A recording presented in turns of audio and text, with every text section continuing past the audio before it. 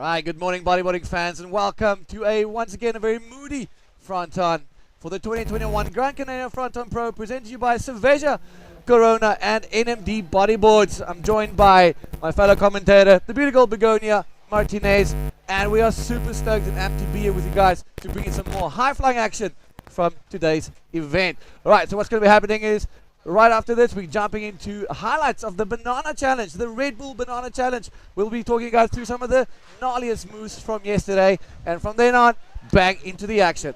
Bego. Hello everybody, and yes, aquí tenemos lo que es la recapitulación de las maniobras que han calificado dentro del pequeño campeonato. Ese fue Gabrielito con un rolo súper volado. Esto es el Gran Canaria Frontón King 2021, un evento presentado por Cerveza Corona y NMD Bodyboards. Gabrielito, who do we have there? Oh, that was Matias Diaz. Nice looking unfortunately way. getting knocked out, man. Oh, And no. look at this roll. Look at this. Look at the arm extension, Bego, on that. That's a classic air roller, and the Basque Beast just going absolutely ham. Dilos. Look at that. And Nice air Matias reverse. too. Oh my God, so many good maneuvers we saw. And this is the Red Bull Banana Challenge, a contest that is granting $1,000. It's a mini contest within this contest, and it will be granting $1,000 to the best maneuver, the most radical maneuver of the event. Will be getting that $1,000 prize. $1,000 van a recibir el ganador de la maniobra más radical del evento, que no es de una categoría en especial. No importa qué categoría sea, si la hiciste, si hiciste una maniobra súper radical, estás calificando, estás participando por ese gran premio. Gracias Red Bull siempre por apoyar el bodyboard y además por ese lindo cartoon que hicieron para este evento. All right, so yesterday we saw the running of round number 2 and now round number 3 of the juniors, and we've had some of the some insane action. So the waves was super messy. It was super all over the place. Very much the moodiest fronton we've had in a while. And we had a couple of standout riders, especially I forgot his name now, but the kid clocked a 9 and a 9.8. Gabriel, and surfing way above his, punching way above his belt. An incredible performance, and how he managed to keep it all together in this crazy conditions. It was a sight to behold. And you know what? We're crowning the junior world champ here at Fronton for 2021. Así que para hoy les cuento un poco en español lo que tenemos planificado. Vamos a hacer la ronda número 3 de la categoría Open masculino. En esa ronda tenemos 16 hits y ya están entrando en el agua. Bueno, lo que explicaba Dion, el día de hoy tenemos un poco más de viento que el día de ayer. La verdad que las olas no crecieron como pensábamos que iban a estar mucho más grandes, pero están más o menos como ayer, con un poquito más de viento. Sin embargo, ya estuvimos esperando que subiera la marea. Estamos en marea media, que es un buen momento para comenzar. Y estamos esperando que los chicos lleguen recién al agua. We're still waiting for them to get in the water, but we do have in our screen who is going to come in this hit. All right, well, man that needs no introduction is PLC in red and Sergio Quevedo in white. Christopher Bayana and the Chilean shredder from Union Flopos in Arica, Kevin Torres, aka K-Dog. It's going to be an absolute cranking heat. The waves are pushing. It's getting bigger as the tide is dropping now. We've been seeing on the wide sets that so seldomly comes through bigger, peaking at the 10-foot plus mark. So Fronton is heaving on this reef, and a lot of these guys are absolutely frothing. So this is round number 3, heat number 1, PLC, Sergio Gueva, Christopher Bayona, and Kevin Torres. Water safety is at hand. That's Mars getting ready. Mars is coming up quite soon. In heat number 2, we got Borja Granda, Samuel Brito, Adai Borges, and Gáldar Toloso. Heat number 3, Tristan Roberts, Riemann Ray, Richard Lawrence, and Christian Antunes. So a lot of action. 16 heats of the round 3 for the mains, and it's going to be absolutely banging. Make sure you guys jump onto the IBC's YouTube page, like, subscribe, drop us a comment. We'll be watching the comment lines from there, and make sure you follow all the action on the Frontón King website as well as Facebook and Instagram. Bigger, we're in for an exciting day, and I cannot wait to see these guys go absolutely nuts in this testing, but still very, very good Frontón. It is, that's the way it's going to be for sure. We're going to be seeing some crazy maneuvers and some maneuvers are going to be qualifying for the Red Bull Banana Challenge. Y para todas las personas que están sintonizando, recuerden compartir, compartir, compartir. Ya estamos en vivo. Lleven esto a sus redes sociales, mándenselos a sus amigos, a sus familiares. Ya está el Gran Canaria Frontón King 2021, día 4 de competencia, segundo día de streaming y pueden sintonizar por la página de la IBC World Tour. Si quieren también conocer un poco más acerca de la IBC, vayan a la página de la IBC World Tour. Ahí pueden ver los hits en vivo y también pueden ver las puntuaciones. Está justo debajo de donde está la casilla de transmisión. Justo debajo aparecen las puntuaciones. Y atención, empieza el chileno Kevin Torres, primera ola del hit. First wave of the hit, nothing really happened there. Yeah, I think Katie saw something there. He's looking for the right hander that's washing across the reef and looking for that ramp. So these guys will be keeping their eyes keenly on what's coming from the west side. And hopefully they can get those right-hand ramps. Overheard PLC and Tristan them talking about that, so they'll be keeping an eye out for that. So yeah, Katie just dusting off the old cobwebs, settling the nerves, and getting ready for 20 minutes of absolute mayhem. Así es, 20 minutos, hits de 20 minutos para quienes no conocen el formato de competencia. Son 20 minutos dentro de los cuales tienes posibilidad de tomar hasta 12 olas y solo van a contar tus 2 mejores olas. En el agua, un hit muy importante, un chileno, un peruano, un canario y el gran francés. Y aquí bien, atención que se viene el peruano Christopher Bayona. Un excelente performance que hizo Christopher Bayona el día de ayer, dejando todo el mundo en combo. La verdad, estoy súper impresionada con el nivel de los peruanos. Siempre he sabido que en Perú hay muy buen bodyboard, gran nivel, pero los chicos que se presentaron en este campeonato están realmente conectados y realmente entrenados. Así que, ¿dónde está el Perú? ¿Dónde está la gente que apoya a Christopher Bayona? Este es el momento. Vayan a la página de YouTube de la IBC y pueden mandar sus saludos. Pueden ver la de la IBC o la de Gran Canaria. Nosotros vamos a estar aquí viendo la de la IBC. Saludos, Mauro. Where are you? We are live. Go to the YouTube channel and send your regards. We're here. We're going to read some comments throughout the event. Remember, we cannot be all the time reading. We will try to send your comments, but sometimes we're not going to be able. Action takes precedence. That's it. And we saw Christopher Bayona getting a nice little opener for his account with a 2.83. And if you just joined us, welcome to the 2021. All right, hold the horses, PLC up and riding. Look at that line. There it is. Nice little pop in. He bangs into the flats. And there you go. Smiles from ear to ear, settling the nose and just wanting to get back into the back line as quickly as possible. You guys will see he's paddling extremely hard because he now sits in a very peculiar position. If by any chance the big sets are rolling through, it will be washing over there. And it will be pushed onto the reef, which is not the place you want to be finding yourself here at early morning, moody Fronton. Well, I'm saying early morning, it's already almost 12 o'clock. Time for lunch. I'm looking forward to that. But yeah, PLC just dropping a 6.17 and just keeping the scorecards ticking. They just got to stay busy. Definitely, yeah. I was saying this is a very important, there you have it, a 6.17 then for Pierre-Louis. And this is a very important moment for Latin bodyboarding because we have a Peruvian, we have a Chilean, and we have a local. Sergio Quevedo, he knows his way very well here. He is really, really good in this place. You know, Sergio, I remember back in the day when he was a grommet, he was so impressive. And he's still surfing so good. So kudos to El Bessi. They call him El Bessi. Nice. Well, let's talk a little bit about the conditions that we are facing today. As we see riding in blue, Kevin Torres riding down the line. There we go. A lot of speed. There's that little section. Just kicks out of that one. Now you can see how the reef is just, how the wave is just swinging right onto the reef, kind of shutting the guys down. It's only on the bigger ones where it's able to hold up and you can maybe backdoor it and get through that. But let's get back to the conditions. So I've been eavesdropping a little bit, listening to Mars and all the guys talk about, and maybe thinking that we have a different wind today. Here we go, banana challenge. Here we go. That is Kevin Torres. Oh, ducking out of that one. I mean, this is not qualifying, actually, but gracias anyways. Thank you. So what's going on? We have a different wind than yesterday. Yesterday we had a cross-shore wind that's blowing into the face of the left-hand barrel. Now we got a bit more of a contouring, a bit more of an onshore. Here comes white. Sorry, Dion, but you know how it is. Oh my God, that was Sergio. Tricky. I mean, if Sergio is getting out of that one, it's because of something, you know. He knows it's probably not a good choice to take that right.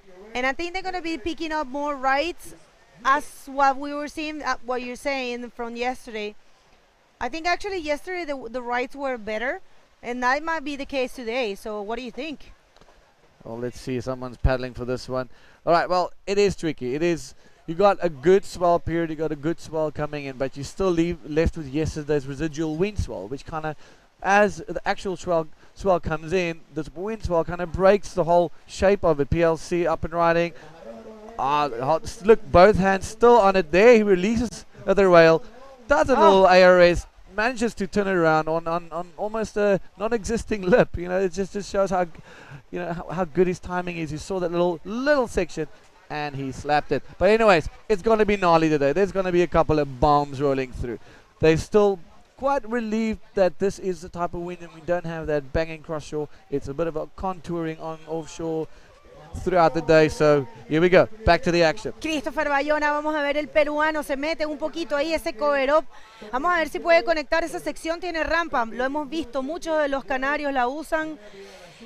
Trata de hacer un rolo, pero lamentablemente queda atrapado en esa espuma, que es un poco complicada en realidad para poder caer. That's a very tricky place to land maneuvers. It's foamy and mushy, so well, let's see. It's just washing off the reef, yes, just pushing you into the channel. But again, it's our right-handers you're talking about that are starting to show face, and we probably will see more right-handers ridden today.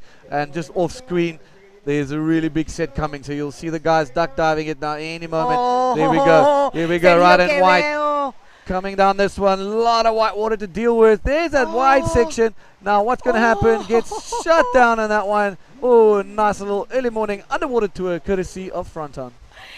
No, I definitely don't want to try that foamy part. Thank you very much. I'm not interested.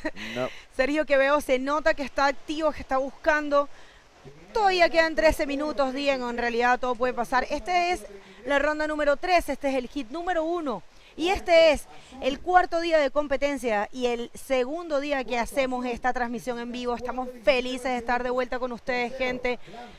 Y espero que ustedes también estén disfrutando de esta transmisión y de este evento tan esperado, el Gran Canaria Frontón King 2021, un evento presentado por Cerveza Corona y NMD Bodyboards.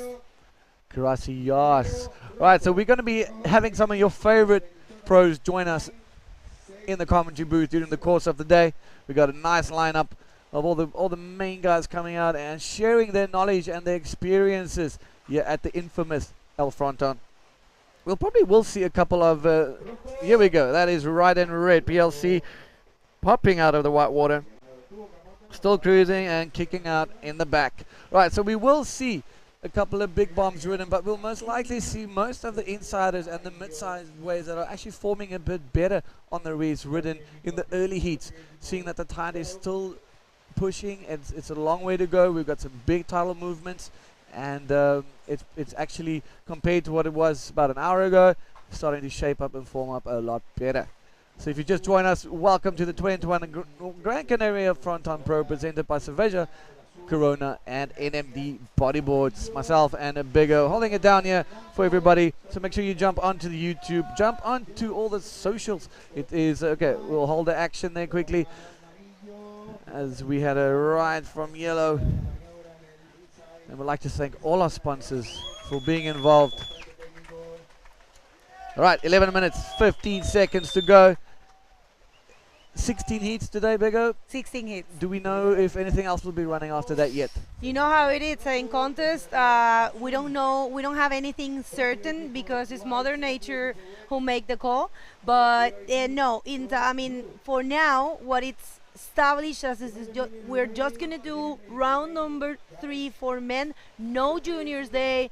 and that's going to be pretty good. It's 16 heats, so we're going to be advancing a lot. We're trying to give the chance for the next wave that it's coming. Here it comes. Wait a second. This is replay for last wave of Christopher Bayona. Escuchaba yo al crowd peruano. Mira, qué bonito. Se agarró como gato. Lo cayó. He actually landed that one. Well, let's see what the judges think. And yes, he did. He got a 4-point ride for that.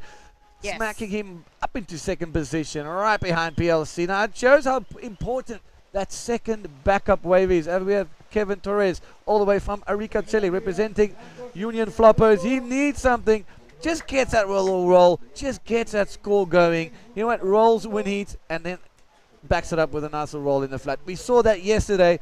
Just a spin could have got them into the next round. It was the difference between winning or losing, and just that small margin of points that we have. You got to sometimes just go back to the basics. Do your rolls, do your spins, and just advance. Wait for the sections. Sections were difficult yesterday. Today, it's a bit better. It's a bit more on the reef and not as heavily influenced as what it was with the wind yesterday.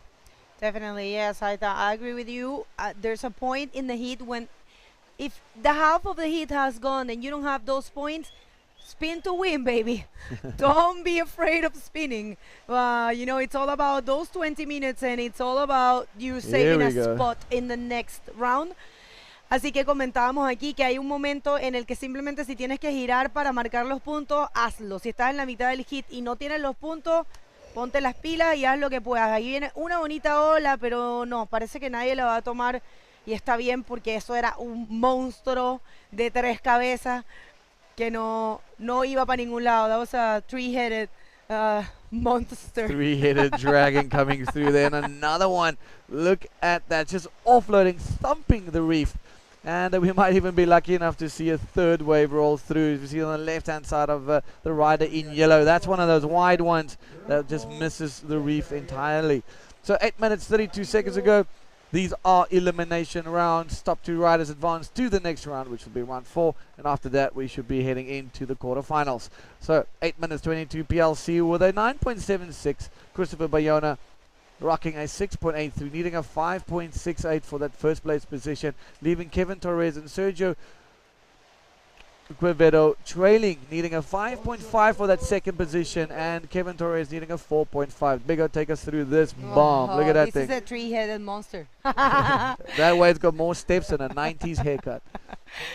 Anyways, we just saw Samu Brito and Adai Borges from Tenerife. I think it's his first time he's competing in this event.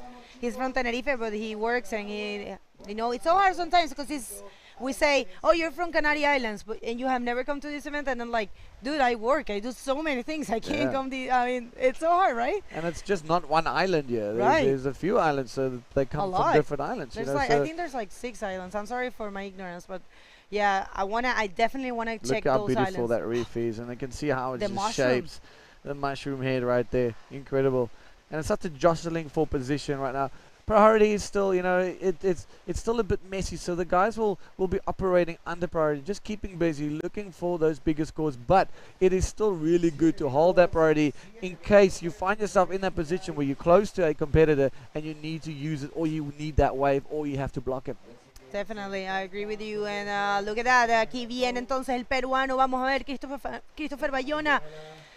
Vamos a ver qué logra hacer. Nada, realmente un poco difícil, pero ya hemos visto que se pueden marcar. Ahí está Pierre-Louis con unos scores no tan grandes para los scores que tal vez estamos acostumbrados de Pierre-Louis, pero haciendo el trabajo, claro que sí, en la primera posición. Y es Christopher Bayona, no necesita mucho, solamente necesita 5.68 para subir a la primera posición. Kevin Torres también está muy cerca, y Sergio Quevedo también. Y quienes ven ahí esperando entrar es Borja Granado, Samu Brito y Adai Borges. Están listitos ahí, esperando a su momento para entrar, preparándose.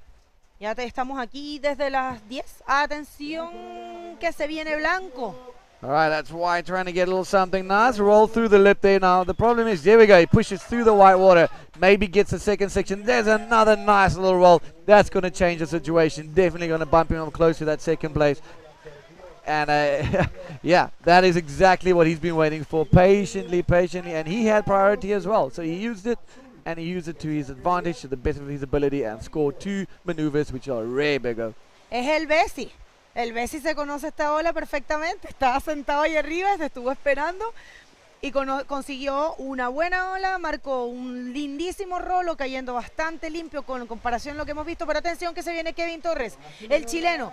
Ahí viene un rolo, marca, bueno, comparado tal vez con el del Bessie, no soy jueza, pero tal vez un poquito más difícil, digamos, sin tanto lip, pero vamos a ver qué piensan los jueces. El Bessie estaba necesitando 5.50 para subir a la segunda posición. A mí me parece que se lo van a dar. What do you think, Dio? I think it's going to get that 5.50. Sergio Quevedo is needing to jump. And there you have it.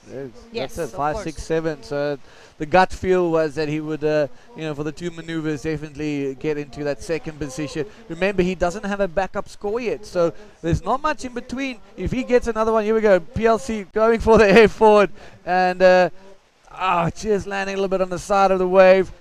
It's time like these that I'm stoked that we are not judges. So we're just under the 5-minute mark with the next heat making the way in the water. But Sergio, definitely well deserved with a 5.67, bumping into that second position. Now Kevin Torres dropped down to the 4th position. He needs at 4.68. It is achievable. He's got the ability and he can do it. All right, before we continue, this is rider in yellow looking and leaving, and he needs a 3.01 right for that second position. So there's really not in it. It's 1 wave, 2 maneuvers, or 1 explosive maneuver, or even a good barrel, and you there. That's what it is. It's only, competing is a really tricky thing, but it's part of our sport, and you feel so good when you do well. So if you haven't tried competing, just give it a shot, and give it a shot to Gran Canaria, because you know what? This is a safe destination. Look at that, our priority system in place.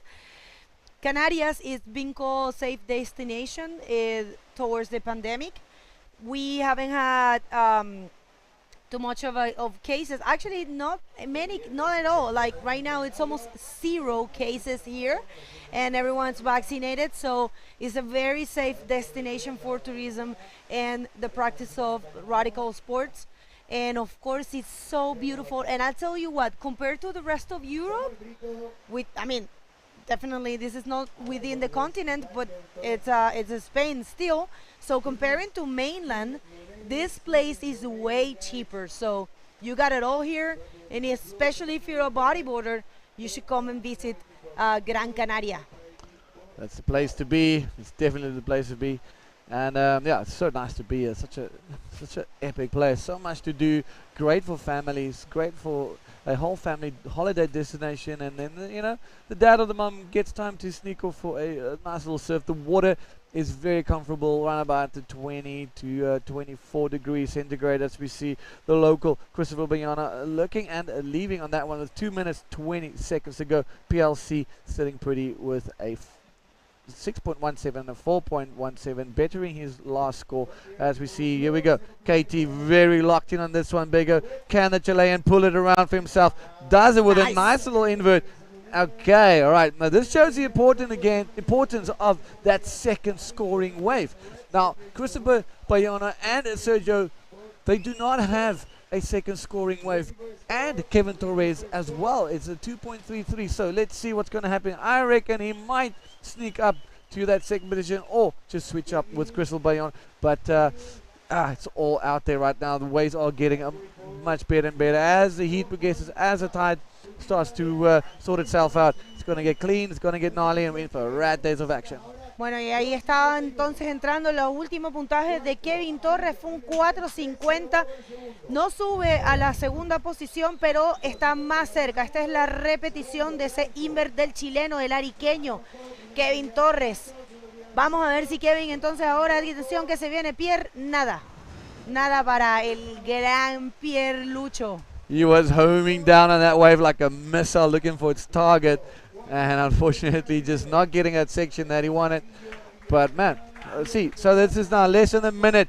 Any one of these 3 riders can change the situation if they get a second backup score.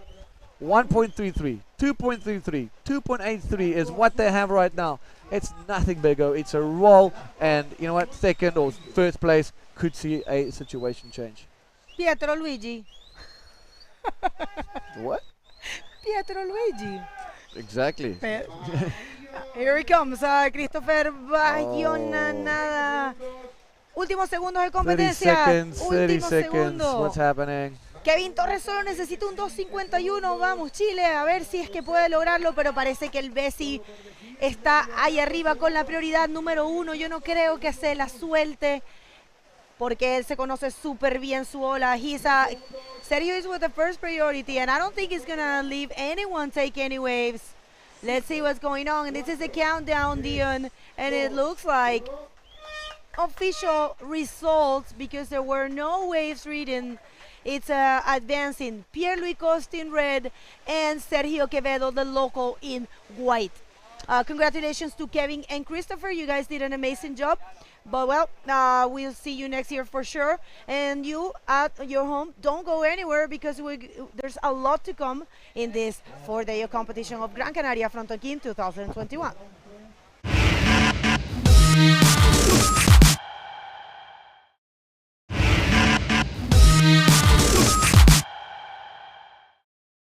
Have you ever wondered why you always want more?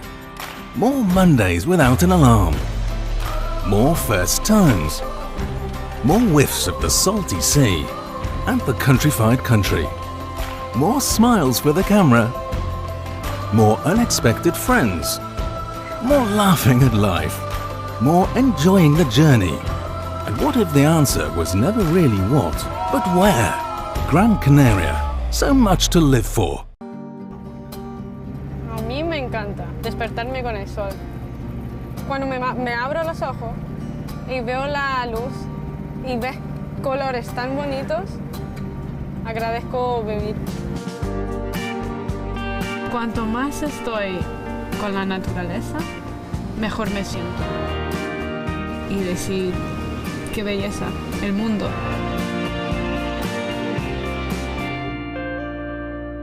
¿Cómo separar lo natural de lo espiritual? El paisaje, la tradición, la gastronomía, la cultura, nuestro cielo y nuestro mar forjan el carácter del camino. Un camino de ida y vuelta. De ida, claro, hacia el jubileo, pero también de vuelta. De vuelta al respeto por el sudor del campo, por los frutos del trabajo y la cosecha. ¿No es esta otra forma de redención? Feliz Año Santo Jacobeo 2021. Santiago de los Caballeros de Gáldar.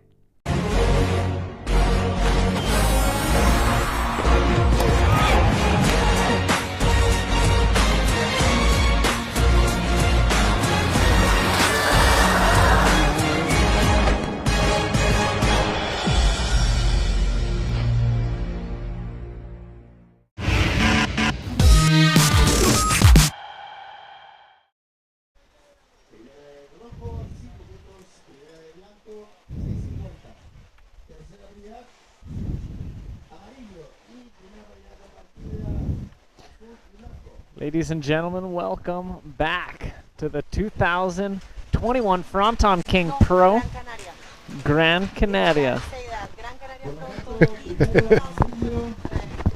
Sorry, the Gran Canaria 2021 Frontón King Pro. Here we are. We're getting into round number 3. We just had an exciting start. Pierre-Louis Coste, no stranger to Fronton, taking out his first heat of the day. Now we're moving on into heat number 2. Here we go. I think we just saw probably the craziest, as far as the gnarliest heat we're going to see today. It was at the lowest tide that we're going to see these heats. From this point on, the tide will be rising throughout the day. So, yeah, I mean, I was watching with the Peruvians to see how they are, you know, scoring everybody and how they're looking at where to sit. It was pretty cool to sit down there with some of the guys watching their very own. Unfortunately, Bayona did not make it through, but here we go with the rising tide, which is definitely going to help the lefts open up a little bit more, but still everybody's on point on the rights. Yeah, and I really also enjoyed getting a look at that first heat in the water. You know, when we finished the day off yesterday, it was a little A little unruly out there. It's a little wild. But the wind is a little calmer today. The swell's not as big as was forecasted so far. It could still pick up throughout the day, so we're going to be watching for that. But as it stands, I think it's a little bit better than yesterday. So that's hopeful and motivating for all our competitors in the men's field, because we will just be surfing the men's division today. We're going to be doing our best to finish round number 3. We got 16 heats in round 3, and let's see, if the waves are still good, we might even tickle some around 4. Yeah, I think that's what the word did come through. No juniors today. Is it going to be? I didn't look at the forecast, but is today supposed to be one of the biggest days in the window? Or I think so. Yeah. Okay. And it is big. It's kind of solid. There's solid ones out there for sure. There's waves that you would prefer not to receive break on your head. No, I saw Mark Watts from South Africa paddling out after going for a wave, and a wave just landed perfectly on him. Here's Borja Granados dropping in. I like how he hits the brakes, trying to set up a maneuver right there, and that was perfectly executed for Granados, local kid here. Smart surfing. Whoa, we got a nice ride there. Oh, my. From Samuel Brito. Big old barrel. With the roll to finish, big old claim. The beach is erupting here in Gran Canaria and Gáldar, Fronton. Wow, I can't wait to see the replay of this, because he took off really late, scooped in there, had a perfect line, and even just got the little puff of spit to just exit with. It's beautiful.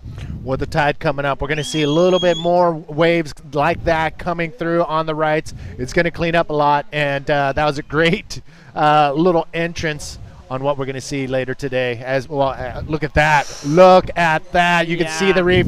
Another beautiful shot from the pilot on the drone, Carlos Campos from Planet Drone _ if you want to look them up on Instagram, Planet Drone _ by Carlos Campos, delivering the goods here from the drone. I love this angle. You can see the reef and how shallow it is. Oh, I love this angle too, and it's so cool to see the direction of these waves from different angles, because front on you get a little jaded, but it's really like the angles these waves come in at are so diverse. Most waves, you know, it's just coming from the horizon, breaking, you know, left to right. This is a triangle. Let's take a look. Gáldar. I think Gáldar's from Spain, possibly the Basque country. Nice roll, but cannot pull it off. A ton of water is moving, Dub. I mean, you've been out there. You're still in the competition. Can you give us, I mean, what does it feel like getting just ragdolled on some of these bigger waves? It's unnerving because it's so shallow. You're just hoping that it's water that you continue to feel. You don't want to collide with the bottom out here at El Fronton. So it's unsettling when you get such a violent wipeout. But, you know, at the same time, if you come up without touching the bottom, you're a little bit relieved. Yeah. No, from what I heard Mark Watts yesterday on that wipeout I was just talking about, not even a wipeout, he was paddling out. Everything just got exploded on him. He was pinned to the ground, chest and cheek to the face of the reef. His arms were behind him. Oh. He got annihilated, and luckily he didn't get hurt. But, I mean, that's how much pressure is coming in through the shallows here at the 2021 Gran Canaria Frontón King, brought to you and presented by Cerveza Corona and NMD Bodyboards. Let's check a replay of Brito. Wow, scoops right in. Nice and pretty. Beautiful spit. Finds that end section to roll and comes out of it with a claim right before getting blasted. Here's Blue trying that roll. This is Gáldar. And no, doesn't exit. The tentacles of the octopus just snatched him. Super challenging conditions right now. Very low tide. Big shout out to those of you dropping a comment on the YouTube channel on the live feed. We know Sam Brown from Kauai. He is on every bodyboarding feed across the planet. So shout out to Sam Brown. A shout out to NYC and the Snot-Nosed Franklin Underground crew. And we do have the interview ready with PLC And Dion, where you at, Dion? Ready? Sorry guys. With me I got heat winner PLC Pier. First heat guinea pigs. That's a bit moody out there. So take us through, and I, just it's Fronton, it's moody. Yep. What can we expect during the course of the day, and how was your heat? Yeah, I mean, being first heat is always challenging, especially with the forecast we have at Fronton. Someone's gonna have to be surfing first, and usually the tide's pretty low, so it's pretty difficult to be first heat. But there's less opportunity. There's pretty much no opportunities on left right now. It's like more right-handers. But I mean, Fronton is such an excellent wave, even on average day. There's always something to do, so I'm sure there will be a spectacular action today at some stage.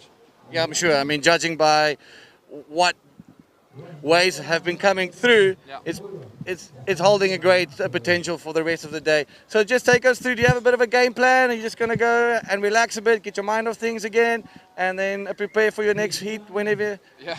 Yeah. I mean, I actually don't know what the schedule is. If he's planning to run 4 maybe, but I'm just going to be waiting and enjoy the action. There's going to be a lot of heat. I was first heat. There's 12 hits, so. Yeah, just going to be watching very closely what's going on, especially when the tide's going to be higher, and see, and maybe I'm ready for next heat whenever it is. Yeah. Well, good luck for the rest of the competition. Looking forward in seeing you sending it to the starts. Manny, Dub, back to you guys.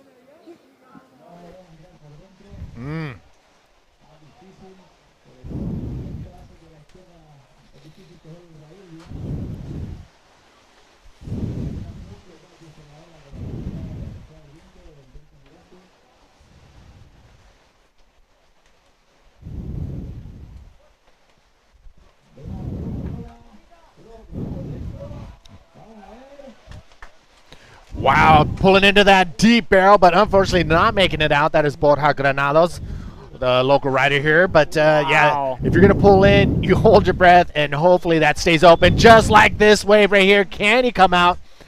Tries to go for a roll, rolls over, but cannot put the cherry on top of that one. Samuel Brito answering back with an in-and-out barrel. Wow, this is getting exciting. We're already seeing the conditions exponentially increase in quality over just a few minutes, a matter of moments here. We're seeing some great barrels.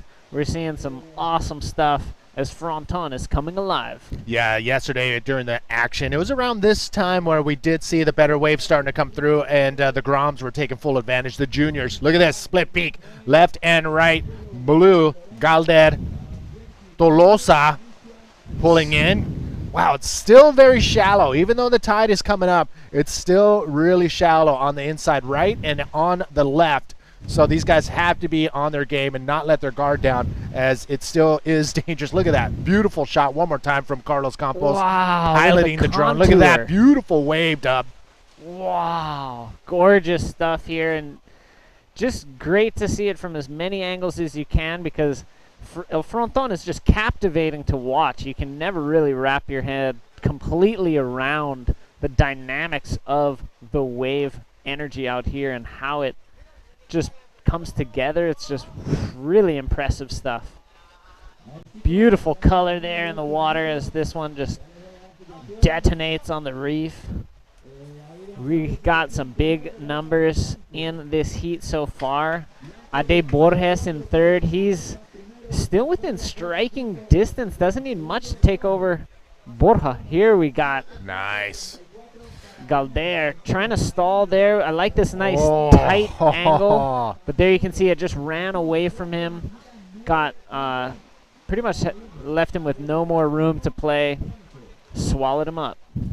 No, we got some sick camera angles. We got somebody set up on the left. We got somebody set up on the right. We got the drone, and we got a couple cameras here up top on the bluff overlooking this amazing wave. The reef is shaped as a table, and they call it El Fronton, one of the best bodyboarding waves on the planet. It definitely is. I'd rank it for sure in the top 3 of waves that are just specifically tailor-made for bodyboarding. Yeah. Rights and lefts, barrels and airs, ramps, and whoa, we got a rider. It's Borja. He's hop a skip to my loo on his way to the channel. I mean, we've been coming here since, the beginning of the Fronton events, and Borja is one of those kids that's been around. Now he's becoming, an old man. So it's pretty cool seeing these guys growing up right in front of our eyes. Spider Monkey, as was one of his earliest nicknames, recently had a child. So congratulations to him. Really, like you said, coming into manhood, now fatherhood. And, Borja's father has been one of the beach marshals here, just fired up, loud whistles all the time for hooting his pals. Here you can see the banana plantations behind us, the really short, compact space that we're running the event from here on the bluff, but lots of space for the public, lots of space for our staff. There you can see some of the area down below. I mean, the organizers, the promoters, they have been on point when it comes to putting a world stage together when it comes to bodyboarding. And these guys, every detail is covered. They even have a little skate ramp right on the other side of the big tower. They got their food, they got their drinks, they got Corona on tap. It's actually not bad at all.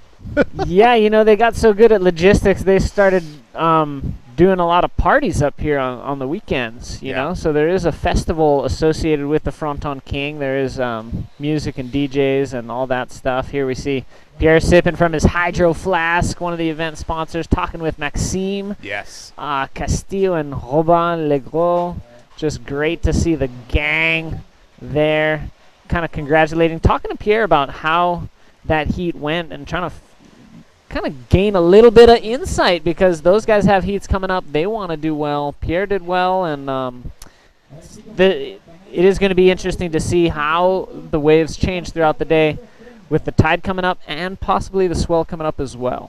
Yeah, I mean, these guys are definitely going to try to get some intel from those that are coming out of the water. I mean, it's smart to do that, especially if you're advancing on out of your heat.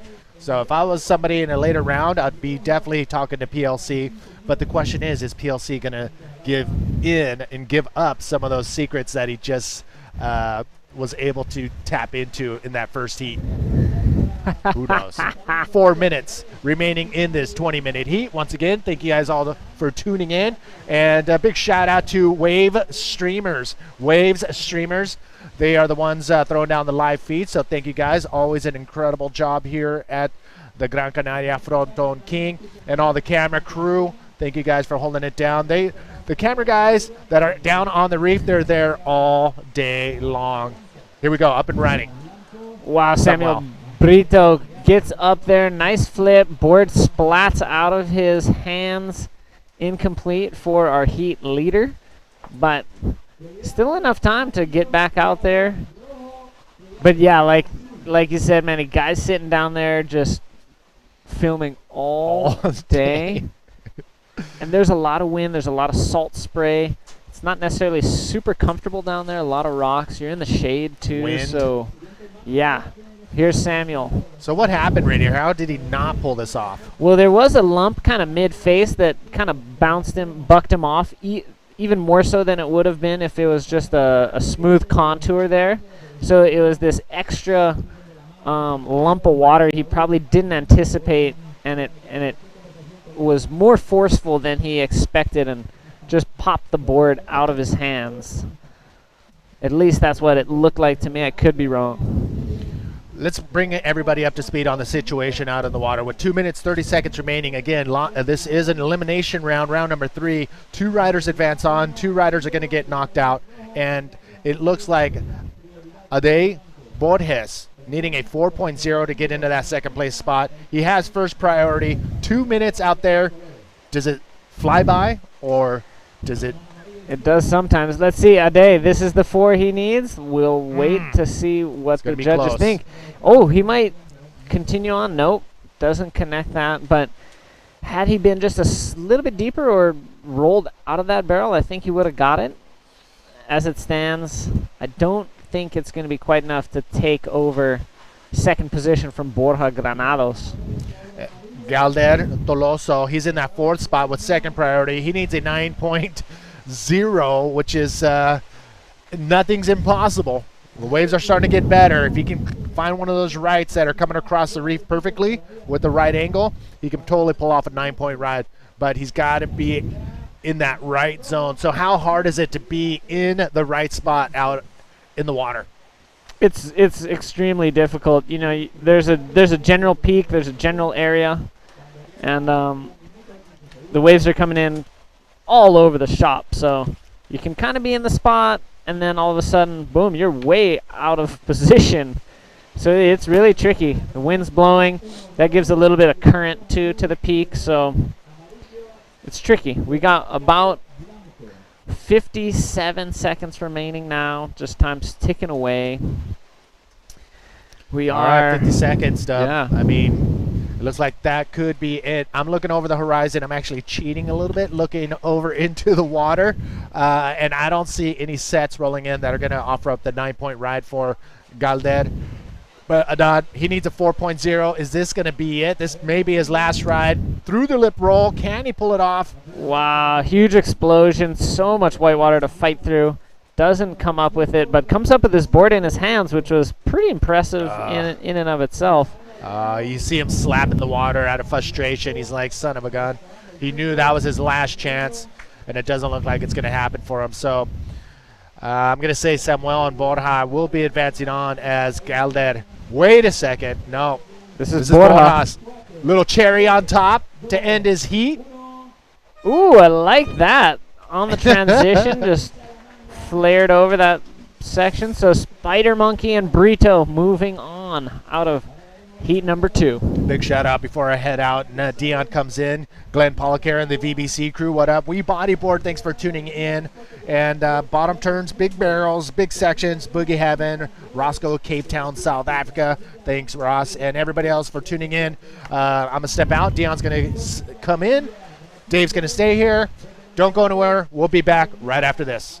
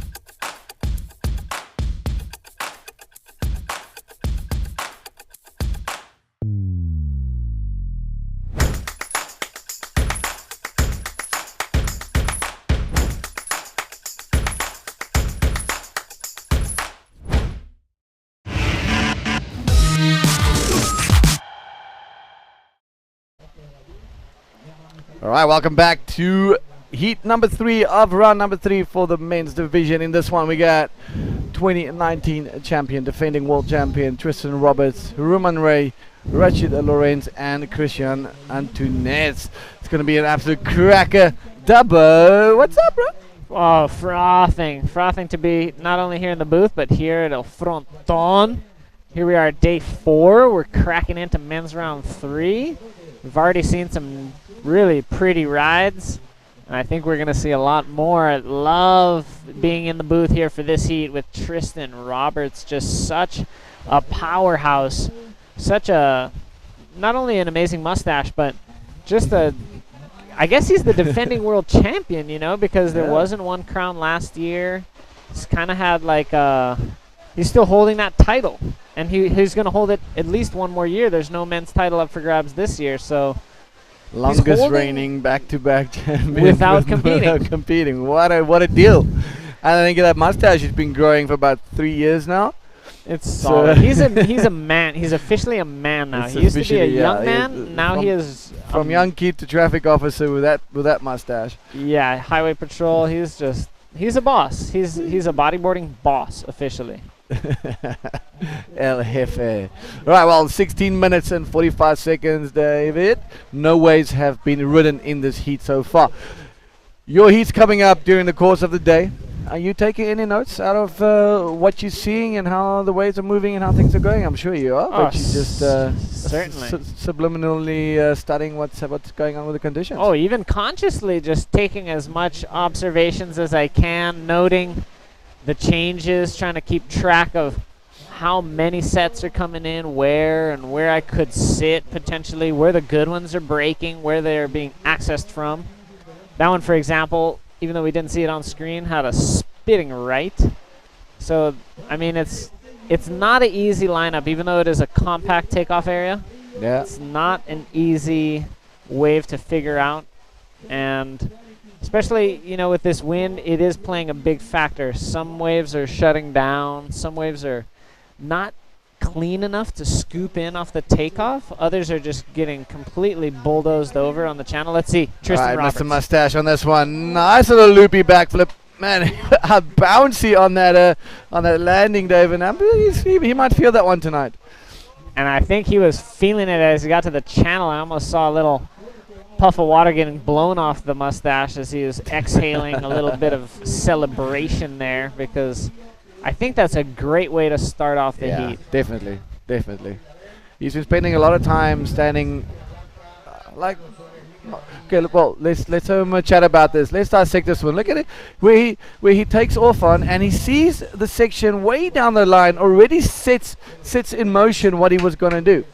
Yeah, great chip in. That's something that Fronton offers sometimes, you know, a chip in from either direction that just slingshots you into a big old ramp. Here we got Julian Gonzalez. He's going to do the same thing. Chip in and fire over at this left section. Gets around one section, rolls another, and has to fight his way into the channel. Not a bad way to start again. Yeah, not at all. I mean, it's one of the rare left-handers that's been ridden during the course of the competition so far. So it's showing that the tide is now beginning to improve and the wave is rolling a bit better onto the reef and stuff like that. So I think we're in for a lot of action. Here we go. That's right in yellow. Under the pit, in the lip. There he goes. Comes out with a whitewash. I reckon he'll be stoked with that. Just to get that first wave under the belt, dust off the old cobwebs, settle the nerves, and then build from there. Yeah, that was Christian Antunes scooping in. Wasn't a super clean barrel, but still he stayed in there for quite a while. I think we're going to see decent numbers coming in for Ruman as well as for Christian.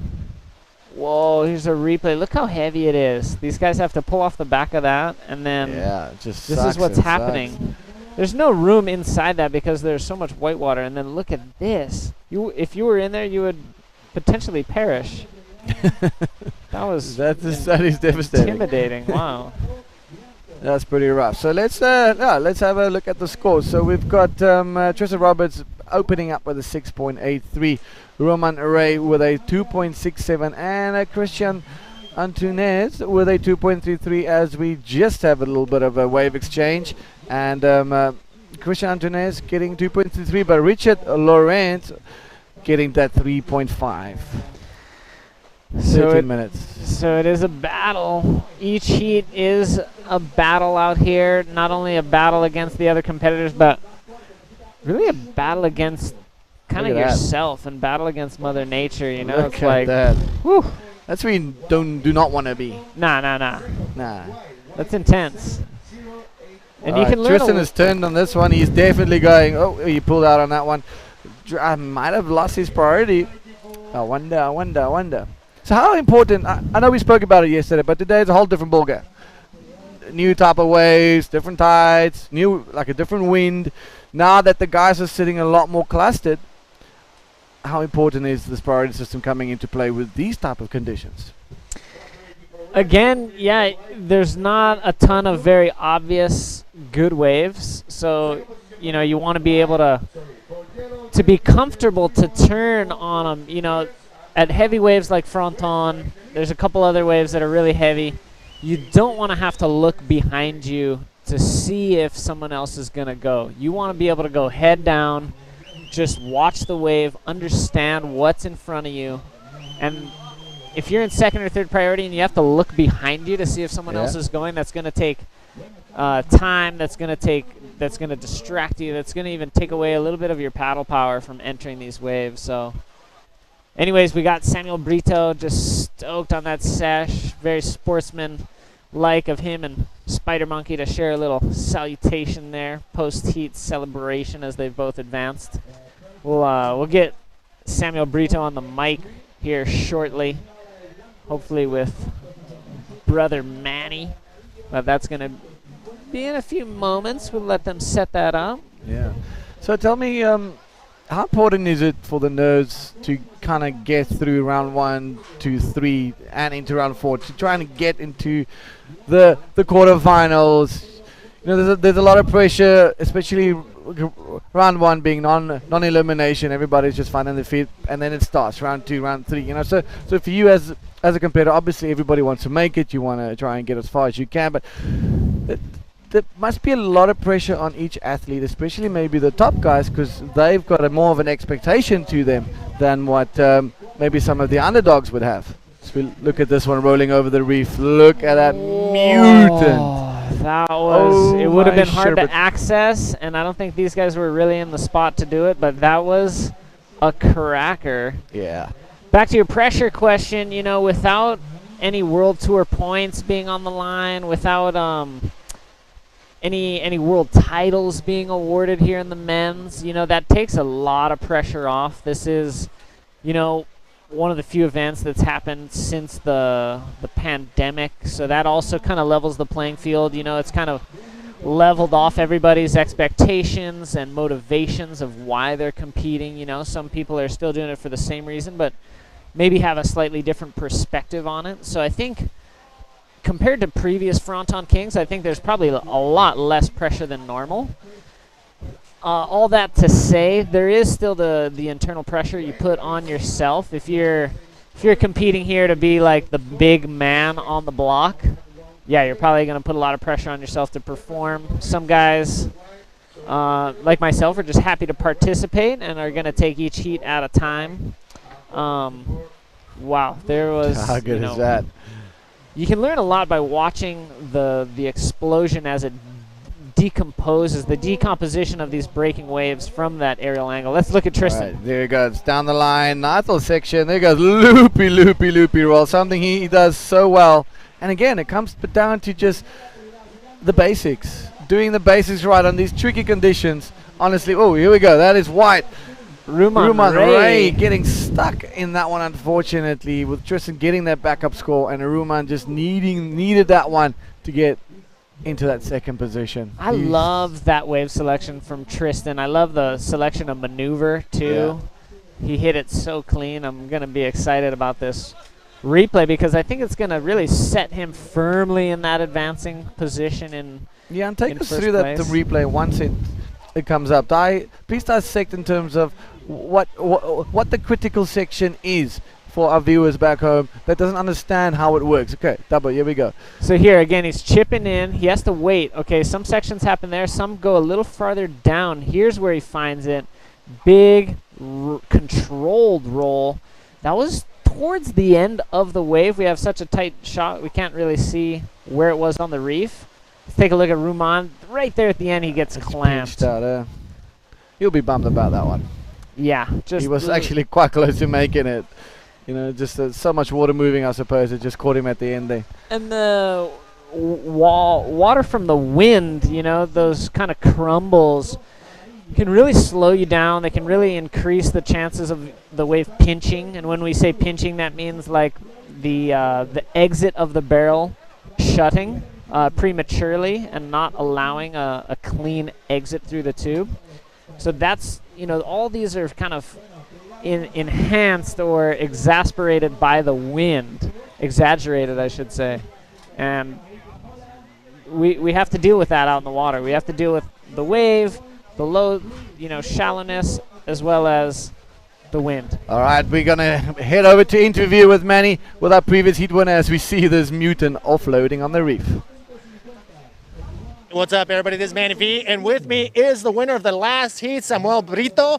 He actually is pretty cool. He's got a surf school, surf team. Actually, let me take that back. A bodyboard team that he takes around the island, and he just won his heat. So this is definitely a check in the plus section. Congratulations. And I want to ask, the conditions, it's low tide coming up high, but it still looks pretty crazy out there. You were just out there. What's it really like? Yeah, to be honest, the wave conditions are pretty good. Are quite messy and quite tricky, but there are still some west conditions that let us get the right hander.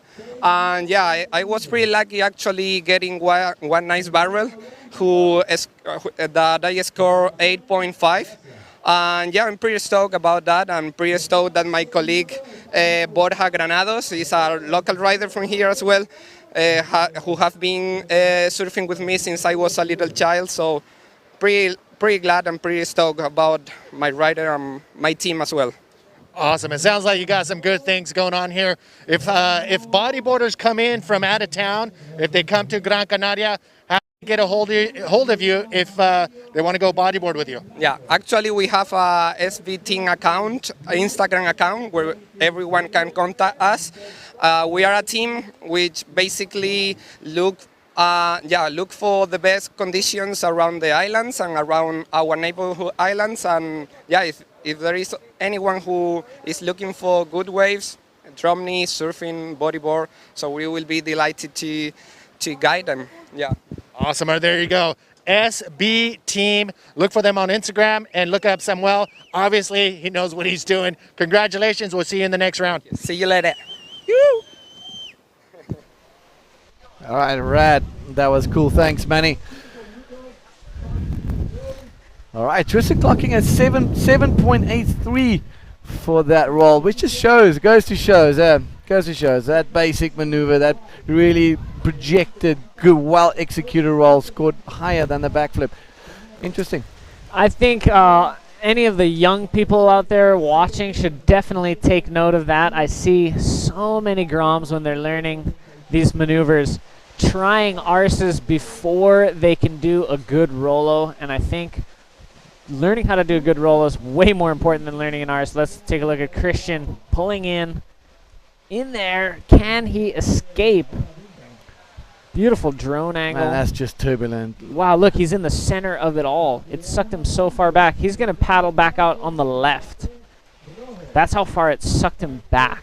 That's how crazy this wave is. It's crazy. You just can go right push over the reef now, just rolling over it and into the channel. It's insane. You can end up going right, not making it, and have to paddle back out on the left. That's how tight this area is. Oh, a little bit of action out the back. Let's see if we have any takers. Yellow having a look. Can he get in there? Rashid Lorenz. All right. Up and through with a nice roll. Very nice. Difficult, tricky roll that he pulled off on that left. Completes his through the lip roll. Doesn't need much to get second. Ruman Ray holding second on the strength of about 4 points. Rashid is gonna be taking over second spot after the score drops on that with a critical moment in the heat. Just about 3 minutes remaining. Ruman Ray just scooted down into third. Now needs a 6 point, something close to a 6 point ride. Yeah, that's that second backup wave that really makes a difference. 5 and a 3.5 pushed him straight into second position, holding third priority, and Roman Ray down into second. Well, less than 3 minutes to go. It's been quite an entertaining heat. Tristan stamping his authority early on. Boxing very clever in his corner. Just looking at those right-handers with that wall that will push you into a section, having enough speed to maybe potentially push through any lip if if it comes a little bit earlier and stuff like that. So, you know, he's playing his cards really smart. And Yeah. he's no stranger to this wave. Yeah, and that's something, you know, Tristan's exhibited, you know, since he was pretty young. You know, he surfs a smart heat, sticks to the fundamentals, he's explosive. Here's Romain Ray trying to get back to a scoring opportunity, doesn't find it. He's hustling, kicking hard to get back out there. Ooh, Romain Ray. He's got a epic surf school there in Fuerteventura called Pura Vida. Big shout out to everybody who's watching, all his instructors and all the people who subscribe and learn and have learned surfing and bodyboarding from Romain Ray at Pura Vida Surf School in Fuerteventura. Definitely, if you're over there, look him up. Definitely one of the guys who knows the spots and has a ton of wisdom and knowledge to share with you. And he's hoping to put that to use here. He's sitting inside of everybody. Not a lot of time, but there will be a few more waves rolling through. Let's see if he can get on one. Wow, that was a big explosion on the reef. Oh, look at this one coming into the back. Now, I wonder if this one will shape up right. Oh, here we go. That is Richard Lorenz on a nice-looking left-hander. Good for Lini. Hits on that little sidewall. And I don't know, do you think that would be scored complete? It's hard to tell. It's, you know, the wave still continues. It kind of ends. We saw yesterday the judge is not giving anything more than a 4-point ride on something down. Yeah, and it was the hop over. You know, he hit the cross section, just kind of flew across it. You know, no real lip contacted there. Here we're going to see section just ramping at him. Invert to crossover. And, yeah, I don't think that's going to be more than 1 or 2 points. I mean, where do you go from there? You're going to hit that section. It's kind of the only place you're going to go with that specific wave.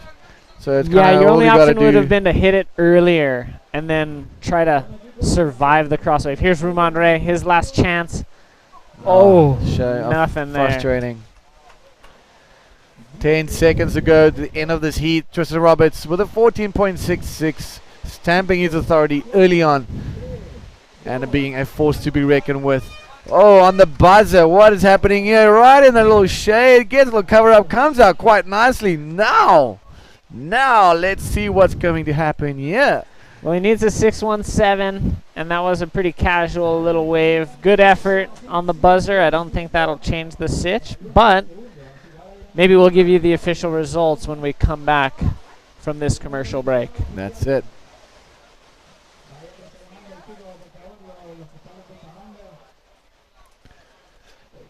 All right, I guess we're still hanging around here with you guys, so we're waiting for that score to drop before we change heats. Dub, you got a heat up coming soon. Good luck with that. And then you're going to get into the zone and get focused and get yourself prepared. Really hope it goes well. Judging by the things, it's looking pretty good. All right, he got a 3.83 for that one. So that's all she wrote for this one. P1 Tristan, P2 Richard Lorenz. We'll catch you guys later with some more high-flying action all the way here from Gran Canaria for the 2021 Frontón King. See you in a bit.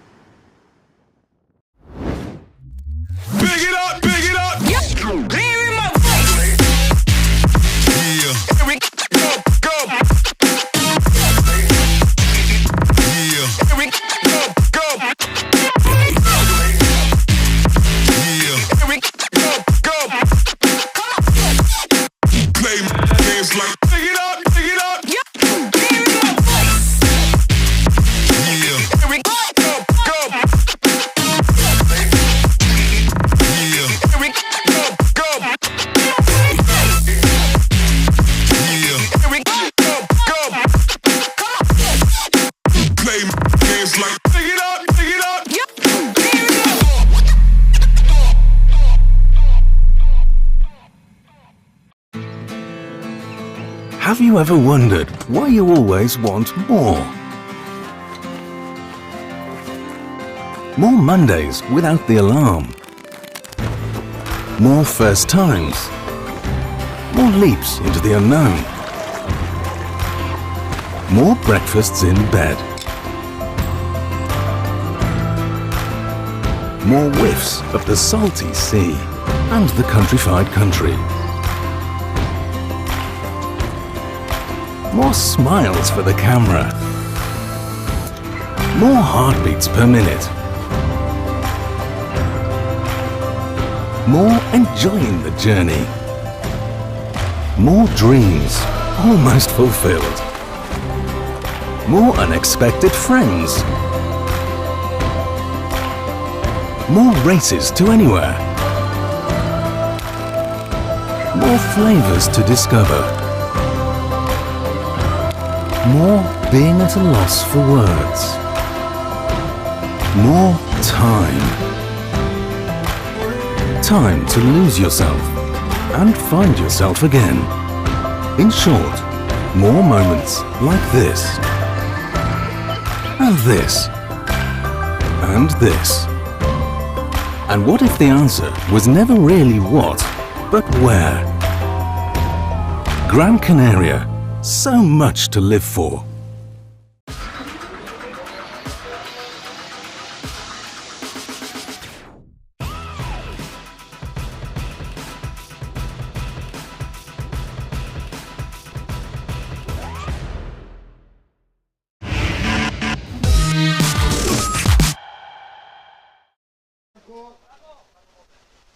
Welcome back, everybody. Bienvenidos de vuelta. Este es el Gran Canaria Frontón King 2021 presentado por Cerveza Corona y NMD Bodyboarders. A mi lado tengo el gusto, el placer de tener a Pierre-Louis. Oh, looks like my mic is off. No, it's not off.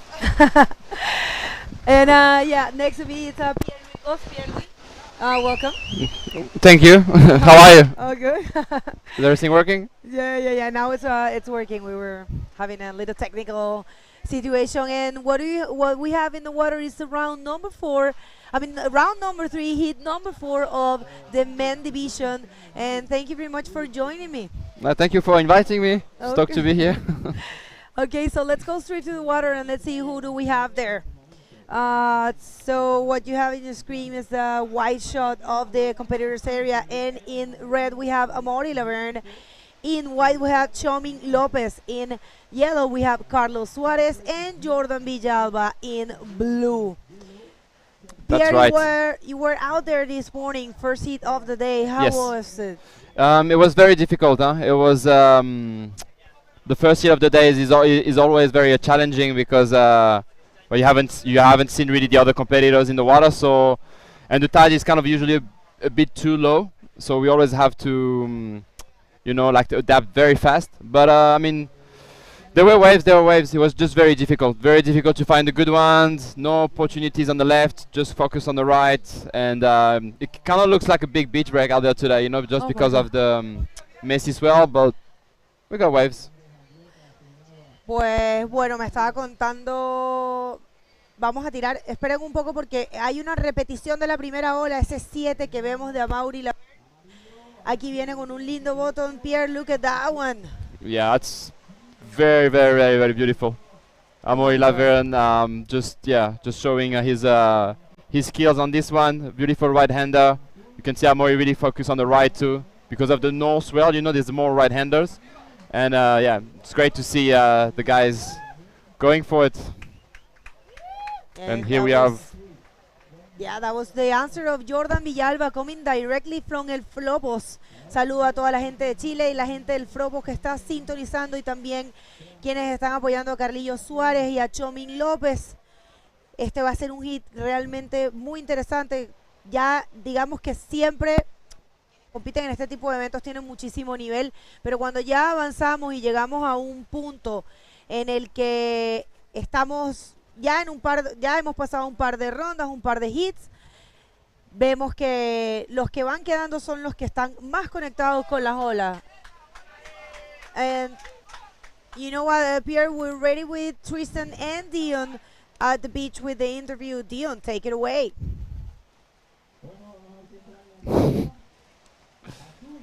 Winner Tristan Roberts, technical surfing in improving conditions. Give us a little bit of a behind the scenes of what was going on in your head in the water. Yeah, I mean, it's pretty difficult out there. It's very shifty. There's a lot of chop in the face. Like even when you see a good wave coming through, to be in the right position, to not catch any chop while taking off is the big problem. There was 1 or 2 waves that I paddled for where I lost priority due to just not being able to get into it. You have to kind of sit pretty shallow, which is pretty intimidating because you're thinking maybe there's a set that's going to catch you on the head, but there's good waves out there, big ramps if you commit to them, and I'm looking forward to what the rest of the boys do out there. That's fantastic. It's really cool to see you just sticking to the basics. You got that one flip, and then you backed it down a notch, went on a really good wave, banked a roll. I mean, what was the reason behind the roll? Were you just playing safe? Were you just, was a little bit nervous? What was going on? Yeah, the backflip I did, I realized how easy it is to lose backflips out there because you're hitting so much chop coming down the face, so it was a lot to hold on to. And the second ramp I got was even bigger, so my initial thought was backflip, but I knew that the landing would be pretty brutal, and I just wanted to get 2 big scores and just build momentum from there, so I just decided to do a safety roll and paid off, and was trying to build momentum through the heat, but I didn't get into any other good ones, so a couple of almost, but it's good. All right, well, good stuff. It's great to see you in good form there, and we're looking forward to your next round. Anything you want to say to anybody back home? Yeah, just thanks to everyone for tuning in. The nerves here is real. You can sense it in all the riders. This morning, some big waves, so I know everyone wants to put on a show for you guys, and we're here to try and entertain you all, so thanks for tuning in. All right, well, thanks for sending. Manny, back to you guys. Thank you very much, guys, for that amazing interview, and we're back right here in this is the heat number 4 for round number 3, and if you're just tuning in, it's Amaury Laverne, of course, showing some dominance here in El Frontón, a wave that he can call home now, and here he comes. Amaury. Oh, do you think he actually managed to get in the barrel there? Yeah, he did. I mean, like he knows the swell is picking up, the tide is going up, and we're going to see a lot more opportunities on the left now. And I think that was a great way for Amaury. I mean, there aren't so many like good waves out there, so you really have to be pragmatic. You really have to be seizing all the opportunities you have. 20 minutes, it goes really fast. That's what I can say from the first hit. And you don't want to be, like with a few minutes left looking for a score. So I think it's important to get something, something on board, and just, and just wait for a better wave if it comes. Well, that's a pretty good looking backup score for Amaury, 4:33. Let's see, this will be the backup score for Jordan Villalba. Jordan from Arica. They're keeping it busy. Nice. Let's see if he can get that 5:16 he needs. I don't know. We couldn't see the last part of that wave, but he's looking for a 5:17 to take the first position from Amaury. And I have to say, this kid, it's been showing some good skills here. I think definitely the fact that he's coming from El Flopos, very well this wave. I asked them yesterday what do they think if this place is actually harder than El Flopos, and they believe El Flopos is harder. What is your opinion? Yeah, we usually have a conversation, and for me, it's 2 different waves. I would say that Arica, El Flopos, is more intimidating just because of the context. The water is colder. Usually it's a bit gray in the morning. It's actually a wall, it's like a big wall, and which means it looks scarier.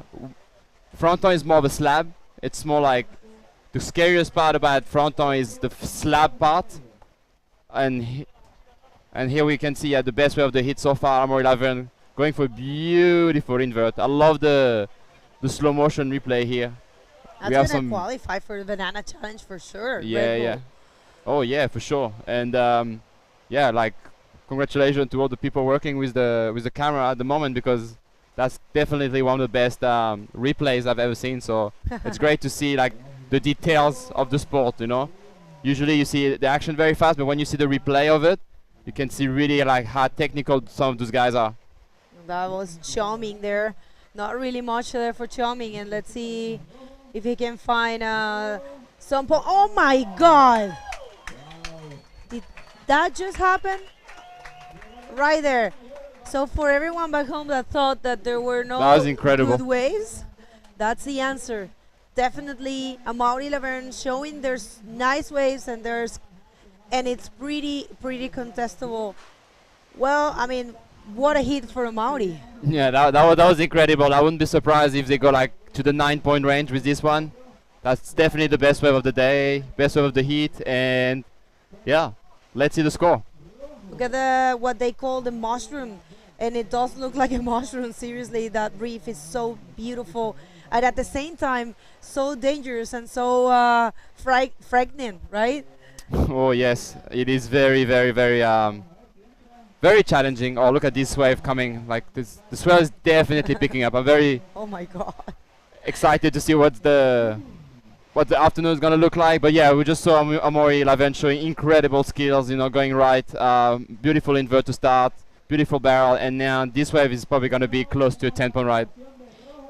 When you were really young, wait a minute. Let's see the replay from another angle. This is beautiful. Yeah, that was perfect. It was perfect landing, perfect execution, full rotation. Yeah. Excellent from Amaury Laverne. Let's see what the judges think about that one. And I was going to say, I know I was in a clinic with Amaury in Asturias, and he actually told me some stories that you guys used to travel a lot when you were younger, like really young. So you know him very well. Yeah, I know Amaury like since forever. I mean, I was like 13 when Amaury was already like, he's 5 years older, so he was always like like an older brother, you know. Like he always like helped me a lot, you know, like competing on tour. Like for the first year when I was still a teenager, I was still under 18, and he was always like kind of, you know, taking care of me. He was also a rival. We always had that mixed relationship. Yeah, mixed relationship, like between like we were competing for world titles, but at the same time we were best friends. So it's great now, like, you know, that's kind of, you know, all this year passed, and we can really look back at it and reflect about it and see how amazing it was, like how beneficial it was for both of us, how we really used that relationship for the best for us. And I really think, yeah, like it's easy for me to say that without Amaury, like I wouldn't probably like achieve some of the things I achieved, because he was like kind of always achieving the things first, and I was like, oh, maybe I should do it too, or that gave me motivation to do it. And yeah, so every time we don't follow the tour like full time like we used to do now, but every time we have a heat together, I mean, like it's always like, yeah, it's always on for sure. Definitely. Bueno, para quienes están recién sintonizando, este es el hit número 4 de la ronda 3 en el agua Amaury Laverne, el chileno Jordan Villalba. Ya atención, espera, porque cayó la nota de el súper contrario aéreo o aéreo gambado que le dicen aquí de Amaury Laverne. 9.50, una super nota. Ahora Amaury deja a todo el hit en combo y estaba cerca Jordan Villalba. Cuando restan 4 minutos y medio, probablemente ahora todo se reduce a la segunda posición, Pierre. Yes, you resumed it really well. I mean, I think the first place is always it's guaranteed for Amaury, and well, it's going to be interesting because the second place is actually pretty tight.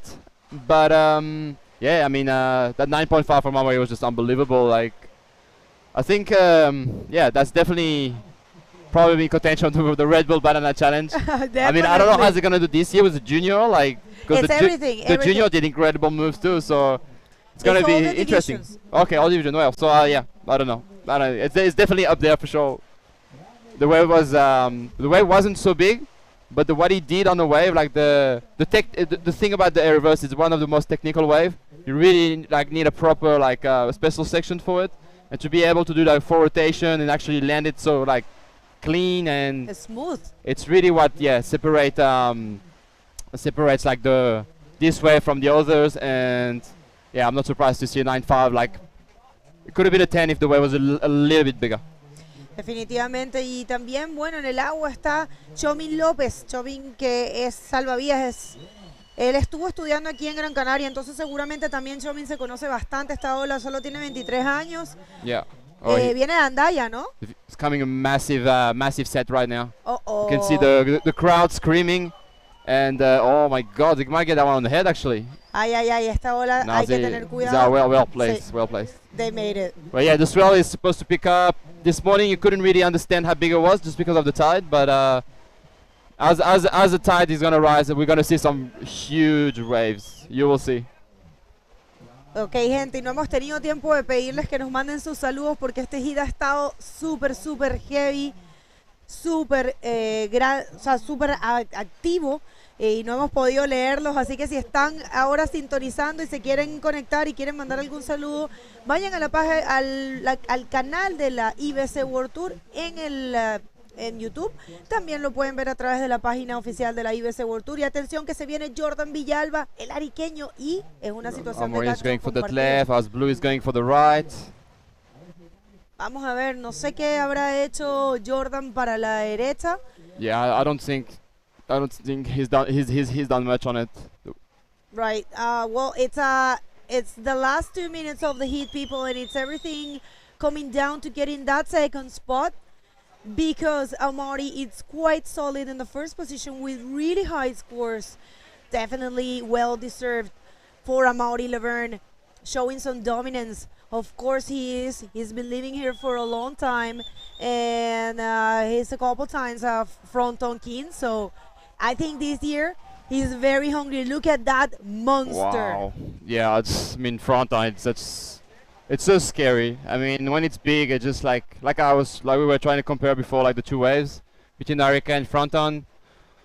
The particularity of Fronton is really like how much water it concentrates in the same place. It's the really definition of a slab, how shallow it is and how fast that wave is. It's a really fast wave. It's really difficult to get under it and like scoop in some of those big ones.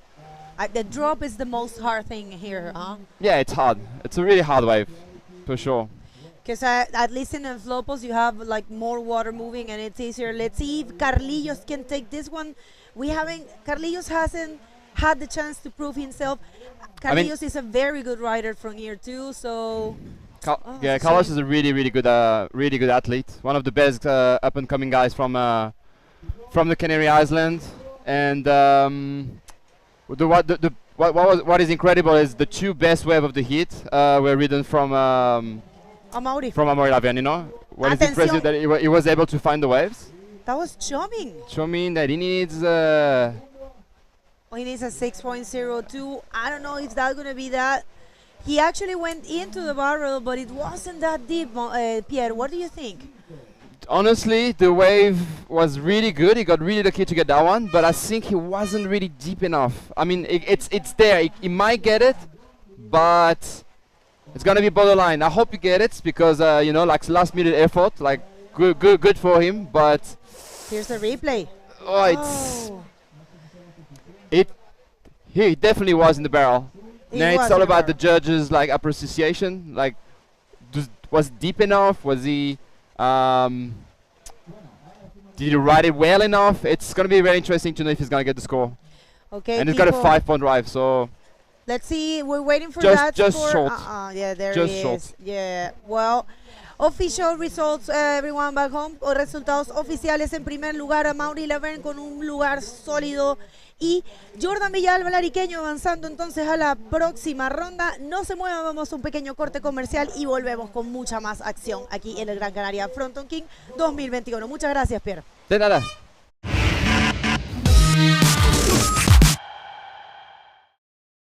¿Cuántas veces te acuestas sin recordar parte de lo que has hecho durante el día? Sientes que estás vivo, pero no que estés viviendo. No te preocupes, le pasa a demasiada gente, y tú al menos estás descubriendo que puedes cambiar tu vida y la de los tuyos. Te voy a llevar al lugar ideal para empezar a vivir de nuevo. Pero primero tenemos que ponernos de acuerdo en unos conceptos básicos, porque creo que no hablamos de lo mismo cuando pensamos en grandes superficies.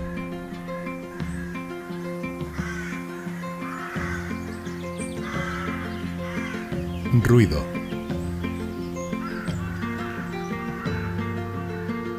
Hacer la compra.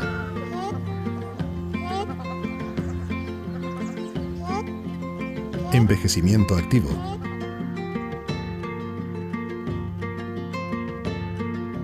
Animales de compañía. Habitación con vistas.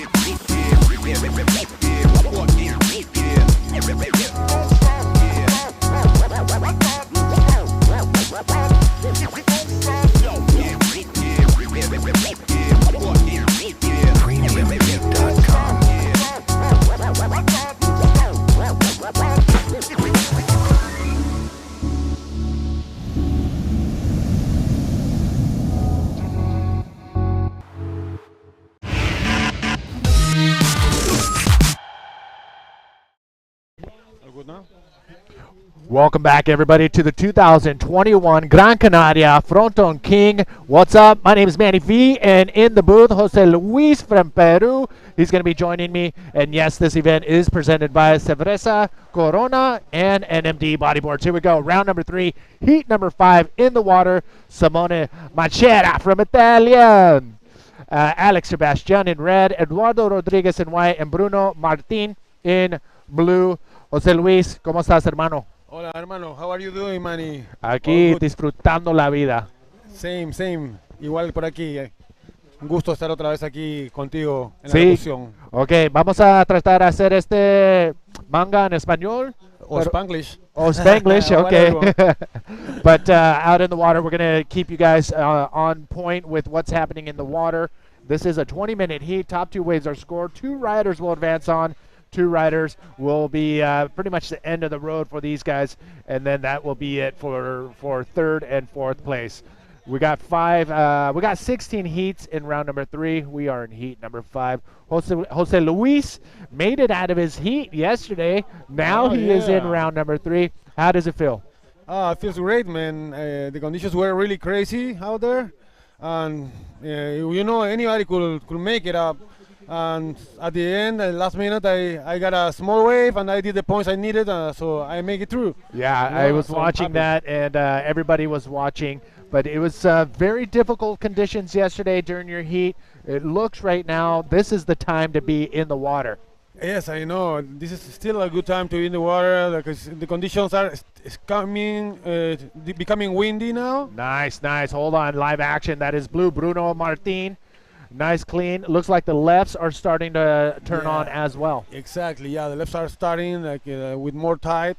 There's still some rights, some big bumps from the right, from the west. But I think the riders have both waves to ride in this time.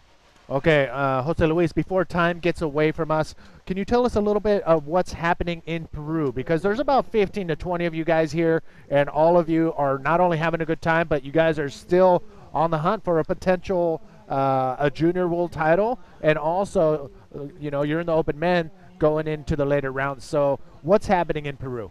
Well, this year we are putting a lot of effort to bring the kids to this event that crowns the world title, the world champion.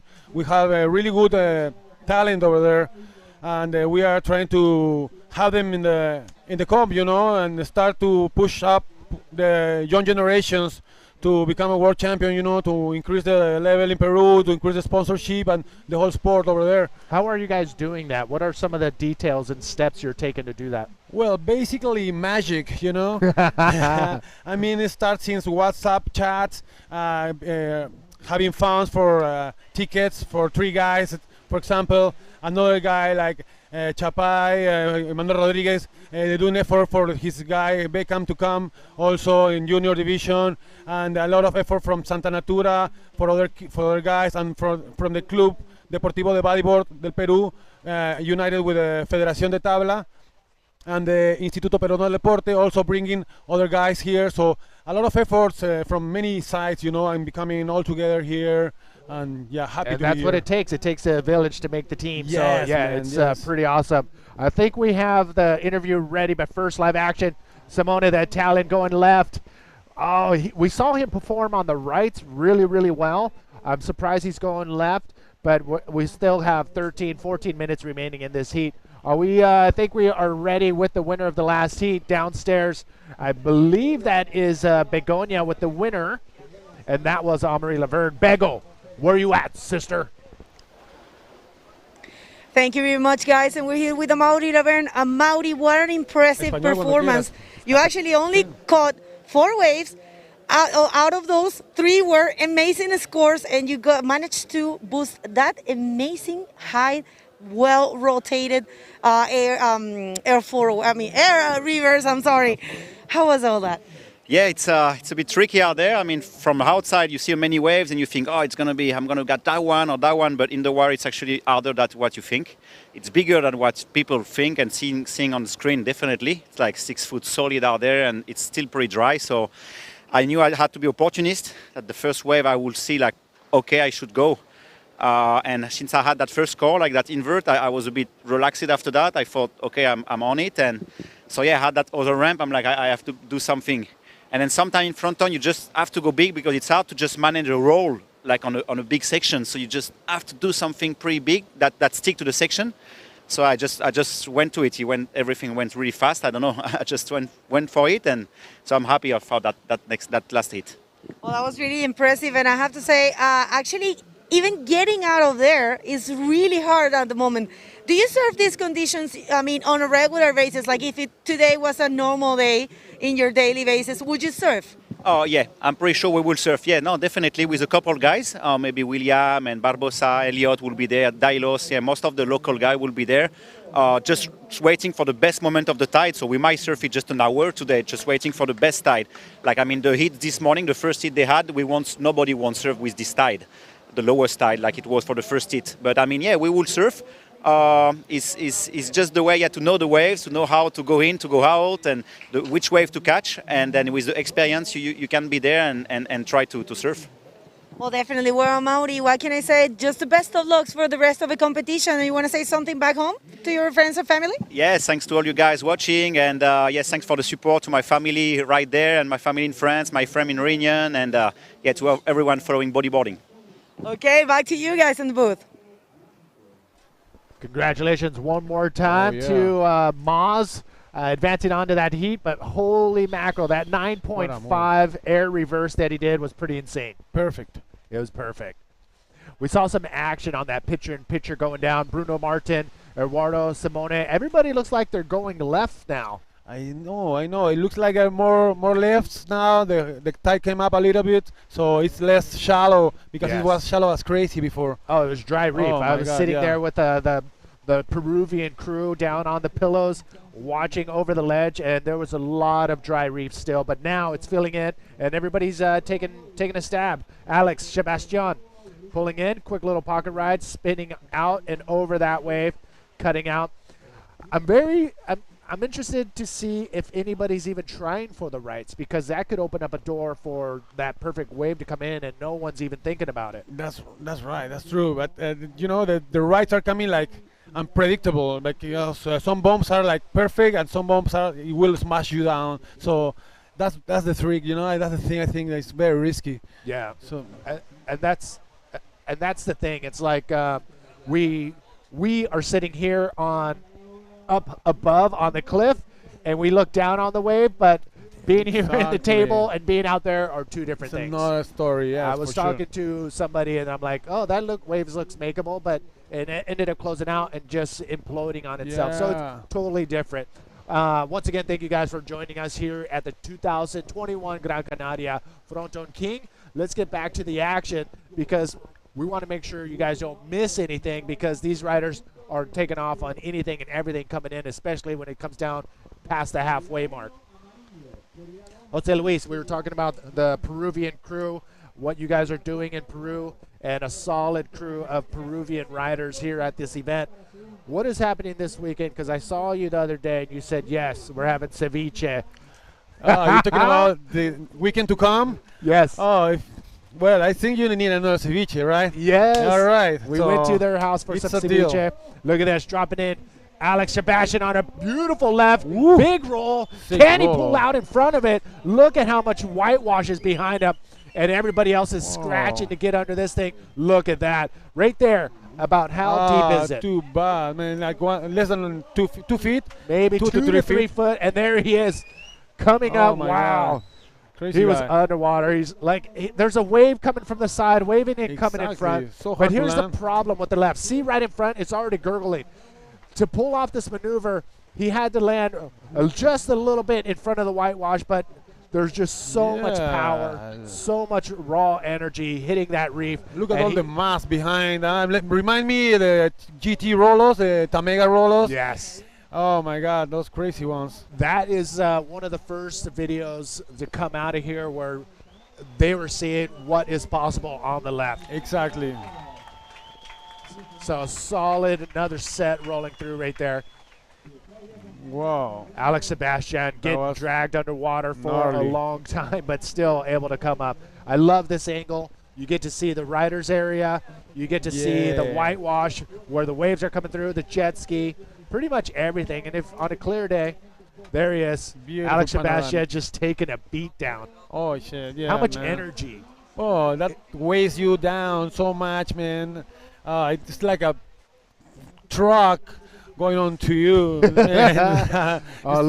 at him. He's taking a breather. I mean, I mentioned it earlier. Mark Watts, a South African, was paddling out, and he had a set break right on him. Oh, man. And he was saying that his chest, the side of his face was on the reef, just like couldn't move until the wave passed him. So, yeah, there's a lot of ragdolling, a lot of beatdowns going on. Let's take a look. Look right in front. You can see it's still shallow on the front of the screen. Wow. Everything was perfect until the landing. So much energy in that wave. I mean, he was underwater pretty much for about 40 yards, came up for air, and I believe he got another one on his head. So, oh my God. He's not going to get any points taken away, but he's got a lot of energy taken away. Yeah, for sure. So we got some ceviche this weekend. Okay, let's do that. See It will how be that with my works? hands this time, okay? See how that works? It was amazing. The first time around, we had a chef from The Peru. chef, Orlando, yes. Chef Orlando. The specialist from the San Pedro Beach. Oh my Yes. God, that was amazing. En español vamos a explicar qué pasó en la casa de Perú allá en Caleta. Nos hicimos un cevichazo a pedido de Manny Vargas, nos llamamos a Dion Meyer, y estuvo Glenn también, de Chile, y la pasamos increíble, un par de cervecitas nada más, y bueno, los pisco sour sí lo dejamos para cuando termine el evento, Sí, ¿ok? eso. Ya sabes. Pero esta vez, si hacemos el ceviche, Begoña va a llegar a probar. Espero que llegue, porque estaba invitada, pero no llegó. No, estaba muy ocupada, pero sí, Bego va a llegar al ceviche este fin de semana seguro. Bruno Martin, just clocking in anything he can. That's going to help him with his scores. It's low-scoring heat. I Yes. think if Simone and Eduardo can hear the announcer out there, 3.66, 3.67, and a 2. Those are total attainable scores. Simone has to just breathe a little bit. Alex has to relax a little bit and just catch a good wave, do one maneuver, and that'll be enough. Competition strategy is about it. In this heat especially, you know, when the scores are like this, they need a lot of strategy to know how to compete, how to do the points that they need, because sometimes it's hard to score a big wave, you know, a big score. So see that right there is all you need to do on the lefts or even on the rights. Just a quick one maneuver wave in this situation right now because the scores are low, between all the riders. So I mean, just one maneuver wave for Simone or Alex is all it takes. But 4 minutes, man, that's a lot of time for us. But out on the water, it goes by really quick. There's round number 3, heat number 6, another solid heat coming up. A lot of local riders about to head in the water. 4 of them. Ernesto Evana is a legend over here. Yep, all of them. Can't wait to see that one go down. Here we go. Bruno Martin staying busy, trying to pull away. He's trying to better his .83. So that is smart, competitive riding right there. Definitely. Oh, here we go. Simone, the Italian, pulling in. Ah, man, just a little. There you go. It's just getting ragdolled. He got caught. He's going to get his board, get back out there. He's got some time. He's just got to hurry up a little bit. Yeah, it was a tricky ride because it has like a bump in the barrel, and that was the problem, I think. All right, I'm trying to look over the cliff right here, and it looks like he still has enough time. He can get out there if he doesn't get caught inside. Definitely. Looks they haven't scored Bruno Martin yet. Let's see how it goes his second wave. So I don't know if you can do it or not in these 3 minutes because your team is so big. But look at nice clean effort. Oh, lands on top of the wave. Incomplete move from Eduardo using that first priority. Yeah, Bruno Martin. But went first. Bruno Martin with that roll, that simple roll on the inside was enough to get him up ahead. So it's still not over for Alex and Simone. They just need to get that one solid, clean maneuver. And I think Simone is probably close to the outside. I mean, if he was able to just get one maneuver, that could be enough. There he goes, Alex. Oh, my. Ooh. Alex, ooh. 2 minutes, 50 seconds remaining. So the Peruvians, I don't know if you can do it, but how do you know all the names? Yeah, all the names, yes, of course. Johnny Aguirre from Punta Negra, Open Division. Miguel Rodriguez from Playa Arica. He rides the tour for so many years already. Ronald Gomez from Punta Hermosa, Open Division 2. Mutant Jorge Saavedra from Playa Pulpos. He's out of the contest now, but he did well.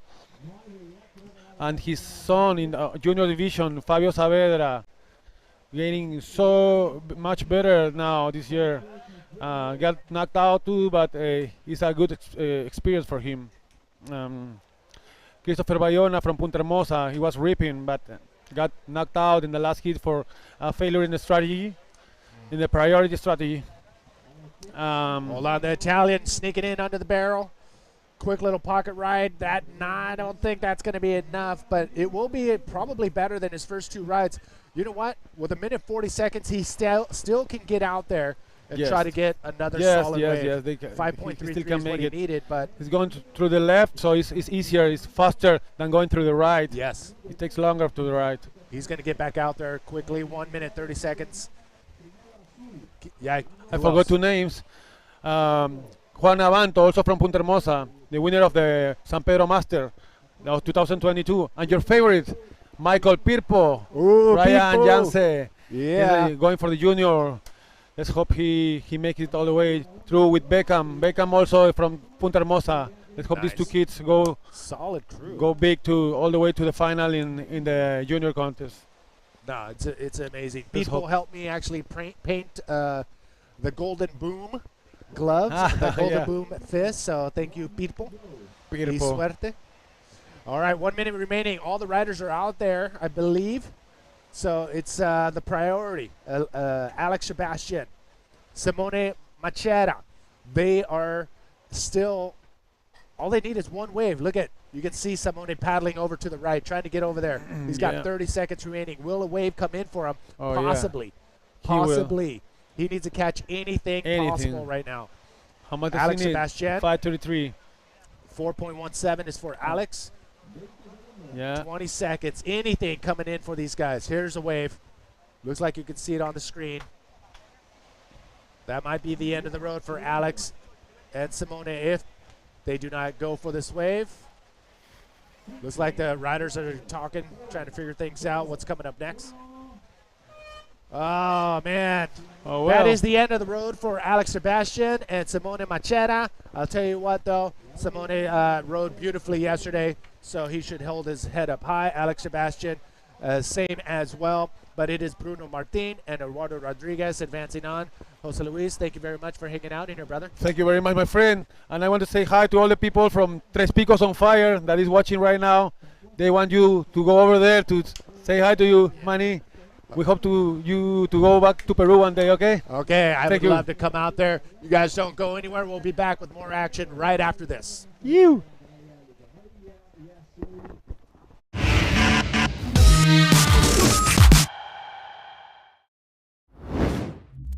Big it up, big it up. Clear in my face. Yeah. Here we go, go. Yeah. Here we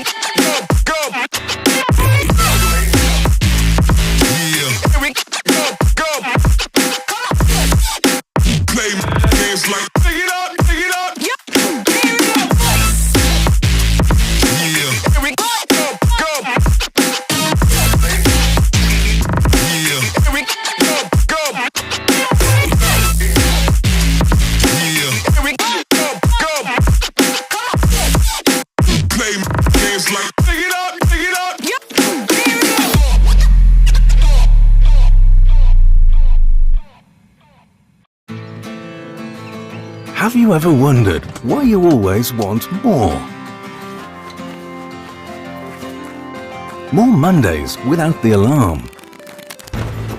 More first times. More leaps into the unknown.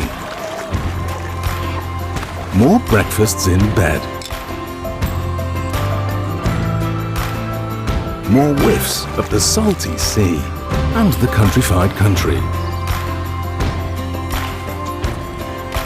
More smiles for the camera. More heartbeats per minute. More enjoying the journey. More dreams almost fulfilled. More unexpected friends. More races to anywhere. More flavors to discover. More being at a loss for words. More time.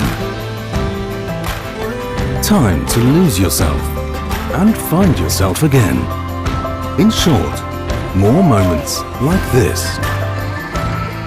And this. And this. And what if the answer was never really what, but where?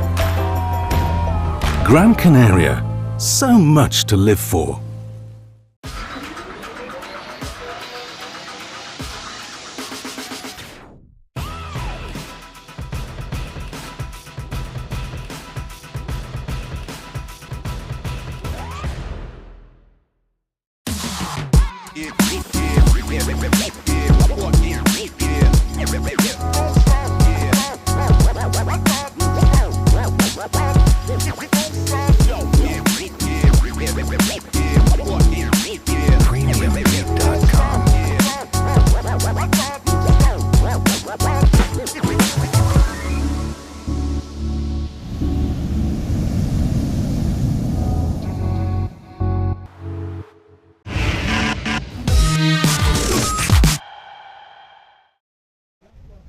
Alright, well, welcome back. Joining me in the booth is, well, I can say, reigning world champion Tristan Roberts, 2019 Fronton winner, and in dramatic fashion that has been. Tristan, welcome to the booth, welcome to Fronton. You served an epic hit, served really well, stamping your authority. It means you means business. Welcome. Yeah, thanks, my bro. It's good to be back in Gran Canaria and back at Fronton. There's definitely some waves out there, and just trying to build momentum through heats, but yeah, it's good fun out there. Nice, that's good to know. I mean, the previous heat, Mars stonked that massive air reverse. Yeah. Got a good barrel, got some high scores, so it's fantastic. You know what? So let's look what's happening in this heat. We've got Roman Perez, Ernesto Ivana, Julian Gonzalez, and Taza Fabien. This is going to be another cracker. Yeah, sick, bro. Yeah, the tide's getting good.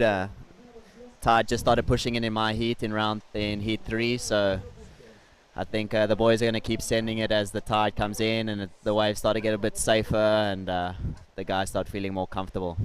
Yeah, the earlier rounds is red up and riding. Let's see what's happening with that one. Nice little roll, playing it safe, just keeping that scorecard ticking, and that's the most important.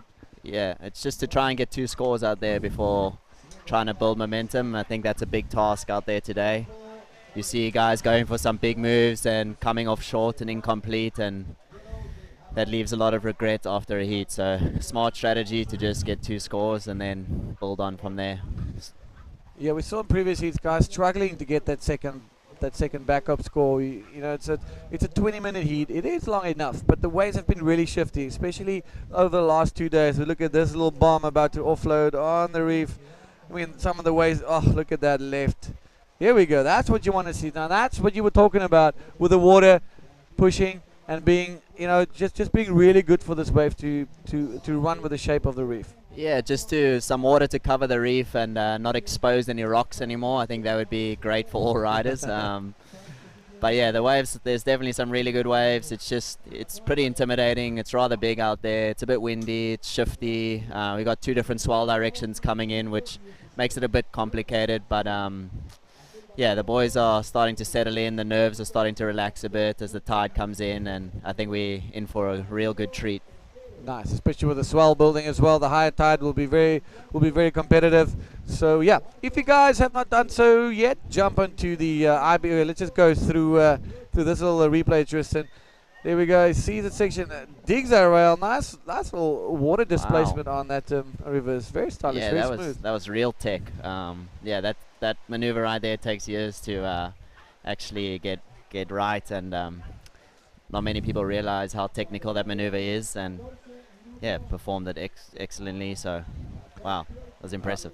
Nice. So everybody watching back home and just tuned in, welcome to the 2021 Gran Canaria Frontón King, brought to you by Cerveza, Corona and NMD Bodyboards. It's my pleasure to be in the booth with 2019 Frontón King champion Tristan Roberts. Tristan, let's take it back a little bit. Let's talk about 2019. Let's talk about that wild year and how it ended here in Fronton. But wait a minute. There we go. Ernesto Ivana punching through the lip with the wall, getting caught in that white water. Now, can he hold on? Because he's getting pushed by the sidewall. And there he is, popping out, still in the white water. Wow. And I think... Yeah, that took a lot of strength. Holding his breath for a while and kicking frantically, but he made it out to the front. You can see there's from holding on so tight, his shoulder's a bit sore, but you know, he landed it, and that's a second scoring ride for him. So that's all he needed. So he's going to definitely improve his situation. Look, he only needs a 184 to get to that. As we look at this again, a little bit of speed bump through there, gets around the section, punches through the lip, and now he's holding on for dear life. He made it. Well done. So he didn't need much. Yeah. He needs like a 1.83. There we go. Another replay or live action. All right, live action. See for that second section. Goes for a little innie. Almost off of nothing, he got that punch. It just shows you how much power is in this wave. Yeah, that was incredible. It had a real high line too, so to get that projection off of that was rather impressive. Yeah, like I said, you can see the guys are starting to send it off the last sections, which are, it's pretty much on the rock. So yeah, as we see that bottom turn, he looked at hitting the first section and it offered him nothing, so he just kicked down the face of this wave and found a little ramp at the end. So good on him. Nothing wrong with that. Nothing wrong with that. So let's wait for the scores to drop and see what's happening. If you have not done so, head on to the IBC YouTube page. Make sure you like and subscribe, and make sure you drop us a comment. Say hi to Tristan, and we will give you guys a shout out in return. As we see Ernesto Ivana with his 2 scores, briefly in the lead, but at least he's in second position, and Julian Gonzalez getting that 4 and a 3-3 with a 7.3. So top 2 riders advance, bottom 2 unfortunately end their campaign for the coveted Frontón King. Tristan, 2019. While there's a little bit of a lull, you came here with a low probability in getting the title. You needed to win the event to become champion. Yeah. It was a long, rough road to get there. The waves were big and messy. Take us just tell us a little bit about how that day, that infamous day, transpired for you, and how things worked out, and just the cards falling into place, and how you prepared for that. Can you even prepare for that? Yeah, I guess like all the preparation we do throughout the year prepares us for those type of days, but the mental challenge of having to win Fronton, to win a world title, is, you know, second to none. And it will leave any of the best riders in the world really nervous and struggling to sleep. So I had a really big challenge ahead of me, and just broke it down and took it step by step, heat by heat, trying to not focus on the big picture, but rather focus on winning each heat individually and what I had to do. And I think that's, at the end of the day, that's how everything just fell into place. It was just trying to beat whoever was in my next heat, and yeah, it was an incredible day. The waves were wild. You know, the day my dream came true, so Fronton's really special to me. It feels really good to be back here and trying to put on a show for everyone. I think that's the most important. I think this wave really does provide us with the platform and the opportunity to put on a show for the spectators, and that's all I want to do, and I know that's what all the top athletes want to do here, is just send whatever we can, hold on, and whoever holds on the longest might come out on top. Holding on, yeah. Oh, that's good. And on that morning when you woke up, and you're struggling with that internal battle, the lack of sleep. You know, you got to go out in some really trying, testing big conditions. You're up against the wall, basically the underdog here. You need to progress all the way to the final. When you got to the final, what was up? Yeah, here we go. Rider in white, Julian Gonzalez. Nice, good-looking left. Banging roll back into the barrel, but unfortunately he is getting an absolute dribbing. And then he's being held under so long he's having tea with SpongeBob. Yeah, that commitment is real. You got to hold on for dear life on those lefts as you see the swell direction, those two different swell directions, and the one that's wrapping across the reef is really, putting a lot of pressure on those landings and making guys have to hold on for dear life. And a lot of them you end up coming unstuck, and yeah, it's brutal. I think a lot of guys go home a lot of heartbreak knowing they've did everything they can and they hit the bowl perfectly. Like that roll was perfectly done. It was just the reef making it real difficult to come unstuck, and yeah, shame for white, but good effort. Here we go, left up and cruising on this one. Ernesto Ivana, a lot of speed, like a missile, looking for its target, and unfortunately, no target appeared for him. Yeah, sick claim though. I love the claim at the end. That was a bit. It's probably a claim of frustration, but he probably went like Mark 2 down the line there. Yeah, no. I mean, look, the waves are big. There is wind on it. We have the tide coming in, which is in our favor, but other than that, it's really difficult to draw from the positives and counter your negative thoughts on trying to survive out there. I think a lot of the boys are super nervous, and yeah, it's wild out there. Yeah, it's a wave of consequence. It's high performance, high risk, high reward type of surfing that you need to bring to the fray. You cannot surf safely in this scenario, in this theater that is called Fronton. There's no room for safe surfing. Yeah, especially when someone can just ride a barrel and get a 10 out here, so if you're getting an air bowl, you really can't play safe most of the time. I've been caught like that here before, where the rolling out of barrels where I should have been doing backflips, caught me in the end. But we see right in red rolling, going for the backflip. You see, just pushing over the shoulder and again not landing that. But there's definitely opportunity out there. I feel like there's more opportunity on the right to execute moves and actually land. The lefts are wrapping really hard onto the reef and making it really difficult to land the maneuvers. Okay. So if it was me in the water at the moment, I'd still be hunting those rights. The landings look a bit safer. And then if you want, get 2 safe scores on the right and then hunt a big score on the left if that's what you're really after. Yeah, that's it. So let's talk about the junior and the junior world title. There's been some amazing surfing by these young lads, just showing that with the amount of competitors that we have here, specifically for the junior division, I think it's something like 58 if I'm not mistaken. And that's a massive field, and they come from all over the world, South America, Europe, locally as well. So it's really big. So let's talk about this grassroots development, how important that is moving now and shaping the next generation, and maybe some of the standouts that you've been noticing. Yeah, I think the junior division is really important for our sport, and as you can see how many entries we had at this event, second to none, and it's all going to come down to who wants it the most, as we're going to be dealt some heavy and big conditions, and the juniors have really impressed me by stepping up and going for it. So as we see right in yellow here with a big air bowl. Wow. Oh, that's beautiful. Beautiful, beautiful. And bang into the closeout. Yeah, you can just see that timing on that air forward was absolutely perfect. Yeah. He had 0 drag going up to the air bowl and just executed it perfectly. Landed back in the barrel but got shut down at the end. But that's going to be a really good score for Rider in yellow. So the air forward being one of the most hardest maneuvers to execute. Take us through this, Tristan. Yeah, you can see he draws a real wide line straight off the bottom and just times. It's all about the timing. Times that perfectly, head straight over the shoulder, which helps him with that rotation, and just executed it perfectly, landed back in the barrel. But that's going to be a really good score for Rider in yellow. All right, Ernesto Ivana is going to be stoked on that one. So let's see how much the judges love this. One of those unsung hero jobs are the judges. Oh, here we go. That is a 8.33.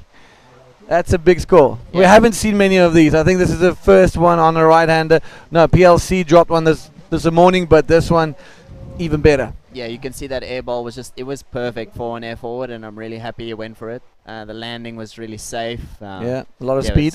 That was the perfect air forward wave you're looking for out here, and yeah, that was really impressive. And we saw Moz earlier have a similar wrapping wave, which just wrapped a little harder, and he decided to go for the air reverse and pulled that off too, which was incredible to watch. But yeah, that was the waves are that was good. that was textbook Moz. Yeah, that was classic Moz. But you presented that section. Anybody can hit it.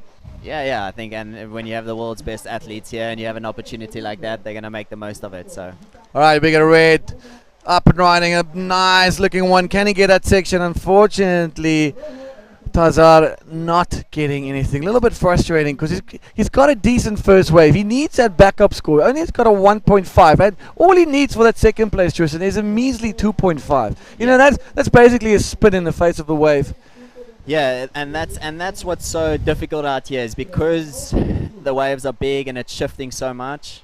You're stuck in this situation of, do you go on a smaller one and try and get low scoring rides and just secure 2 scores, but then you run the risk of getting caught inside. You run the risk of the other competitors just taking off on a slightly bigger wave and doing just a plain roll and stealing that spot from you. So it's really difficult when you need a small score. It's a tough situation. He needs to just relax and wait for a wave. Right, Roman Perez going for this one, getting that roll in and just trying to stay ahead of that white water. 2 minutes 45 to go, Tristan. He's coming down to the last bits with Ernesto Ivanes also showing world-class surfing and keeping that first position and looking to improve and better on his 3.5. Weren't you supposed to be there? Yeah. Signing's already done. These boys are late to the party. I suppose Jam's first. Nah, yeah. I mean, I was running through those scenarios before my heat too, just trying to think of a game plan, because it's really difficult when the waves are wild and washing all over the reef. You're trying to think of a smart plan. You can't just go out there and chase big scores, because you'll end up with a lot of incompletes. And so to find those 2 good ground scores first, I think that's the big task at hand, and build on from then. And I think guys are just struggling with wave selection, which, as you see here, we have Ryder in white. Oh, trying to go to the back door there, Tristan, and wow, how did he manage to do that? Please tell us, how did he manage to do that? Yeah, he had so much speed going through that doggy door, so many chandeliers hanging over you, and yeah, it was hard to see if he was even in the barrel or not. Yeah. But you need so little that. Let's see. Let's look at this. Right, he's already got a lot of speed. Man, wow, kind of there's his head popping out. So I wonder how the judges are going to look into that. Here we go. Our heat leader going with a nice little forward spin in the pocket, looking for another little section just to sweeten the deal. Hacks a living heaven out of it, and back into the backline. So, what's next for Tristan Roberts? You've had quite a busy year. You guys have been traveling around the world filming for a new Pride project. But where are you going from here? What's your plans? How are you seeing the year out, and how are you preparing for the coming season? Yeah, I think it's been a really busy year, chasing waves with Pride and filming and trying to do as much as we could while there weren't any events.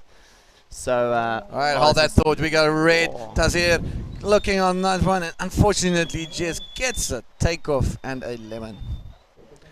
Yeah, that was unfortunate, but it is what it is. But back to my plans. We've been chasing waves with Pride around. They came to South Africa. We've been doing some filming around there, which will be really exciting. And we have 1 or 2 other trips planned. I have another trip planned in Europe for the end of November. So I'm going to be hanging around in Portugal, waiting for the forecast for that trip. And then I'll be busy doing another filming session with Pride over there. Don't really want to tell you where just yet. That's a surprise.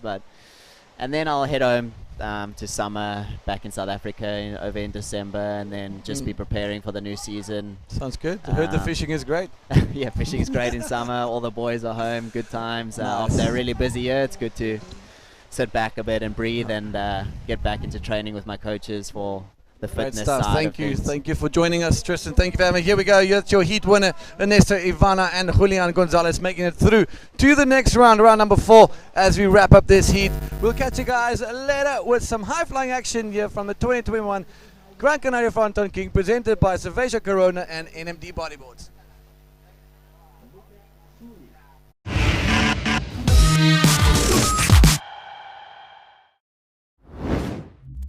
Big it up, big it up.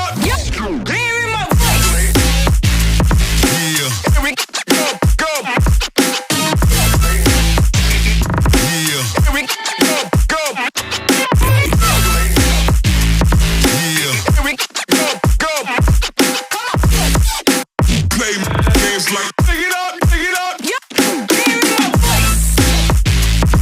Yeah. Here we go, go.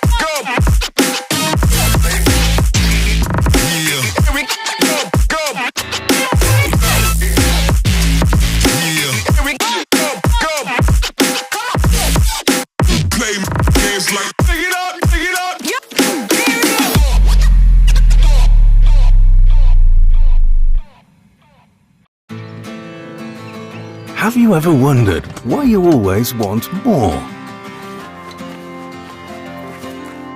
More Mondays without the alarm.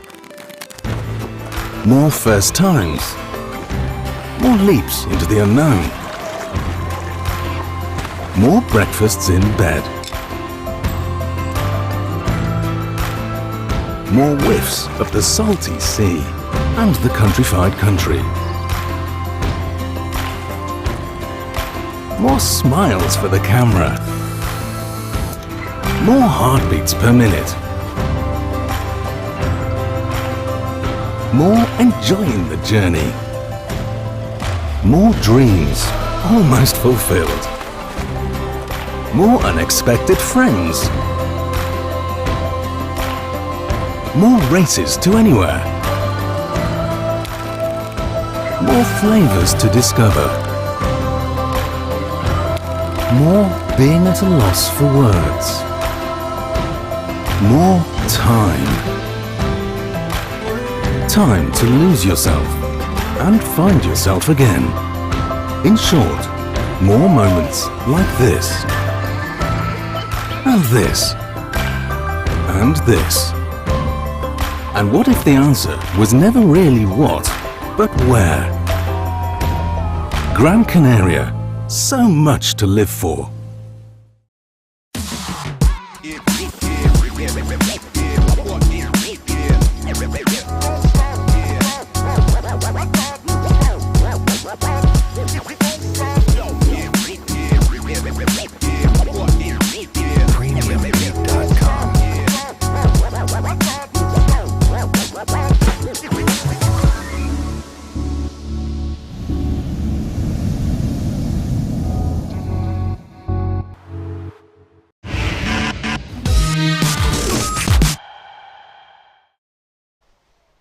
Y bienvenidos a todos una vez más. Este es el Gran Canaria Frontón King 2021 presentado por Cerveza Corona y NMD Bodyboards. A mi lado tengo a Jonathan Vega. Jonathan, gracias por acompañarme. De nada, es un placer la verdad que estar aquí en el streaming y contigo, que haces un buen trabajo, así que muchas gracias a ti. No, gracias de verdad. Gracias. Now, welcome everybody. This is the Gran Canaria Frontón King 2021 presented by Corona, by Cerveza Corona and NMD Bodyboard. And you know what? We have the interview ready at the beach with the winner of the last heat. Let's just do that before, and we're gonna go straight to the water afterwards. So take it away. Hey, what's up, everybody? With me now is Bruno Martin from Galicia in Spain. And there's a pretty awesome little crew here from Galicia, and there's a few of them still in the run to keep advancing on. So, Bruno, we're going to say this in English and then Spanish just to make sure we get everything on point. So, Bruno, congratulations. And you won the previous heat where it was very low scores. How difficult was that? La verdad que está gigante, vaya bombas están cayendo ahora, todo el mundo silbando y nada, está enorme. Wow. You know what? Sí. This is insane. Did you watch that? I watched, vi el tubo que acaban de pegar, una ola gigante, masivo. Esto es el frontón, al fin y al cabo, no sé, habrá 3 metros o así. muy seco, enorme, movido, acaban de pegar un tubo gigante. Esto es la fiesta del bodyboard aquí en Gáldar. Sorry about that. This was pretty insane. Hopefully they got the replay, but we're gonna Bruno, really quick, just do a shout out to your sponsors and we'll see you in the next heat. Sí, quiero agradecer a todos, a Mundo Surf y a todos, a Baldo sobre todo, que es la escuela que me lleva apoyando todo este tiempo, y por supuesto a mis padres que están siempre, a mi novia que es la mejor del mundo, y a toda la gente de Galicia, en especial a los que estamos aquí compitiendo, y a Román de la Federación Gallega de Surf por apoyarnos para venir hasta aquí a poder disfrutar de esto.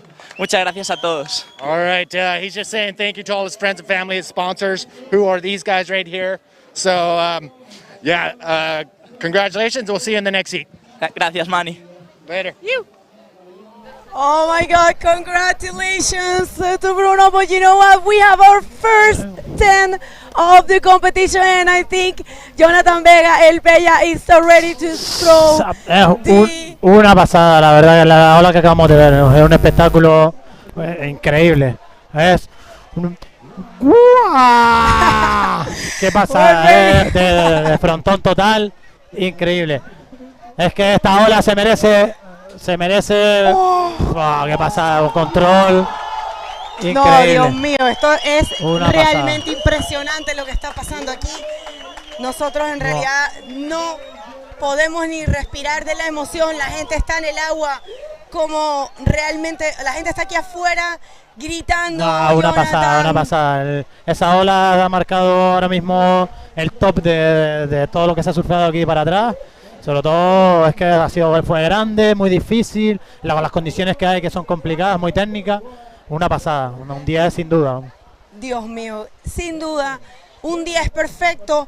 No sé si nuestro director nos quiere aquí poner en cama, porque yo creo que Jonathan está listo para lanzar el Golden Boom para Javi Domínguez, y fue otra notaza. Aquí viene la repetición de la última ola de Dave Hoover. Miren ese tubazo. Profundo, bastante rápido. Dios parecía mío. que no salía, Fue un super tubo. Muy difícil también. Okay, people, this is a Vaya hit. barrel festival. Es que no para, La verdad que ahora estamos viendo un Festival. espectáculo, sí. That was a 917 points for Dave Hoover, another amazing barrel ride. It wasn't as big as Javi. And look at that, this is the replay of the last wave that Javi caught while we were watching the replay for Dave Hoover. And look at that, oh my God. Javi is definitely one of the ones to watch. Sí, la verdad que al final tiene dos olas bien seleccionadas. Esta segunda evidentemente puntuará menos que la primera, pero la primera fue una cosa de locos, vamos, qué barbaridad. Y la de Dave, muy difícil. Evidentemente la de Javi era más grande y era más gorda, pero la de Dave es una ola muy complicada, no sé ni cómo salió, la verdad. Yo tampoco lo entiendo, pero realmente, de hecho, parecía que se le había cerrado, Sí. y de la nada de repente salió como digo yo, por la puerta de atrás, por la puerta del perro. Sí, necesita mucha velocidad para tener esa línea dentro del tubo y poder que no te cierre dentro. Y es verdad que parecía que no lo iba a sacar. Vaya comienzo de hit, es una pasada. Una ola de un 10 y uno de un 9.17, la verdad que es una pasada. We didn't even have time to speak, and we were watching one replay, and then we have another one. Then when Manny was holding the interview, and the crowd went crazy. So there you have it, people. Your first 10, and I don't know, Jimmy, you can just throw as many times as you want that replay, because that was a serious wave riding skills there for Javi Domínguez. Here it comes, look at La that. repetición, take off en el aire. ¡Fua! No sé cómo controló el bache. Mira ese labio. Muy gorda. Y mira Muy que difícil. perfecto se situó, Sí. perfectamente, y La velocidad justa, no perdió nada de velocidad al tocar en lo que es la parte de abajo de la ola, que lo normal el frontón te pierde velocidad, no se le clavó en ningún momento, muy bien surfeada. Vaya nivelazo. y esta es la repetición. This is the replay of 9.17 barrel ride for Dave Howard. Another really difficult one, actually. Sí, tuvo mucha fe, con mucha fe de salir y mucha velocidad. Ahí está Dave otra vez para coger su segunda ola. Oh my God, they're throwing the same combos. They want to do the same maneuvers. This is amazing because Javi. Se están copiando, parece que están viendo uno al otro. I know. Javi got a battle ride and then he 360 forward. The 360 forward got at 4.67 and Dave just did that one. Let's see what the judges think about that one. And I don't know if that's going to be the 551 he's looking for, but I know for a fact Ivan Castelo and Youssef Serbud are in a very tough situation because at the very beginning of this heat, we've seen that beautiful 10-point ride, the first one of the event, and we were trying to control ourselves to do not break the mic with our screams. The people, the crowd was crazy, man. I wish you guys could be here. I think a mí se me erizaron todos los brazos, fue increíble, ¿ah? Sí, verlo ha sido una pasada porque motiva muchísimo. Ver cómo ha surfeado esa ola, una pasada, la verdad. Increíble, increíble. Increíble ver este nivel de calidad de un chico tan joven y que surfee olas así de esa manera. Increíble. Increíble también poder tenerte a ti aquí, que eres una de las grandes figuras que ha logrado muchísimas cosas aquí, justamente muchísimos logros importantes aquí en el frontón, y poder ver, yo me imagino que se debe sentir muy bien para alguien como tú, saber que el futuro del bodyboard canario está en excelentes manos con chicos como Javi Domínguez. Mira, esta es la repetición. Es increíble verlo como baja, es que es una pasada, no me cansaré de verlo, la verdad que es una pasada. Definitivamente se merece el Golden Boom de Manny Vargas. Qué increíble, ese fue un 10 perfecto. What a perfect 10-point right there for Javi Domínguez. So here you have it, people. This is well-deserved Golden Boom. ¡Wow! ¡Qué pasada! Oh my God, such increíble, an amazing, increíble. Such an amazing moment here. I can't believe it. Look at that, Javi Domínguez. Otra vez. Mucha velocidad, sigue con buena línea. Ya tiene dos olas bien seleccionadas, está bastante tranquilo, puede fluir ahora como más le gusta. Aunque viendo la primera ola, no sé cómo tuvo la elección esa, porque muchas veces hacer la primera ola uno de dudas si cogerla o no cogerla, arriesgar o no en la primera, pues puedes perder las aletas, puedes perder el board, puedes perder el boogie. Es que la verdad que ha seleccionado muy bien sus olas y nada, la técnica que tiene es brutal, una proyección increíble. Mira, yo la verdad es que siempre veía a Javi, siempre lo veo, él viene para acá obviamente, pero lo veo mucho en el Confital y increíble de verdad. Sí, sí, el nivel de ahora mismo ir por todas las playas de las islas y ver el nivel que hay de chicos que están saliendo con mucha ganas y el potencial que tiene, realmente a nosotros, bueno, yo flipo a diario verlo y me motivan día a día, la verdad. Sí, y bueno, ¿sabes qué?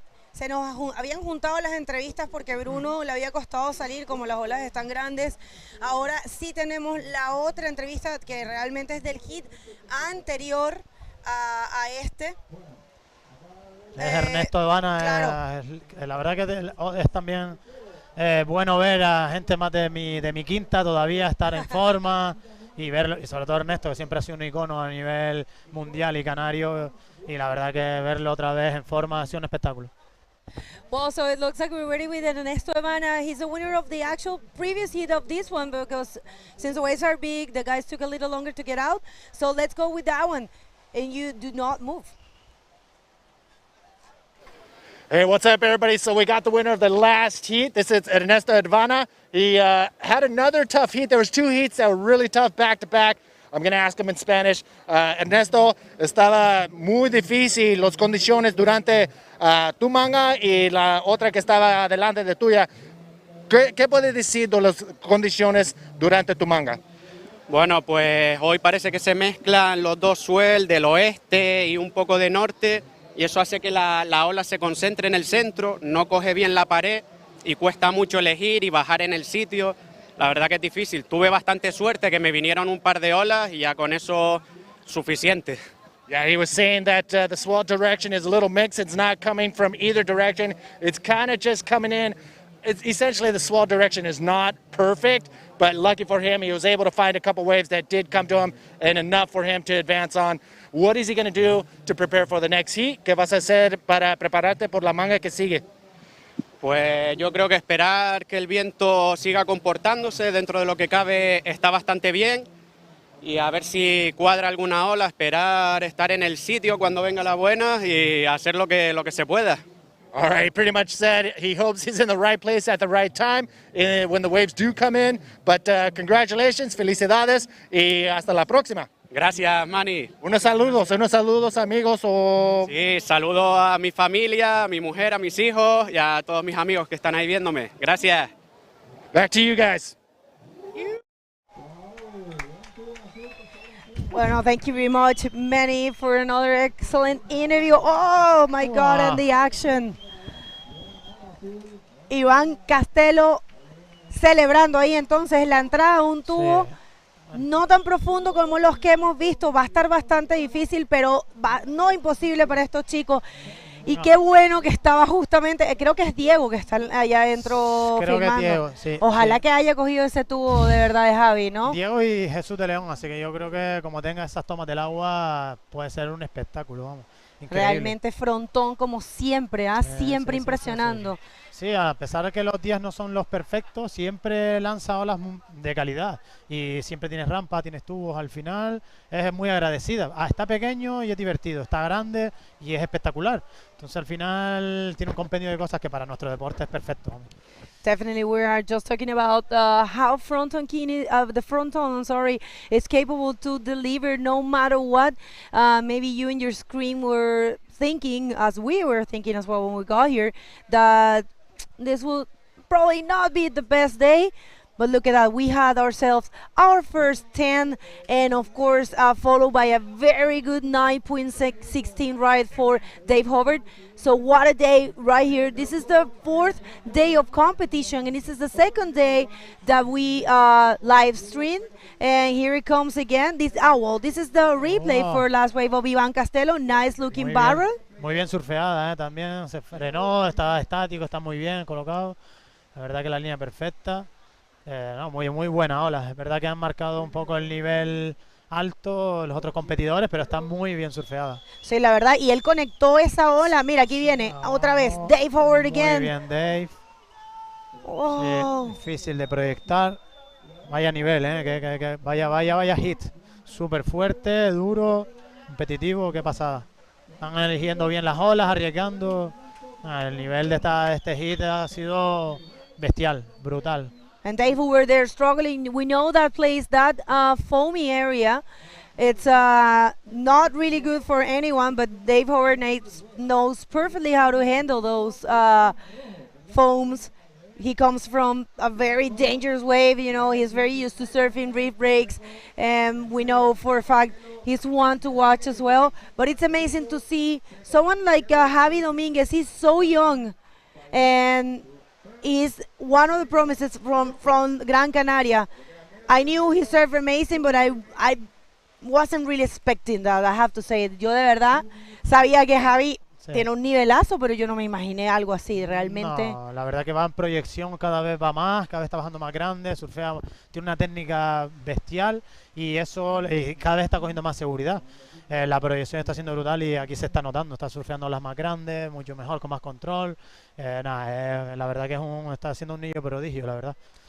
La verdad que sí, yo de hecho, fíjate, le pregunté, ayer estábamos conversando y le digo, mañana parece que viene bien grande y tal, porque en realidad pensábamos que iba a estar más grande hoy. Sí, el swell marcaba todavía, aunque va a ir subiendo durante el día, porque marca que va subiendo poco a poco más. Al principio por la mañana no había subido tanto, no ha subido tanto como lo que esperábamos, pero sí ha ido las grandes, y sobre todo lo difícil con cómo se está quedando con el viento y con los baches, es muy difícil ver de dentro, conectar, elegir bien y ya surfear ese tipo de olas, sobre todo en un campeonato. A lo mejor tu selección no es coger esa ola, porque por eso digo que coger la primera ola, arriesgar, que puedes perder todo, porque si se cae ahí, a mí me ha ocurrido y he perdido todo, las aletas, el buggy, al final pierdes el hit completo y te quedas en cero. Claro. Entonces a veces te hace un poco más conservador. Pues él tiene esa motivación, esa seguridad que... Me lo dijo ayer, es lo que te quería contar. Ayer estábamos hablando, le digo, oye, mañana viene grande. ¿Y sabes cuál fue su respuesta? Ojalá que nos tiren bien grande. Sí, Eso dijo Javi. Guys, I want to translate this. We were talking that yesterday. Wait a minute, here comes Iván Castelo. Wow. Iván también está motivadísimo. Sí, surfeando muy bien. La ola que surfeó antes parece no de tanta complicación, pero surfeó muy bien. Ya viene Youssef Serbut. Buena ola también, buen tubo. Claro, cualquier hit anterior de otros que hubiese estado un poco más tranquilo, pues estuviera compitiendo, pero han marcado un nivel muy alto. Brutal. Bueno, señoras y señores, se acaba este hit. Estamos esperando esa puntuación de Youssef, pero yo veo un poco difícil que sea ese 9.90 que necesita para la segunda colocación. Y me atrevo a decir que resultados preliminares son, por supuesto, en primer lugar avanzando el gran Javi Domínguez en rojo y Dave Howard in the second position. Jonathan, thank you very much for being here. Muchísimas gracias por acompañarnos y deseamos lo mejor para el resto de la competencia. No sé si quieres decir algo más. Sí, muchas gracias por estar todos aquí, apoyar el evento, que estén todos, que se sientan como en casa, que disfruten del evento, que todo el mundo que esté en casa pueda ver espectáculo y que todos los competidores demos el máximo espectáculo posible para que disfruten. Y nada, darle la enhorabuena a ustedes que están haciendo un trabajo estupendo y que sigan así, que al final son la visión del campeonato, una parte, y gracias. Muchas gracias a ustedes y no se muevan, vamos a unos pequeños cortes comerciales y regresamos con muchísima acción.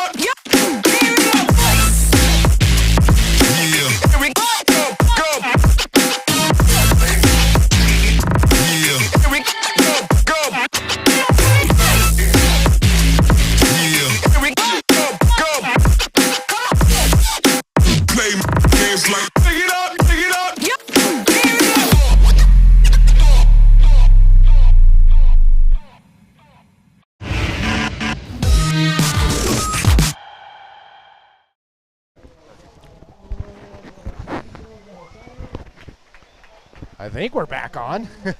What's up, everybody? This is Manny V, and in the booth with me now is Amaury Laverne, a.k.a. Moz. We're in round number 3, heat 8. The action is intense right now. Oh, yeah. We have such a show there. The tide is actually the perfect moment for the tide right now. So we saw some amazing waves just in the hits before. That barrel from Javi Dominguez was just mind-blowing. The one from Dub was just as mind-blowing as like a different style of barrel, but just it's been one of the longest barrel you can get at Fronton. So yeah, we are on it. No, this has been a pretty awesome event, and just cap off the middle of round number 3. We got heat 8 out in the water of 16 of round number 3. This is an elimination round. 2 riders advance on. 2 riders will be the end of the road. But man, again, we can't talk enough about those 2 back-to-back barrel rides. They were amazing. Oh yeah, my God, I had like just watching these waves coming through, and when you see all the guys, hi boys, and when you see all these waves coming at Fronton and such a beast, and we see this guy controlling. I mean, we're so close from the wave, yeah, and we can really feel like feel the noise and the adrenaline that these guys are having there. It's awesome. Some of the big waves, you can actually feel the ground move a little bit, just like when it's breaking. No, definitely. And it's got, the whole place, it's like an arena. It's like one of the best. Arica's right there as being a stadium for, top level bodyboarding action. So let's not miss any of the action. Let's get back in the water. And there he is coming up the ramp right there. Dave Hubbard, it's so cool to see him there, bringing that Hawaiian vibes until Canaries. And yeah, I was so stoked to know when he was coming. And as we saw, I'm pretty sure that was Carlos San maybe in blue, or it looked like not style, sure. That was a pretty quick ride from blue, but I was pretty sure this was where are we? Sorry. No, sorry. Blue was Jose Luis Lugarte, from Peru. Yes. He's the owner of the brand Independent Bodyboarding. Yep. I've been there for a long time now, and as we see Isaac Rodriguez, alias Maromo, look at his bottom turn. Look at how close his shoulder is from the water. Beautiful. And he's just getting that line, looking for that barrel. I'm sponsoring that kid since a couple months now with Sniper here in the Canaries. Nice. I gave him a ball recently, and I paid him the entry for the Fronton. And here he is now. And here he is. I'm super stoked. Yeah, it's such a good rider, and he's back to it, back on bodyboarding, and we're super happy to have him in the event. No, Isaac threw in. His bottom turn was perfect. Like, his shoulder was the closest you can get to the water. His board was at the perfect angle. Obviously, you're doing something right here, so keep doing what you're doing, Moss. And now we had yellow there on that one. Yeah, it's sometimes really hard to read the wave in advance and to know really what the wave's going to offer to you.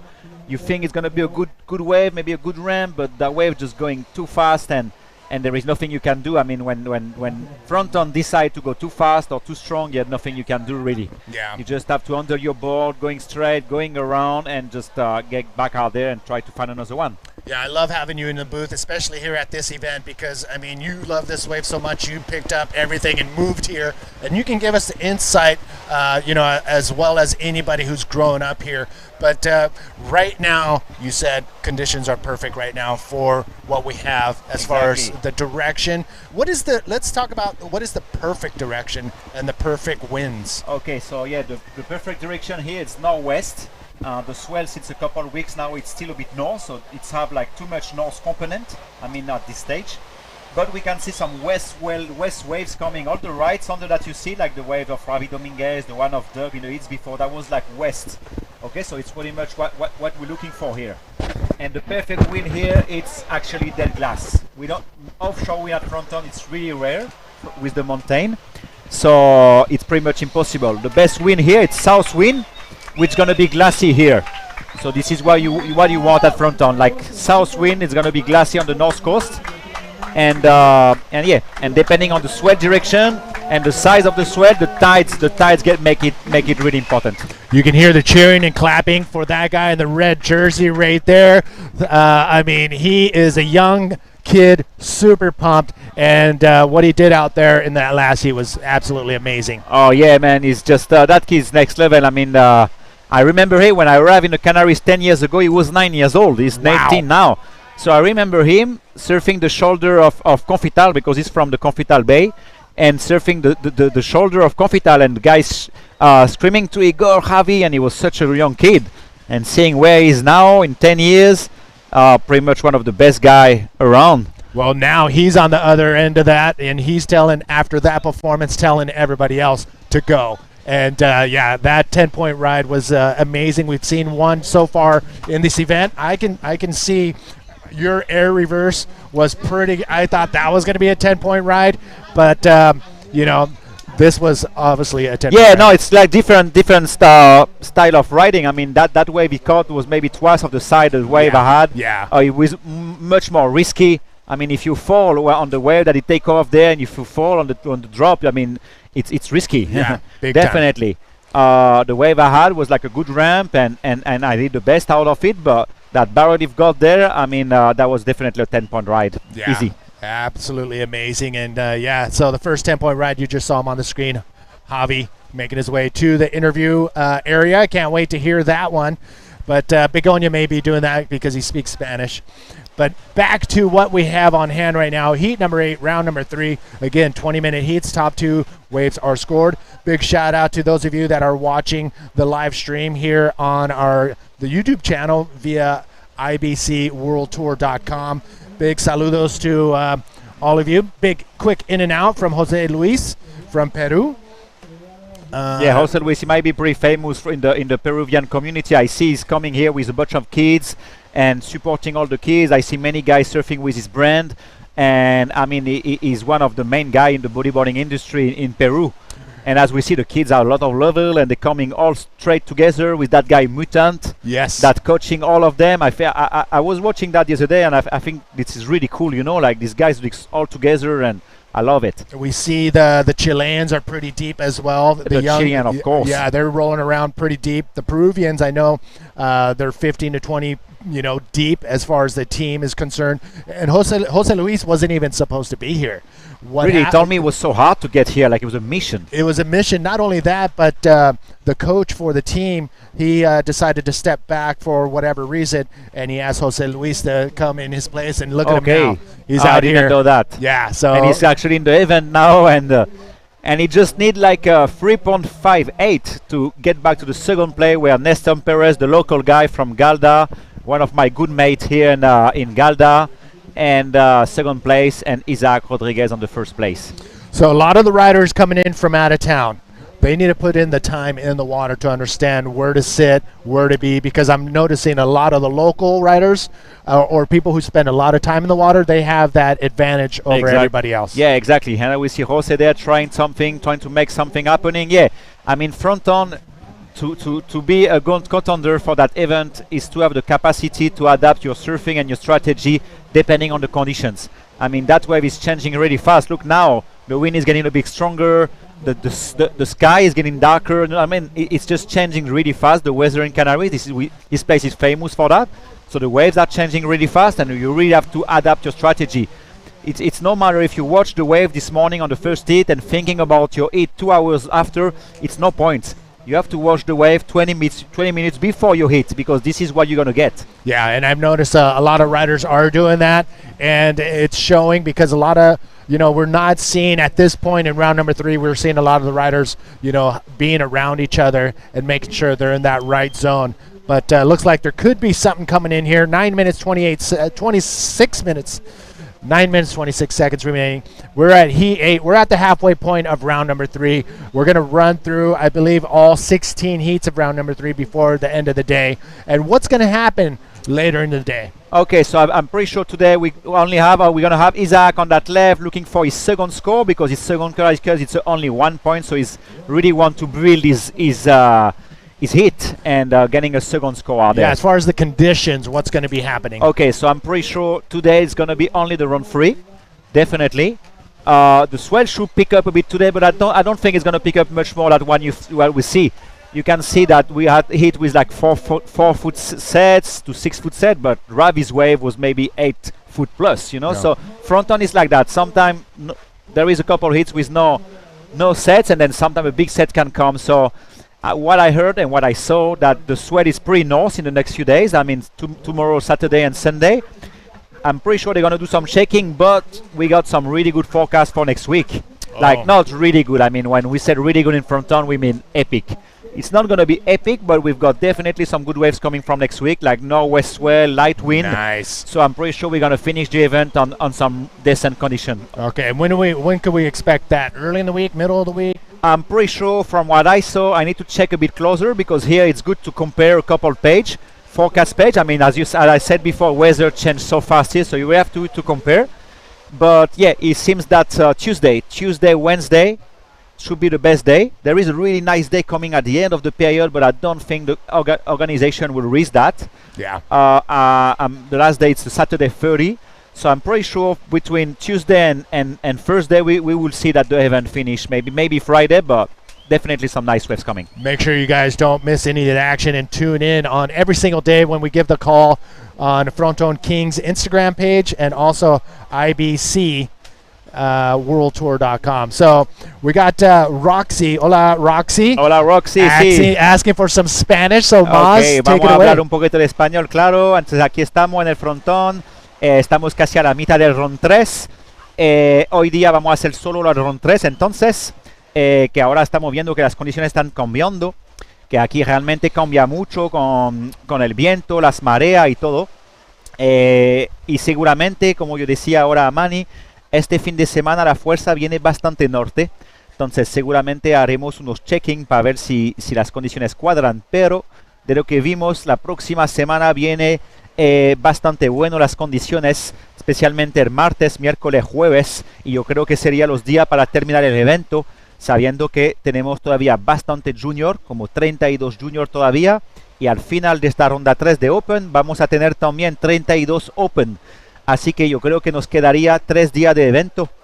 Y nada, gracias a todos por seguirnos. Aquí estamos, motivado para el evento. También estuvimos hablando de las olas antes de Javi Domínguez, de Dave Weber, que fueron impresionantes. Y eso, gracias a todos que nos están siguiendo. En esta manga nos queda 7 minutos. Isaac Rodríguez, que es un canario que está de vuelta un poco en el bodyboard desde estos últimos meses y estamos súper contentos de verlo tan motivado. Néstor Pérez está segundo. Néstor Pérez, un local de Gáldar, un amigo mío. Y José Luis es tercero, él está de Perú. Y tenemos Víctor Amador. ¿De dónde es Víctor Amador? Vamos a ver de dónde es Víctor Amador. Es de España, perdona, español. Parece que hay una ola, no, nadie. Pero claro, no realizamos mucho el tamaño que hay en el vídeo, pero es está grande, Manny. Está sólido. ¿Cuántos metros?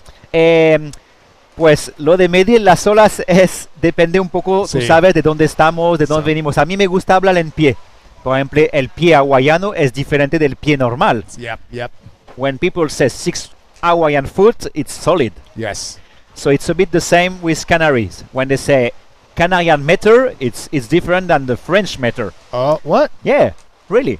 Oh, okay, I know what you mean. Okay, you know, it's like it's a bit subjective. I know people can see. I mean, a Canarian guy today will say there was 1 meter, 1 Canarian meter. Oh my really? gosh! No, really. But maybe like me today I would say like it's a solid 6 foot. Yeah. And Ravi's wave was like 8 foot wave, Yeah. easy on the takeoff. Yeah. But maybe some guys come from the Mediterranean Sea. They will say that Ravi's wave was like 4 to 5 meters. Yeah. You know, it's just depending really where you come from. So it's why I like to talk in feet. Yeah. Because 3 feet is 1 meter, 6 feet it's 2 meters. So I like to use that way of measurement. Yeah, I mean, that's the thing. It's like you can tell somebody one thing and they're going to tell you a different thing. But here, you know, 2 meters or 6 feet there's so much more water behind the wave.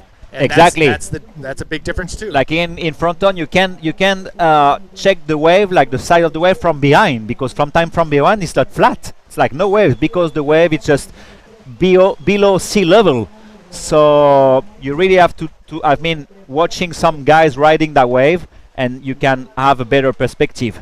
But that wave before just came alone. I mean, it was like a 6 foot solid, easy. Sí, estamos hablando sobre qué tamaño las olas aquí, pero también cuánto fuerza tiene atrás de la ola. Aquí vamos, Víctor Amador. Víctor Amador buscando ahí una sección. Vamos, Víctor, buscando algo. A lo mejor le va a quedar algo en la última sección, pero no. Muchas veces el frontón es la primera sección, la más importante, que tiene que aprovecharlo a lo máximo. Es difícil después de que la ola se queda ahí abajo, que se acerca bastante de las piedras. Entonces nada, estábamos hablando de cómo medir las olas y en cada país se mide la ola de una forma diferente, con cada uno con su visión y la forma de mirar estas olas. Entonces ahora mismo para cualquier persona sería olas de 6 pies, que son 2 metros, y aquí tenemos José en una ola de 1,5 metros, 5 pies fácil, intentando hacer algo ahí en la izquierda. La marea empieza a ser un poquito alta, y como son la luna llena el ayer, it was full moon yesterday, I mean, or 2 days ago. Sí. Entonces las mareas son muy vivas, como decimos aquí. Really big tides. Yeah. So it's going to fill up a lot today. I mean, the high tide, I mean, it's at 3 p.m. I guess, sorry. Yeah. And so yeah, that's going to change the wave a lot today. Mons, check it out. We do have the winner of the last heat ready to go with the interview, and it sounds like they are ready. So, where are you at? I'm super excited right here with the perfect 10, the first 10 of the competition. He is Javi Domínguez, and he's only 19 years old. Javi, por favor, yo creo que todo el mundo lo único que quiere escuchar es cómo fue ese tubazo y qué fue lo que pasó ahí. Pues vi la primera ola y creo que le dio el pibe que es de la península, no sé de dónde es exactamente, y vi la de atrás y dije, no me queda otra, le tenía que dar, sí o sí. Y cuando estaba bajando vi el drop, pensé que me iba a caer y al final dentro pensé sí, corrí y dije, venga, voy a sacarlo, pero al final dentro como que me tumbó y me sacó la escupida, el sifón. Y salí, no me lo creía. Well, he said he was out there, the other competitor took the first wave and he just looked these monsters coming and he's like, I have no choice, I have to go. And actually he actually thought in the drop that he was not gonna make it, but then he got into the barrel, and in the barrel he thought he was not gonna come out, and he actually like closed his eyes and he got sped, and he couldn't even believe it. Javi, y luego también después el 360 forward, yo creo, me puedo atrever a decir que es tu mejor manga de tu vida. Yo creo que sí, con ese 10 yo creo que es la mejor que he tenido nunca. Excelente. So I told him like it's probably his best hit of his life, and he said definitely it is. Javi, algo que agregar, alguien a quien saludar en tu casa, a tus amigos, a todas las personas se volvieron locas con eso aquí afuera en la transmisión. Mándales algún mensaje a ellos. Quiero agradecerle sobre todo a mi abuelo que está fuera de aquí, del país, y me seguro que me estará viendo por ahí, a toda mi familia, a mi madre, a todos mis amigos que me están viendo desde fuera, y sobre todo a mi hermano que estuvo aquí hoy viéndome. Pues qué guapo. Y también quiero agradecer a los que están aquí dentro, que también me están apoyando mucho todos los días aquí. Javi, la mejor de las suertes para el resto de la competencia. Thank you very much. Best of luck for the rest of the competition, and back to you guys with more action.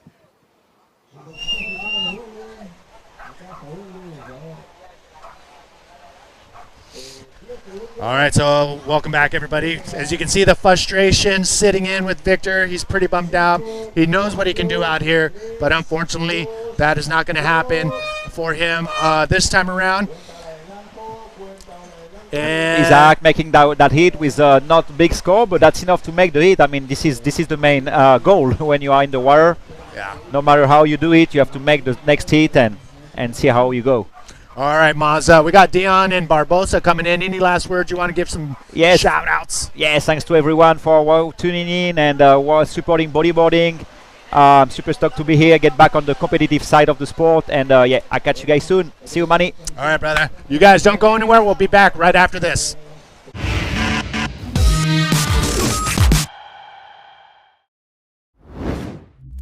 Big it up, big it up. Clear in my voice. Yeah. Here we go, go. Yeah. Here we go, go. Yeah. Here we go, go. Play games like big it up, big it up. Clear in my voice. Yeah. Here we go, go.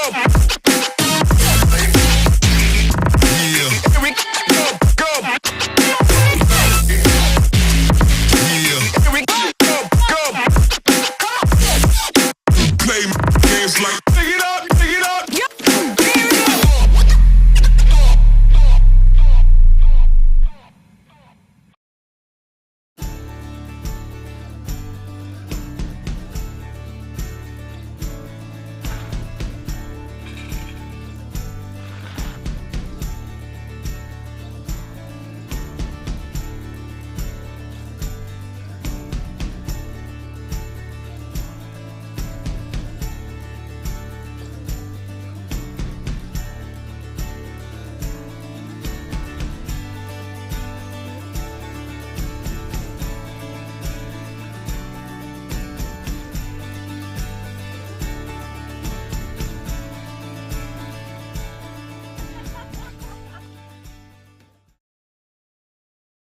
De las mejores cosas que me ha dado, yo creo que viajar, es darme cuenta de la suerte que tenemos de vivir aquí.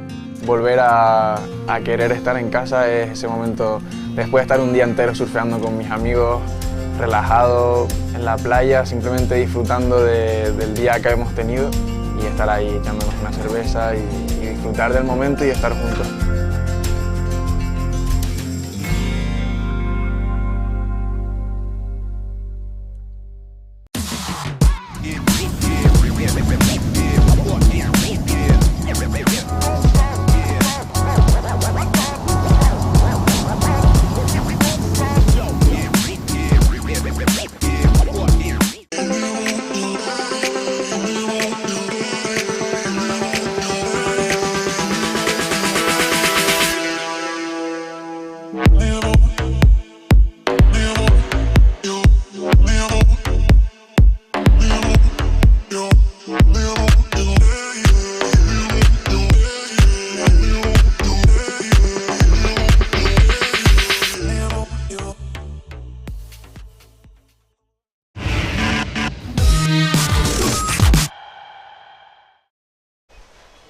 Alright, another change in commentary, Mumbles here, joined by local hard charging legend, Ale Barbosa. Ale, welcome to the booth, man, and thank you for having us here. Your hospitality has been phenomenal, and it's really an honor to be sharing the booth with you today. It's a pleasure for me to have you guys here in That's Canary amazing. Islands, in Gran Absolutely Canaria. amazing. So in this heat, another cracker heat, Rodrigo Silva, Jan Eimer, Alex Urania, the Basque Beast, Yeah. and Alberto Palacios. Yeah, Alberto Palacios was in my first hit. Alright. He was third, and then he made the second round, and now he's in the third round, the Frontón King. Fantastic, and oh my goodness, we've been seeing some bombs offloading on the reef, Ale. And we saw that 10-point ride, and as we're looking at this, there's an absolute mountain approaching.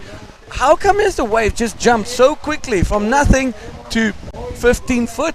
Yeah, because last night was full moon, and the tides are so big. The difference between high tide and low tide is more than 2 meters, and Fronton grows up with the high tide. Alright, so there you that's the have it, reason. ladies and gentlemen, straight from the legend himself. Are you a bit jealous that you're not in the water right now? Yeah, my hate is the last one of the day, so. Oh, you're still coming. My bad, ladies and gentlemen, my bad. As we look at this one, that looks like the young Chileno. Yeah, it's a nice roller. Very the yellow. So A good. lot of power moving on that water. Yeah. A lot of Yeah, today the was a bit messy and windy, but still some big ramps and big barrels like we saw in the last hits. That was incredible. Yeah. If I close my eyes, I still see him dropping down, Yeah. and scooping, and having this absolute mammoth of a mountain just heaving Yeah. over him. And it was just incredible to witness it live. Yeah, and the it's- crowd just went absolutely insane. It was Yeah, it what an was experience. amazing. Everybody was shouting, was screaming here. Was still Harry is still a grummy. He's around 19 years old. So that's young. So it was Very a really mature. big wave and really well ridden. No, definitely well run. And then Dave Hubbard, right after that, just smacked 9:17. Yeah, that's it. It was Yeah. so deep in that barrel. Yeah. So deep in that barrel. Super deep. But the wave were a bit smaller, but was super long and nice. Just well surfed. All right, there's a little massage center. Are you going to be getting one before you loosen up a little bit? Yeah, I already had that one massage. Yeah. You can't have too many massages. Yeah, no. Yeah. The more the merrier. Well, let's look at what's happening in this heat. So there's less than 15 minutes left. Rodrigo Silva with that 5.3 with a nice rolo, and and Alex and them still waiting to open their account, and that's Rodrigo keeping busy. How important is the priority system with these type of conditions? Seeing that you've grown up and you know this wave better than a lot of people, how important is that today? Yeah, it's so important because if you are out there, you know what wave is a good one. So having the priority, you can choose that one and get a really big score. But today is super messy. I think that you don't have to be waiting too much.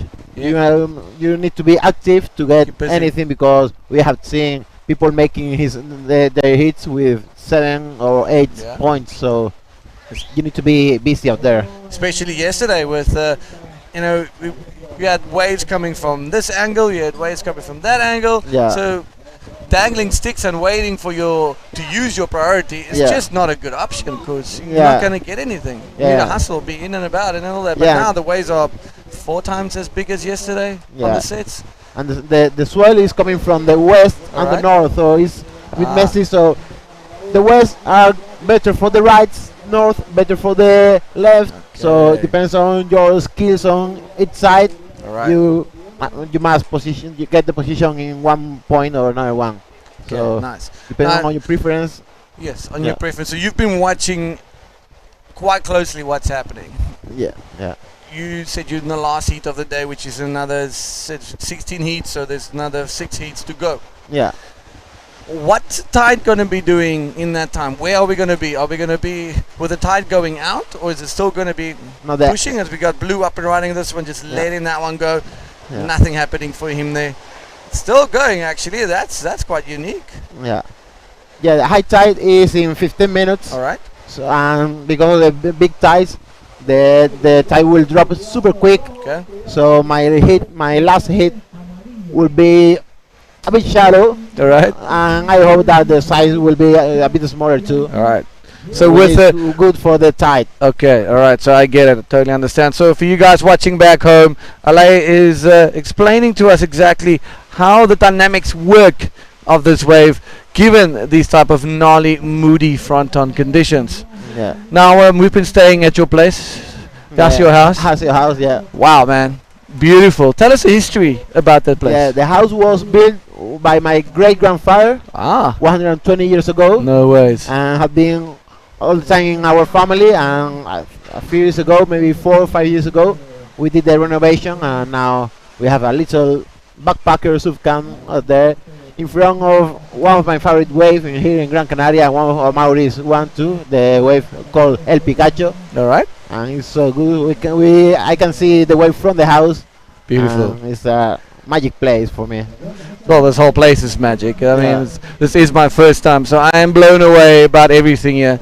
And you know what? Some of the buildings from the outside, they look a little bit run down, a little dilapidated, but just there's so much beauty in it.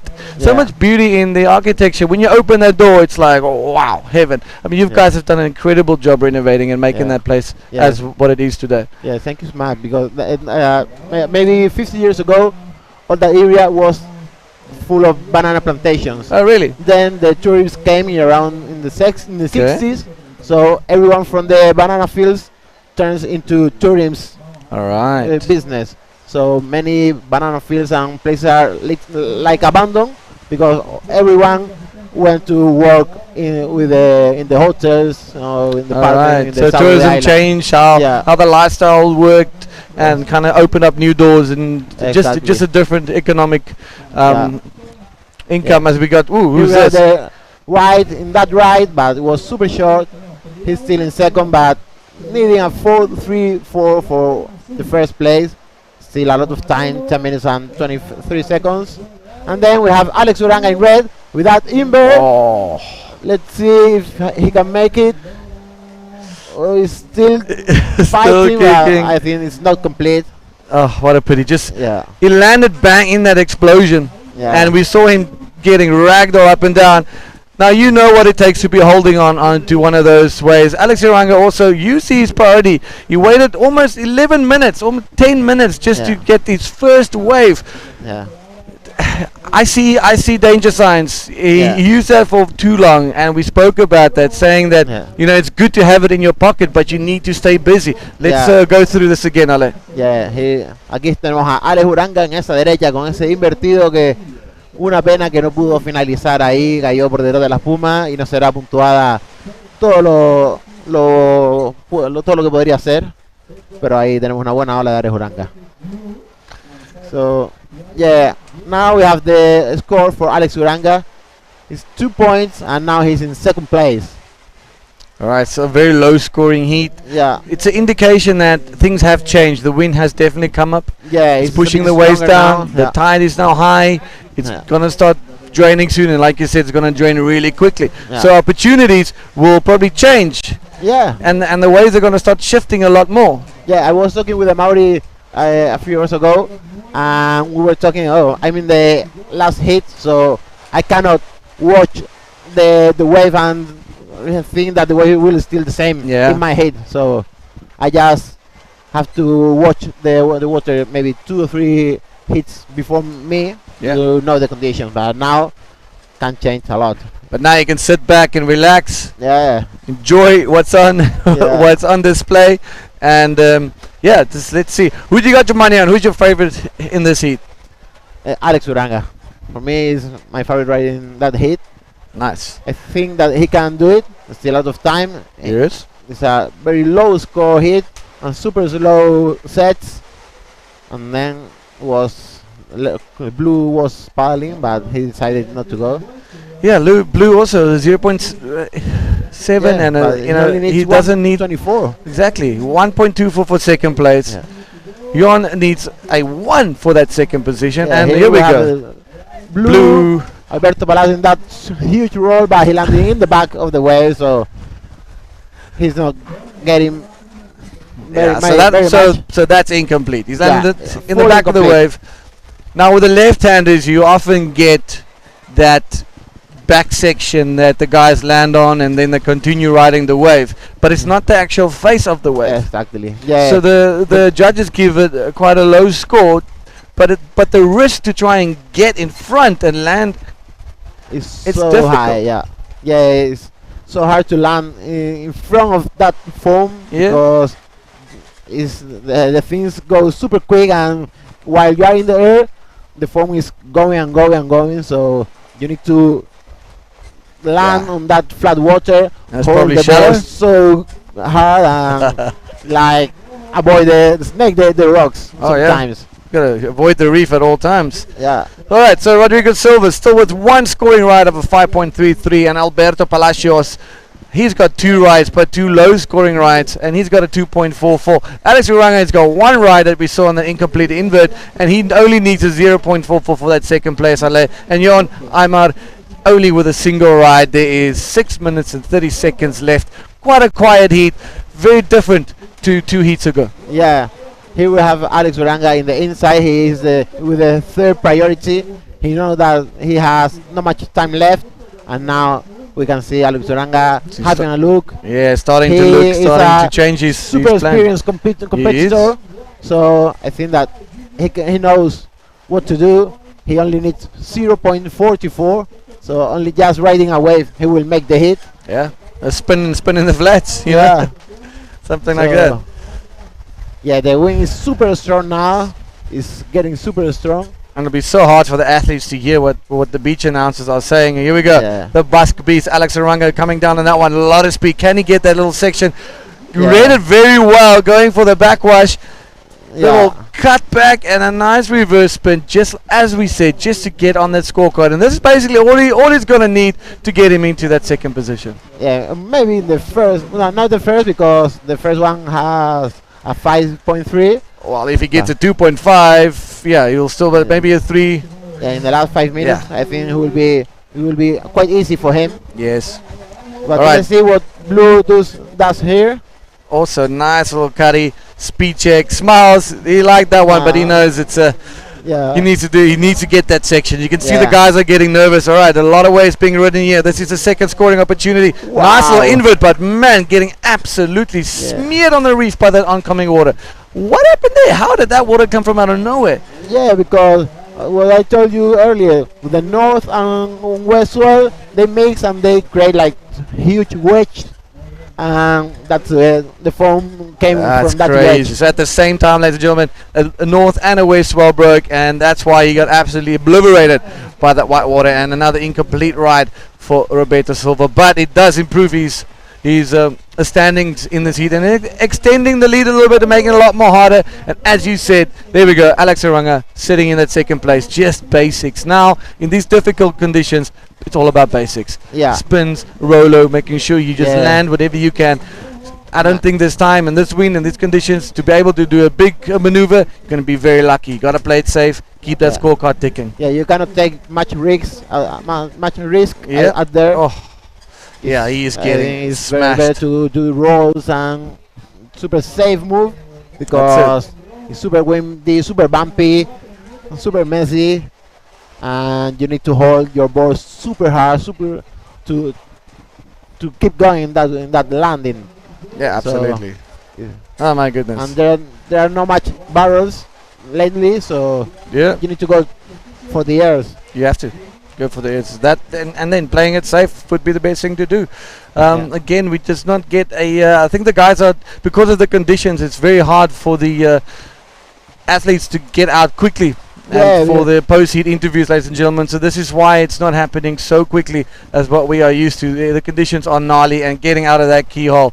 Oh dude, it's insane. Yeah, high tide, the tide is super high, and to get into the keyhole is super hard. Many times you have to paddle to the town, to Caleta de Riva. It's around half an hour paddling, and then 20 minutes walking back. Oh man, so if you lose your heat, you got to swim far. Okay, we got some action here. I'll take us through this one.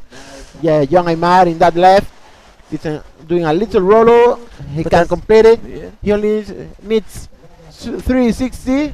He made a little one. And there are 2 minutes 40 seconds remaining. Young Aymar is in fourth. We are waiting for the scores. And let's see what the judges decide. Yeah, so all he needed was that 3.6 for that second position. 2 rolls. Almost gets it. Comes short with his 3 point. Right, but now he only needs 160. That's it. 2 minutes remaining. I think that he can do it easy. Let's see if I can get a good one. Yeah, absolutely. To get the score. Again, he just needs to do a smaller roll, small little spin, improve that 1 point ride of his, and then it's going to be very difficult for Alex Aranga, unless Alex gets on a similar type of wave. Yeah, but Alex only needs to improve the 2 points. Yeah. He can do it easily too. So it's going to be a really intense end of the heat. Yeah, it's going to be a pretty intense 2 minutes, like you said. But Rodrigo Silva, keeping it very calm, keeping very, very calculated, and using his opportunity, because he's operating under the priority, and now Alex is back with the priority, and he's been holding on to that priority for quite a while. But now is the right time to be holding on to that. When the heat comes to an end, you have the card to play to block someone to go on a wave. You can take the set wave. I think that the problem that you would need to block 2 guys by yourself, because both need less than 3 points. Correct. So it's hard to choose which one you will block. Oh, talk about the man of the moment. Does a nice air reverse onto the back of the wave. It's time, 1 minute to go. What's going to happen? Yeah. He didn't land. Oh, shit. Yeah, we have young Aymar only needing a 1.6. Maybe is the wave. Maybe that could be the wave that knocks out Alex Aranga. Yeah. This could be devastating. Or this could be good for Jan. Gave him more than 2 points for that air reverse in the right. Yeah. Let's see, but I think it's going to be super hard. Young Aymar got a really small roll, but enough. Yeah. To get that 160. He's got a 1 point that he needs to improve on. So let's see what happens here. Maybe we have a last-minute situation change. Top 2 riders progress into the next round, and unfortunately, it's the end of the road for the bottom 2 riders. We got another 11 seconds, 10 seconds to go, Ale, and might we see the upset? Might we not? He was the lead of the heat, piling that right. Looking for a barrel air, nothing. But look at what happened. Safe. Look at what happened to the score. Yeah, Young Aymar got that 1.93, and he could make the hit. Now Uranga is done for this Frónton King. That's the end of his campaign on a very tricky day here at Frónton. And just on a drop of the hat, the conditions have gone from good to challenging. Ale, it's been a pleasure to hang out here with you. Looking forward to see you for a ride back home. And once again, thank you for allowing us to stay in your beautiful family home. We're going to be back with some more high-flying action right after these ad breaks. Don't go anywhere. See you.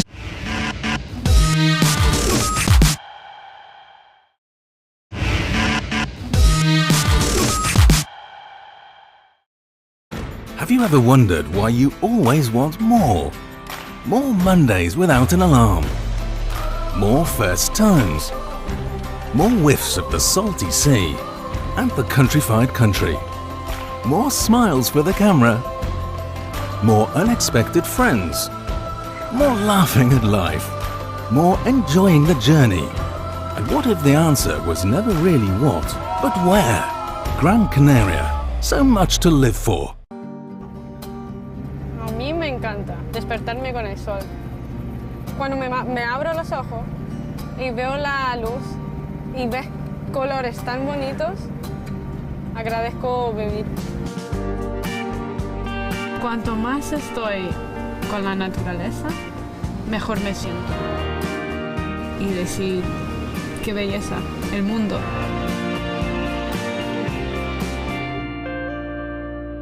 ¿Cómo separar lo natural de lo espiritual? El paisaje, la tradición, la gastronomía, la cultura, nuestro cielo y nuestro mar forjan el carácter del camino. Un camino de ida y vuelta. De ida, claro, hacia el jubileo, pero también de vuelta. De vuelta al respeto por el sudor del campo, por los frutos del trabajo y la cosecha. ¿No es esta otra forma de redención? Feliz Año Santo Jacobeo 2021. Santiago de los Caballeros de Gáldar.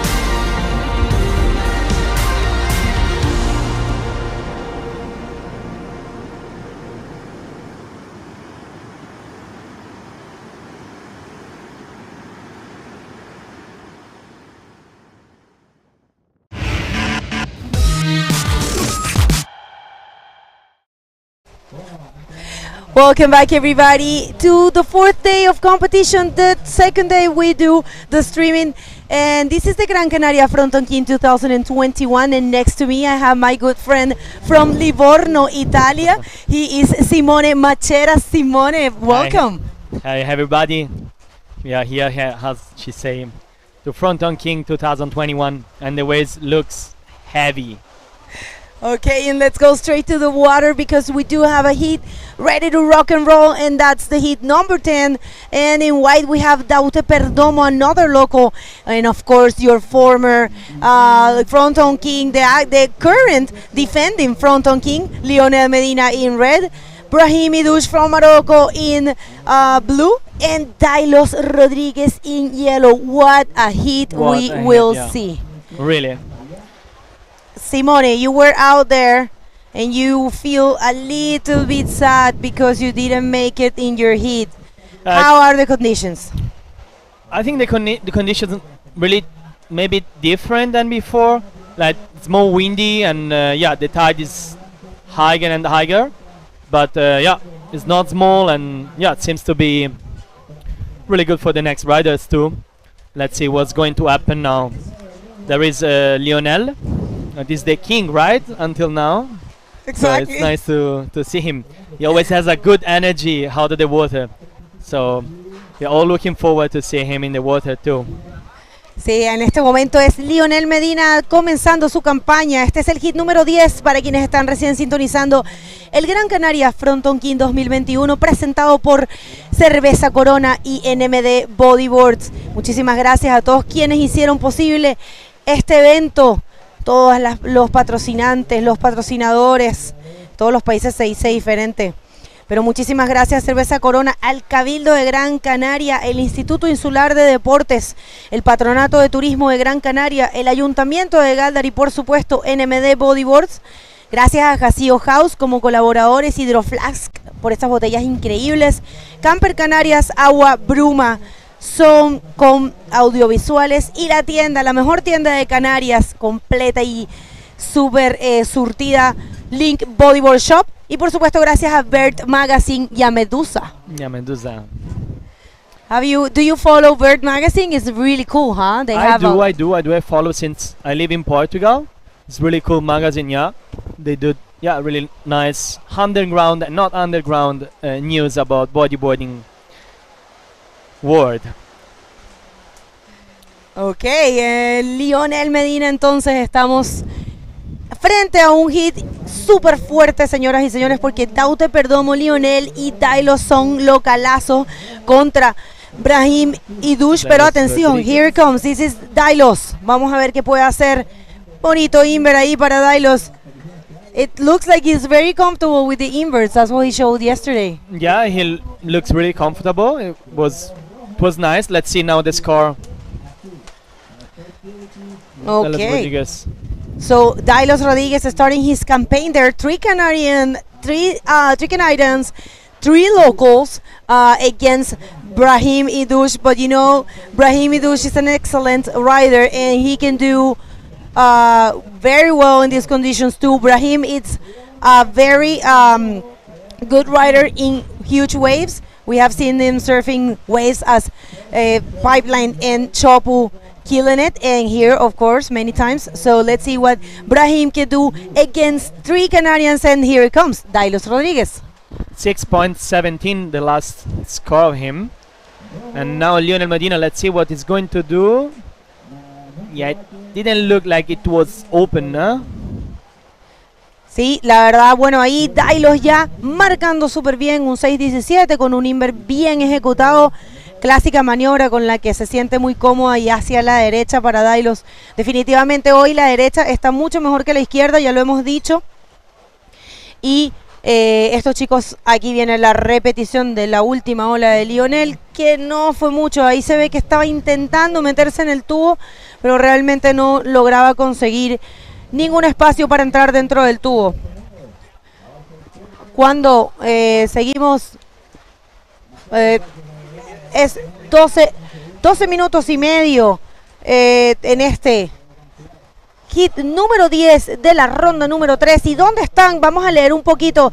Si estás sintonizando, si estás escuchando, comparte. Es en la cuenta de la IBC World Tour en el YouTube. Está ahora con esta transmisión. También la cuenta del Frontón King tiene la transmisión, así que pueden seleccionar dónde verlo. Si quieren enterarse un poquito más de lo que es la IBC, pueden visitar la página de la IBC, que es la ibcworldtour.com, y también pueden ver los scores en vivos en esa misma página. O sea, ustedes pueden ver la transmisión, abajo de la transmisión están los scores y se van enterando de todo lo que va pasando. So if you want to check the scores, you have to go to ibcworldtour.com and you will find the same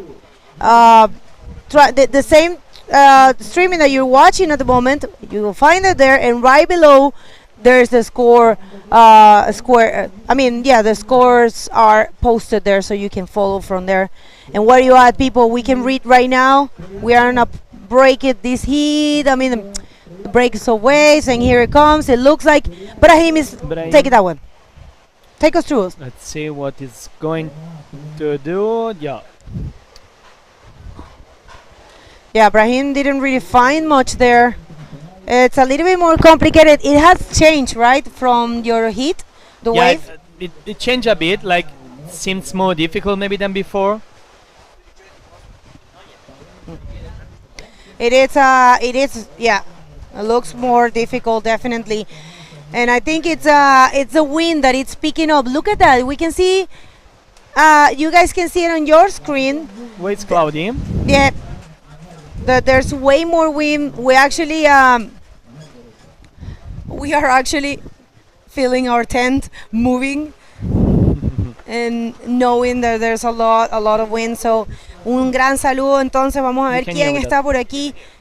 Luciano, Isaías Díaz, Federico Isaías, saludos Isaías desde Antofagasta, Francisco Pérez. Un momento que estamos viendo ahí alguien quien tomaba esa ola era Brahim. Miren, está bastante difícil en este momento. Pero ¿saben qué? Vámonos a irnos a la entrevista con el ganador de la última serie. No se muevan, que ya volvemos con más de la acción. Vean esta entrevista increíble. Hola amigos, aquí tenemos el ganador del manga pasada, se llama Néstor Pérez y él vive aquí, Gáldar. Son 5 minutos, 10 minutos si estás caminando, pero es su casa y estábamos hablando, sí, las condiciones son muy difíciles. Le voy a preguntar, ¿cómo prepara en su mente por estas condiciones? Buenas a todos. La verdad que es difícil preparar, no. Al final te tienes que adaptar a todo tipo de condiciones y nada, estuve avispado en una, el Maromo también estuvo avispado en esa serie que entró en 20 minutos y pudimos pillar una cada uno y con eso conseguir pasar. Ok, ya con la mente, pero antes del evento, ¿qué haces para preparar? Buah, pues surfear, estar con los amigos, enfocamos la vida en eso, en tirarnos todos los días o hacernos algún viajito o lo de siempre y entrenar sobre todo. Cuando no hay olitas pues entreno en un centro aquí en Gáldar, así le doy un saludo Cayetano, le llamo yo el ruso, imagínate si es, vamos, es duro de mente y nada, eso hacemos básicamente, entrenar un poquito fuera, un poquito dentro y nada, mantenernos para cuando vengan las olas buenas. Y la comida, hamburguesas, pizza, no, ok, pero ¿qué es un trabajo, no, la verdad que también nos cuidamos un poquito, o sea, para preparar un tipo de evento de estos, cuando quieres pelear por estar ahí, pues te lo tienes que preparar muy bien, alimentación, comer lo que tienes que comer para entrar al agua, a competir, toda esa historia que es muy básica también para este tipo de eventos. Ok, felicidades, un saludo a tus amigos, familia. Saludos y chicos, Marco, Neri, por ustedes. All right, there you go. Néstor Perez, congratulations. We'll see him in the next round. Back to you guys. Thank you very much, Maria. Another excellent interview and congratulations to Néstor. Néstor, that was a tough hit he had and he managed to pass first. And you know what? While we were on our interview, we had Lionel Medina just scoring that 667, así que Lionel Medina ahora está en la primera posición. These are high scores for what we saw in the other heats, right? Yeah, for sure. The heats. Yeah. Super windy, like the conditions are really not easy for the riders in the water. So it's good to see the scores at the moment, and Lionel is doing a great job.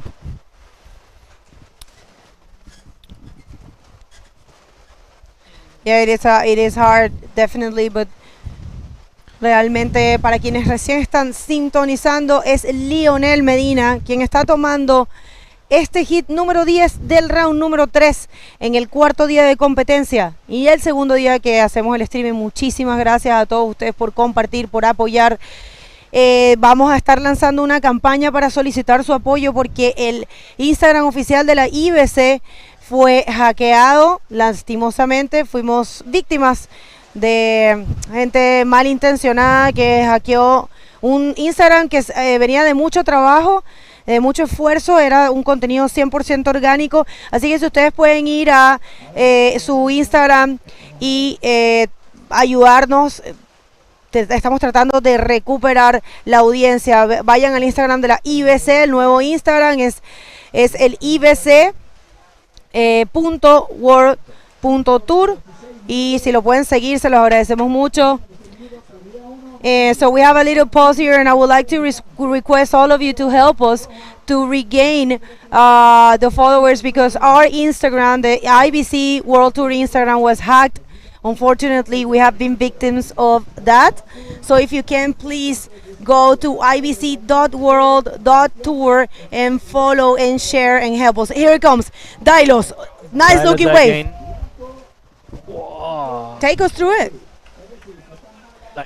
Oh, you're being too shy. Simone, come on. Go. No, you speak. Yeah, the conditions are really not easy at the moment, and unfortunately, we didn't see Ibrahim getting really a good wave, unfortunately. But yeah, 4 minutes and 56 seconds are still missing. So let's see if Lionel Medina will keep the first position and Dylos the second one, or the situation will change. And how is bodyboarding in Italy? I think I already asked you this for the little interview we did for Instagram. Yeah, we had an interview like 2 days ago. The bodyboarding scene in Italy, especially Livorno, is really good. We have so many good spots in such a short place, like in some few kilometers we got many good ways for booging, and we have many bodyboarders too.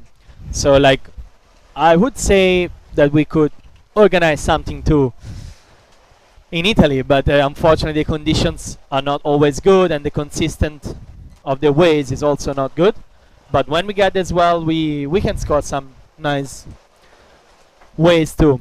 So I hope, guys, to see you one day in my city, like if you want to organize any event, and yeah, it would be interesting for sure. And look at that, that's the score of last wave for Dylos, and now Dylos is in the first position. He's getting a 667 for that one. Esta última ola entonces de Dylos es de 667 y ahora está sólido en la primera posición en los canarios, mostrando cómo dominan su ola, cómo dominan acá el frontón. 3 canarios en esta manga contra el marroquí Brahim Idouche, que es un excelente rider también. Y en su pantalla pueden ver, ese es el nuevo Instagram de la IBC. Por favor, ayúdenos a recuperar digamos, los followers. Ustedes saben que esto es para ustedes, bodyboarders, tenemos que estar unidos.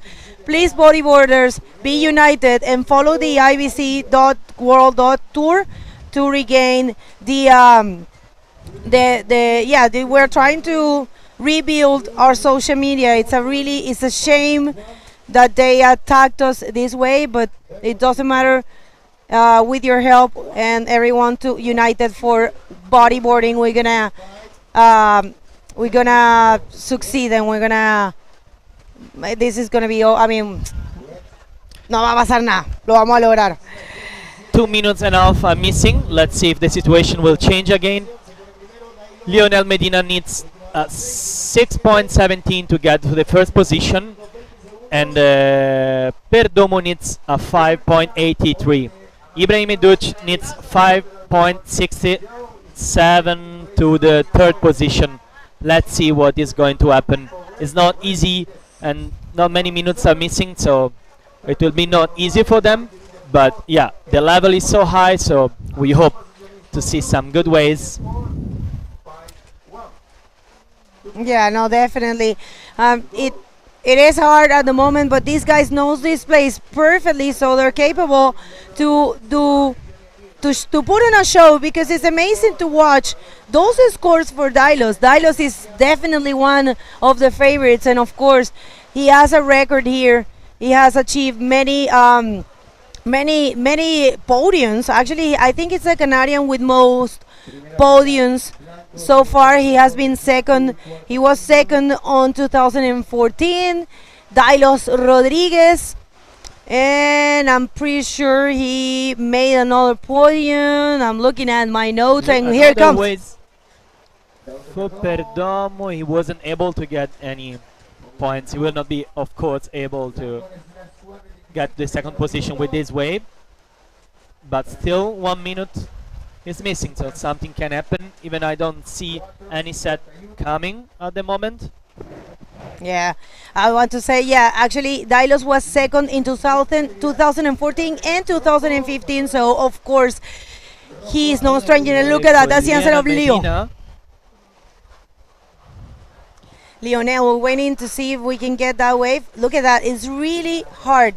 La verdad es bastante difícil las olas de esa manera en este momento, que están como un poco como combinadas. El suelo se nota que está viniendo de todas partes, viene combinado la derecha con la izquierda, se juntan, hacen esa especie como de wedge, pero en realidad se forma más un backwash que un wedge. Así que está realmente, el viento en este momento, señores, sí que está fuerte. Me atrevo a decir que antes no estaba tan así, pero en este momento the wind is really strong. Really strong. Okay, so officially it's over, people. And yep, this is the replay of the last wave that we lost for Lionel Medina. And this is the replay for this wave of Brahim. Oh, no, much there for Brahim. I don't think the situation is going to change. I will say preliminary results. It's advancing to the next round in yellow. This is the replay of Daute. Oh, no, he wasn't lucky neither. Well, anyways, congratulations to all the guys, but it looks like it's Dailos Rodriguez advancing. And oh my God, wait a minute, there was a change of situation. Yes, Brahim. Definitely. It's Brahim Idush. And now it changed again. Yeah, we were waiting for that score. I'm sorry, guys. Disculpen, chicos, estaban entrando unos scores. Y sí, los resultados, entonces, vamos a esperar a que el pitch announcer, no nos vamos a mover porque ya están por decirlos, pero por supuesto está Dailos Rodríguez en amarillo avanzando. Y como ustedes pueden ver, saben que vamos a irnos a unos cortes comerciales y regresamos con los resultados oficiales. No se muevan. Simone, you want to say something to your friends and family? Yeah, I want to say hi to everyone from Italy and from Livorno, all the people that follow the tour. Thank you to the organizer, all the events. Like, let's try to make bodyboarding great again. Thank you. And the official results is, yes, Dailos Rodriguez and Lionel Medina advancing. And you don't go anywhere. We're going to go to a quick commercial break and we're going to be back in no time.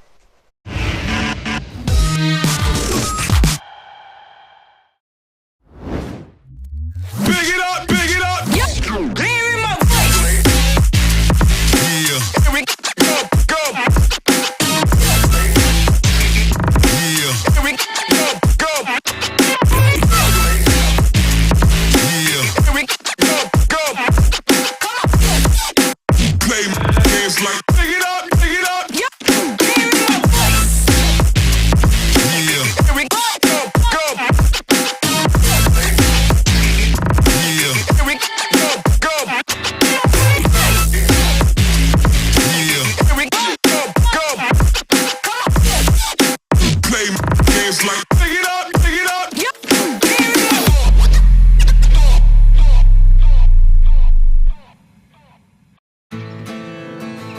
Have you ever wondered why you always want more? More Mondays without the alarm. More first times. More leaps into the unknown. More breakfasts in bed. More whiffs of the salty sea and the countrified country. More smiles for the camera. More heartbeats per minute. More enjoying the journey. More dreams almost fulfilled. More unexpected friends. More races to anywhere. More flavors to discover. More being at a loss for words. More time. Time to lose yourself and find yourself again. In short, more moments like this. And this. And this. And what if the answer was never really what, but where? Gran Canaria. So much to live for.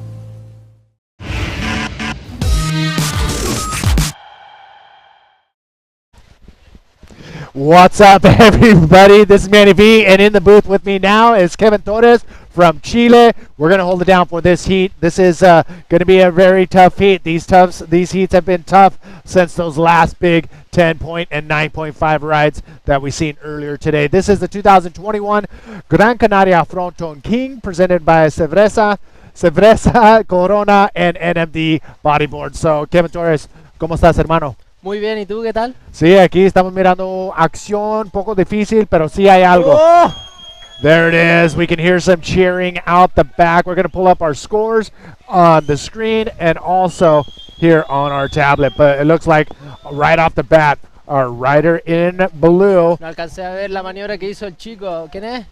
Johnny Aguirre. Yeah, de Perú. de Perú. Here's another look. Vamos a hablar español por este manga para... ¡Wow! Perfecta esa. Perfecto rolo que realizó el peruano. Vamos a ver qué tal, qué nota le van a dar. En este momento me parece que está también Moisés Silva de Chile ahí apoyando. La banda chilena del Flopo, estamos todos acá buscando entrar a las finales del Frontón King. Sí, vamos a hablar en español porque tenemos mucho que hablan español, que están mirando en español. Perfecto. Pero los grupos de Perú y los grupos de Chile hay muchos. Y Sí, vamos a bastante. hablar sobre eso, pero primero aquí tenemos el manga número 11 de 16, en el ronda número 3, en rojo, Aitor Ojeda. Él sabe esta ola, él es Ajá. un local de Canarias. Robin Legros, también él está viviendo aquí. Moisés Silva de Chile y De Chile, Johnny ¿no? Aguirre en azul. Moisés, su hermano, ganó la manga pasada. Vamos a Sí. hablar con él en un momento, pero ahorita mirando en amarillo. Perfecto. ¿Qué está pasando en Chile ahorita? Ahora mismo, bueno, Chile en este momento hicimos la agrupación que es Club Unión Flopos. Son los organizadores del evento de Arica Culture Bodyboard. Y realizamos este viaje en conjunto con el equipo para poder conocer un poco más diferentes tipos de olas, especialmente el frontón, que siempre están hablando que el frontón junto con la ola del Flopos, Arica, es una de las más fuertes. ¿Ya? Vamos a hablar sobre eso, pero primero la Ajá. acción en rojo, Aitor Ojeda saliendo de la espuma. Pero antes de hablar sobre eso, porque Ajá. yo quiero hablar sobre eso porque hay similares ahí. Sí. Pero en blanco, ahí vamos. Robin Legros. Sí. Tenemos la entrevista listo con Rodrigo Silva y Begoña. Bego, where you at, sister? Thank you very much, guys. We're here with Rodrigo Silva. Rodrigo, one of the twins, the Silva twins. Rodrigo, coming from Arica, your heat was really difficult. The wind is really strong. You actually only took one wave and you managed to pass. Rodrigo, un hit difícil, una sola ola, lograste pasar. Cuéntanos un poco de eso. Sí, parece una tormenta dentro en el agua con la marea llena y el viento y todo el movimiento que hay, pero logré cuadrar una ola buena que fue suficiente para poder pasar mi hit y estoy muy feliz por eso. Okay, he said actually out there it looks like if you were in the middle of a storm, but he found this one wave and it makes him pass, so he's really happy about it. Rodrigo, viniendo de tan lejos, tan difícil que es para los latinos viajar, estando aquí con un grupo tan bonito, tu gente, Unión Flopos, ¿qué nos puedes contar? ¿Qué le puedes transmitir a todos los chicos que están en casa que tal vez quisieran tener esa oportunidad? Sí, fue una sorpresa para mí estar aquí, la verdad, hasta como poco menos de un mes que me enteré que sí, que podía venir y fue un poco difícil reunir el dinero, pero la verdad toda la gente me apoyó mucho, en serio, así de corazón, hubo muchas personas así, aparte de mi sponsor que se metieron la mano al bolsillo y apoyaron, y mi familia, obvio, así que me ayudó con plato único y varias cosas así para reunir dinero, para todos los gastos que son aquí, la estadía y la inscripción y todas esas cosas. El Club Unión Flopos me dio el pasaje y un par de cosas más y nada, muy agradecido con todo el apoyo que me han dado la gente y mi familia principalmente. Bueno, pues eso, felicitaciones. Well, I was asking him because he's here with a group, and you know, it's not just Latins. It's hard for everyone to travel at the moment. The expenses are very high, and we are very far away from Chile. And he says he's very grateful to all his friends and family. Actually, his family cooked meals and sold them to make money to bring in here. So that's pretty beautiful. And thank you very much. Y muchísimas gracias a todos quienes los apoyaron. ¿Algo más que agregar? ¿Alguien más a quien saludar? No, un saludo a mi abuela, a mi tía y a mi flaca que me debe estar viendo, que se alimente bien nomás y que estudie harto y nos estamos viendo a la vuelta. Okay, well, congratulations and best of luck for the rest of the competition. Back to you guys. All right, so sí, Rodrigo está dando saludos a su abuela, a su tía, Ajá. la flaca, no sé quién es esa. Su chica, Oh, su ok, enamorada, claro, la flaca. novia. No, pero está muy feliz. Sí, claro. Ok, Me imagino. Primero vamos a explicar qué está pasando en el agua ahorita. Moisés Silva en amarillo está Buscando la pared, Moisés. Realiza un rolo, buscando entrarlo. Y la espuma lo quita de la ola, lamentablemente. Sí, lo puedes mirar que estaba pegando los frenos para esperar por una buena oportunidad para pegar una maniobra, pero llegó un poquito tarde, pero está bien. Sí. Ahorita los puntos son muy bajas por todos los mangas, después los últimos 3 mangas. Ya, hablamos de flopos. Oh, ¿sabes qué? Mire. Rodrigo estaba hablando cómo llegar. Hay acción en el agua. Equipo. Y Nice realizando un rolo. Peto rojo. Sí. Aitor Ojeda. Muy bonito rolo para comenzar y mantener la posición, ¿no? ¿Qué piensas tú? Sí, Aitor siempre llega y llega. Mire esto, blanco. Buscando Robin la pared. Lagos en la izquierda. ¡Wow!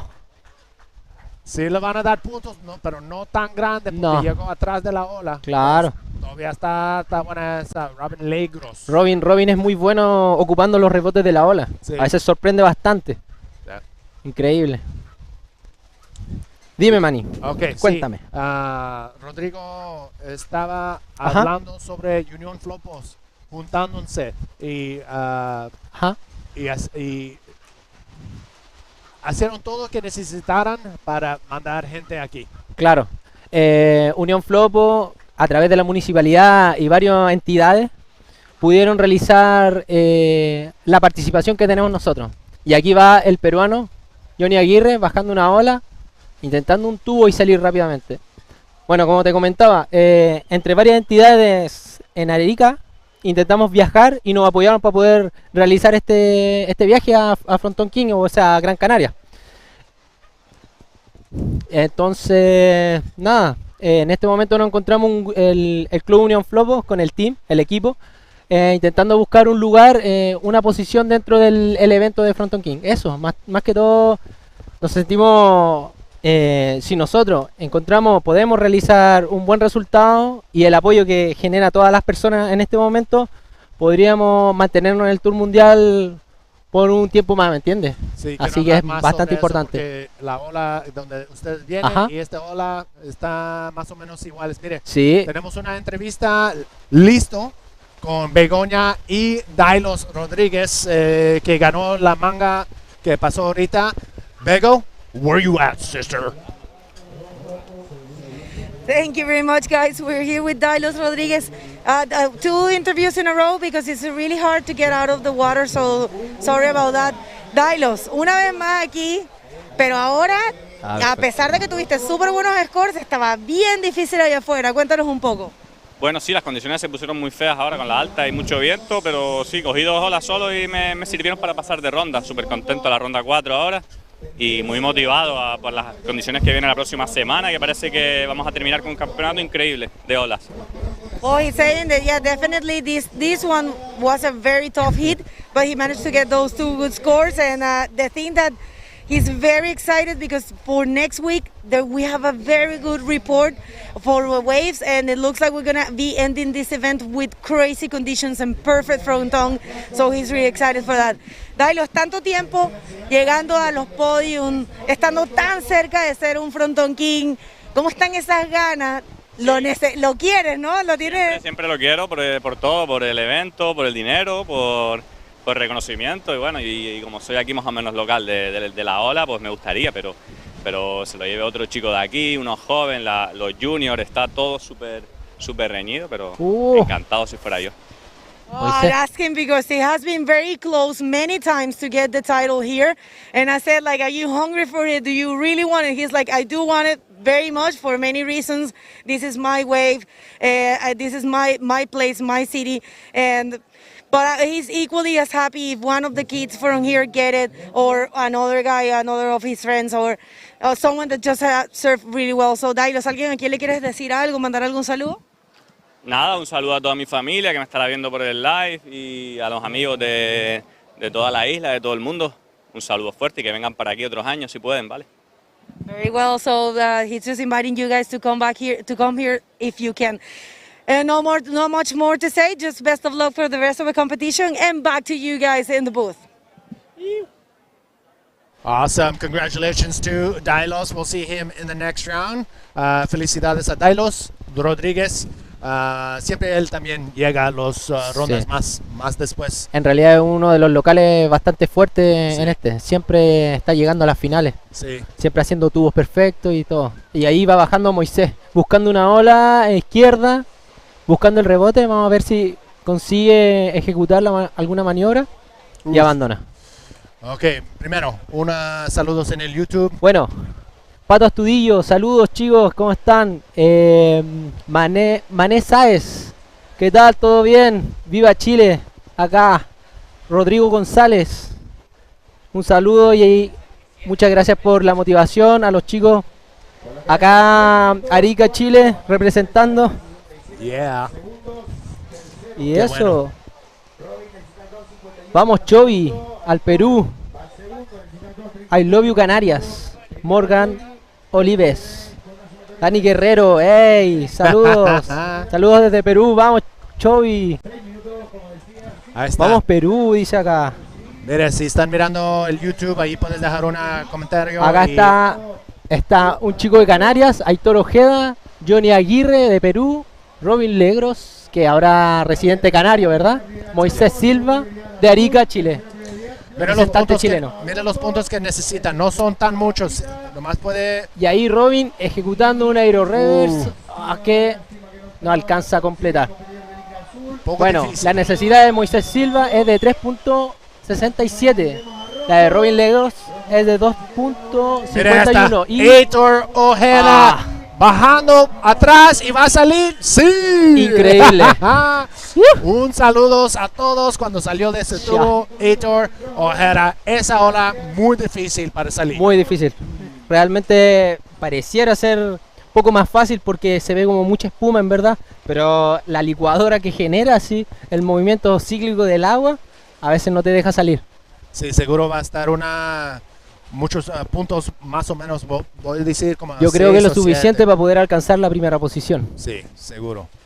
Su necesidad era de 2.34. Vamos a ver, porque su segunda ola era de 1.0. Para mí, el grupo que tiene el más chance para llegar hasta el final son de Chile, porque hay una ola en Chile que se llama Flopos. Sí, el Flopos. El Flopos, y allí es más o menos poquito igual porque pega una riff y después la ola hace un tubo muy duro cuando bajas. Sí, es una ola, podríamos decirla como más oceánica, en donde la isla está hacia adentro del mar de Arica. Entonces, los sueles en Chile siempre son sur-sur-west, normalmente. Entonces, siempre va directamente hacia la ola. Entonces, siempre tenemos olas durante todos los días. Wow. Lo único que interfiere es el viento. Vamos a ver la repetición de Aitor Ojeda en el tubo. Oh. Y puedes ver que el primer parte de esa ola bajó adentro del tubo y llegó hasta mero abajo, y ahí es cuando puso su tabla y podía salir con esa ola. Mira. Saludos desde Perú, vamos Chovy, Carlos Salguero, Reiter. Chovy es el peruano, Johnny Aguirre. Ah, ok. Sí, Chovy. Tiene el apodo. Gracias, Carlos.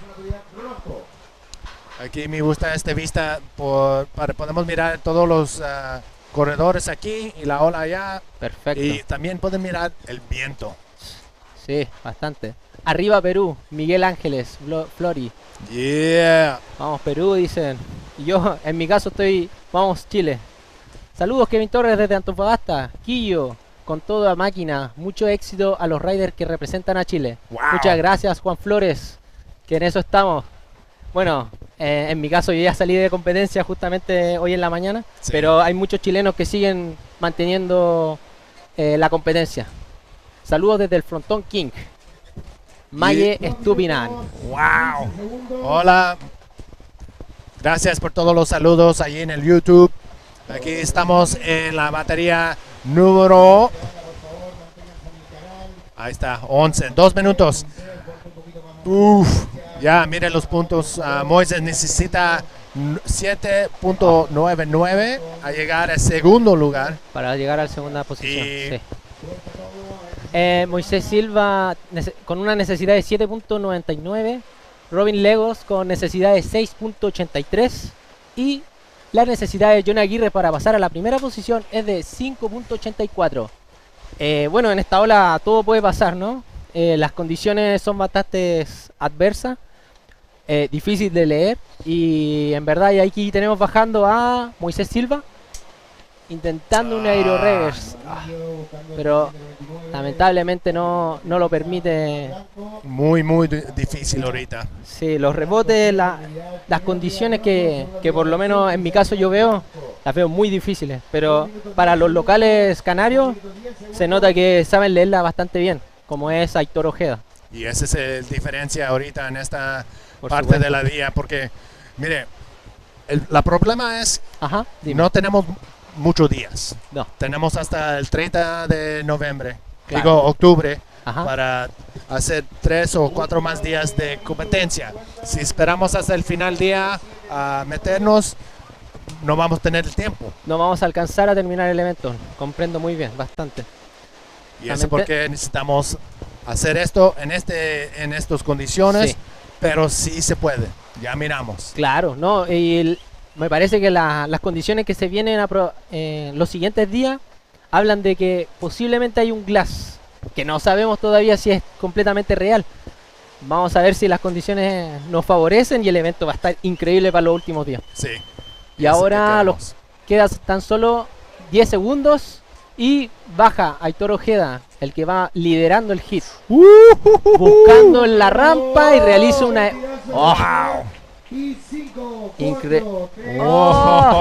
Buena esa, Aitor. Increíble. Sí llegó abajo, completó esa maniobra, pero ya puedes ver, ya está muy cerca de las piernas aquí. Sí. Miramos otra vez. Y aquí la repetición de la última ola de Aitor Ojeda en los últimos 10 segundos, buscando la rampa, buscando el rebote para proyectar la maniobra.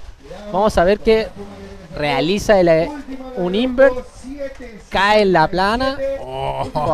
Y ahí donde cayó, es muy difícil. No, hay como 1 metro máximo de agua.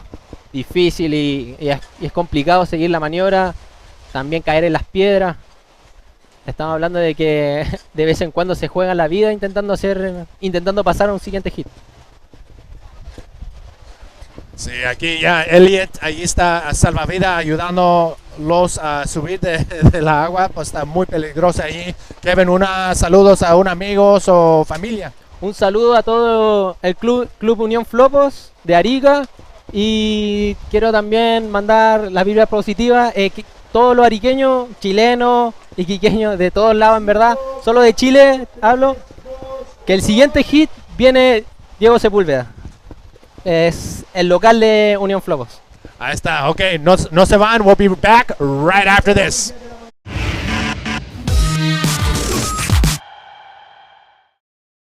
Have you ever wondered why you always want more? More Mondays without an alarm. More first tones. More whiffs of the salty sea and the countrified country. More smiles for the camera. More unexpected friends. More laughing at life. More enjoying the journey. And what if the answer was never really what, but where? Gran Canaria. So much to live for. A mí me encanta despertarme con el sol. Cuando me abro los ojos y veo la luz y ves colores tan bonitos, agradezco vivir. Cuanto más estoy con la naturaleza, mejor me siento. Y decir, qué belleza, el mundo.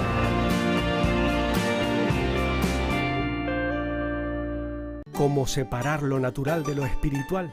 El paisaje, la tradición, la gastronomía, la cultura, nuestro cielo y nuestro mar forjan el carácter del camino. Un camino de ida y vuelta. De ida, claro, hacia el jubileo, pero también de vuelta.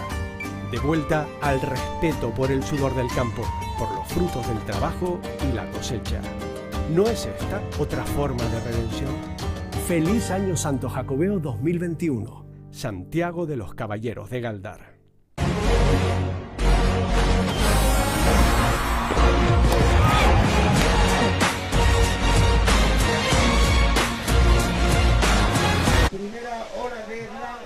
You got time? Yeah. He's got 10 seconds, so I don't think it's going to happen. Okay, here, right here. All right, welcome back, ladies and gentlemen. Here we are, Manny V and Mr. Me. That rhymed. Okay, we try our best. So, dang, Manny, it's been a wild day. No, it's been pretty exciting. We saw a 10-point ride today, and then we just saw some just hectic conditions right now. Round number 3, heat 12 out in the water. Miguel Rodriguez in the white jersey. Diego Sepulveda, Brais Gonzalez, and Ronald Gomez are out in the water right now. It's going to be another tough heat. 2 riders advance on. 2 riders will call it the end of the road here at the 2001 Gran Canaria Frontón King, presented by Cerveza Corona and invert, buddy. My. Look at that thing. That is NAD. I spoke about the devil. He smashes it out. That was fantastic. Perfect timing. Man, and to find that wave in these type of conditions is tricky. I mean, look at that. That is like, what is that? I mean, it's coming from all angles. Luckily, it could be worse. I've been talking to a couple of locals. That could be much more windier, and it could be coming straight on without, any corners at all. So yeah, this is definitely contestable, and we are rocking and we are rolling. Oh yeah, all right. So Miguel Rodriguez stomping an 8-point ride with that innie, representing NMD Bodyboards. One of sick. The presenting sponsors for the 2021 Gran Canaria Frontón King, presented by. Oh, let's look at this one. That was the replay. That was the replay. There, little sneaky man, and look at that roll. That was Diego Sepulveda with a 5.67, but Miguel Rodriguez from Peru throwing it down. Ah, man, it's Peruvians. They keep it alive, whether it's a party or whether it's the inverts. They are all over the place. Yeah, and they know how to throw down a legit ceviche. Man, so Team Peru. I'm converted. Yeah, they're actually going to have another ceviche dinner this weekend, and I think Jose Luis is going to be making it this time around. All right, so again, 20-minute heats. Top 2 waves are scored. 2 riders advancing on. 2 riders will be done with the event. The drone back on in flight. Look at this shot. So quick little rundown. The buildings behind in the tents, those are banana plantations. You got the Red Bull tent. Behind the wooded panel, the Corona VIP section is the half pipe. Then we have the judges up top. We have the priority panel up front, and we have the beautiful tents with the food and pretty much a festival. It's pretty awesome. And that's where the beers in the white tents. Yeah, they're enjoying it very much. It's been such a great experience. It's been a sanctuary under those tents for many of us. Indeed. 15 minutes ago, Miguel Rodriguez smashing an 8-point ride, and Amazing. Nobody's got a second score, and Ronald Gomez still needs to get onto the scorecard. I'm sure he's got his eye on a few things, but man, it is shifting more than a professional chess game. As we talk about red, and he is needing to put something on the board, Manny, so let's see what's going on and happening there. Well, we got the 2 Peruvians, Miguel Rodriguez in the white jersey, and in the red jersey, Ronald Gomez. From Spain, we got Diego Sepulveda and Brais Gonzalez. Both of these guys, everybody is itching to get out of this heat and end up in round number 4, which is probably going to be either, I don't want to put any predictions when we're going to run it because there's so many, you have to be so fluid with these kind of events just because everything changes in the snap of a finger. Nothing there for red, unfortunately, getting stuck. And Amazing. look at those bananas. Banana for days. Yeah. You can make banana pie, you can make a banana smoothie, you can make banana pancakes. If you can think of anything banana, you got it covered here in Gran Canaria. And man, Red, unfortunately, getting a little bit of a lemon on his last wave. Yeah. So yeah, the Peruvians coming all this way and really showing up to the contest, showing up to the event, and really putting the best foot forward and surfing extremely hard. And we love seeing that. As we just would like to look at these bananas. Manny, what's up? Cerveza Corona, Cabildo de Gran Canaria, Instituto Insular de Deportes, Patronato de Turismo de Gran Canaria, Ayuntamiento de Gáldar, gracias, NMD Bodyboard Company. Those are the main sponsors, with collaboration with Hasio House, Hydro Flask, Camper Canarias, Agra Bruma, Vert Magazine, and Medusa. Gracias a todos que están aquí ayudándonos con el evento, y ese porque estamos aquí. Thank you to all the sponsors. Yeah, and thank you to you guys for making it happen. And it's just so good to be back watching these guys compete and competitive bodyboarding, back on the World Tour, back on the map. It's incredible. And big shout out to the streaming crew. Thank you to all the cameramen and the team up in the office, the switchboards. Wave Streamers _ is their Instagram, Wave Streamers _ check them out. And there's that big invert, 8.0 for Miguel Rodriguez on that beautiful extended invert. Here we go, drop it in on this right-hander one more time. All right, it's right. Just unfortunately, it's so hard to read them right now, man, because they're coming from all angles, like you said, and it's just literally being in the right place at the right time. Priority, I don't think it means much right now. It's individual surfing, and you need to make sure. Okay, here we go. Yellow up and riding. Goes for the good little roll. Basics right now, and that's what's going to win heats. Yeah, I mean, it's the luck of the draw. If you're in the right spot, the right time, when those good waves come in. But of course, a little bit of local knowledge will be in your back pocket to make sure you're in at least the right zone. But I was talking to Nestor Perez before the interview, and he's like, Manny, you can be 3 feet away from the takeoff zone, and that's still too far away. The wave will get away from you, and the current will pull you. If it's not right on point, then yeah. All right, we got an interview with Begonia. Begonia, take it away. No, haces así, pero cuando nos vayamos. Thank you very much, guys. So we're here, super excited with Aitor Ojeda. I love this guy, and I'm very happy to have him here. Aitor, everyone has been talking about the difficulties out there. It's so messy and the wind is really strong, but you actually managed to find 2 good scores. So what can you tell us about it? Ya, la verdad que está súper difícil, está muy movido el mar, entonces hay que esperar bastante. A veces entran algunas, hay que estar muy colocado porque hay un poquito de corriente, pero bueno, mis 2 olas, fue la primera un tubo de derecha que llegué un poquito tarde, pero iba decidido a hacerla y pude sacarlo. Y luego ya la segunda, mi segunda mejor ola, bueno, la primera mejor, pero fue como la segunda, ya a 30 segundos de acabar la manga, una izquierda que entró muy buena y bueno, hice un inverter y perfecto. Well, he said, of course, it is difficult, but he found this barrel to the right and an amazing invert which gave him that score. You know, this guy right here, he's a personal trainer, full-time personal trainer, and he's the health dealer. So if you haven't seen him in the social media, he's amazing. How do you cope with that lifestyle? I mean, it's perfect for surfing, of course, but it's hard. How is it? What can you tell us about it? Sí, bueno, en realidad el enfoque que yo le doy a mi trabajo como entrenador personal online es ayudar a las personas a que consigan perder grasa, estar en un buen estado de forma física, que se sientan bien, que tengan más confianza en sí mismos, que tengan el cuerpo moldeado, ¿no? Fuerte. Y bueno, a eso me dedico full time, como tú dices, de health dealer en las redes sociales, Instagram, mi canal de YouTube. Y nada, intento que la gente vea que ponerse en forma, estar bien, no es muy complicado, la alimentación bastante fácil y luego entrenamientos bastante sencillos también, que los puedes hacer en casa. Y bueno, un poco eso es lo que hago en las redes sociales. Well, that's what he does. He is a personal trainer, and he's focused on help people lose not just weight but fat and feel better, and and just change their whole lifestyle. So congratulations for that. And you want to say thanks or hi to someone in home or here? Sí, por supuesto. Saludos a toda mi familia, Fuerteventura, mis amigos de Bali, que espero que lo estén viendo, aunque allí es un poquito más tarde. Pero bueno, a todo el mundo que me está apoyando, que me conoce, un saludo y nada. Back to you guys. All right, thanks, Biggo.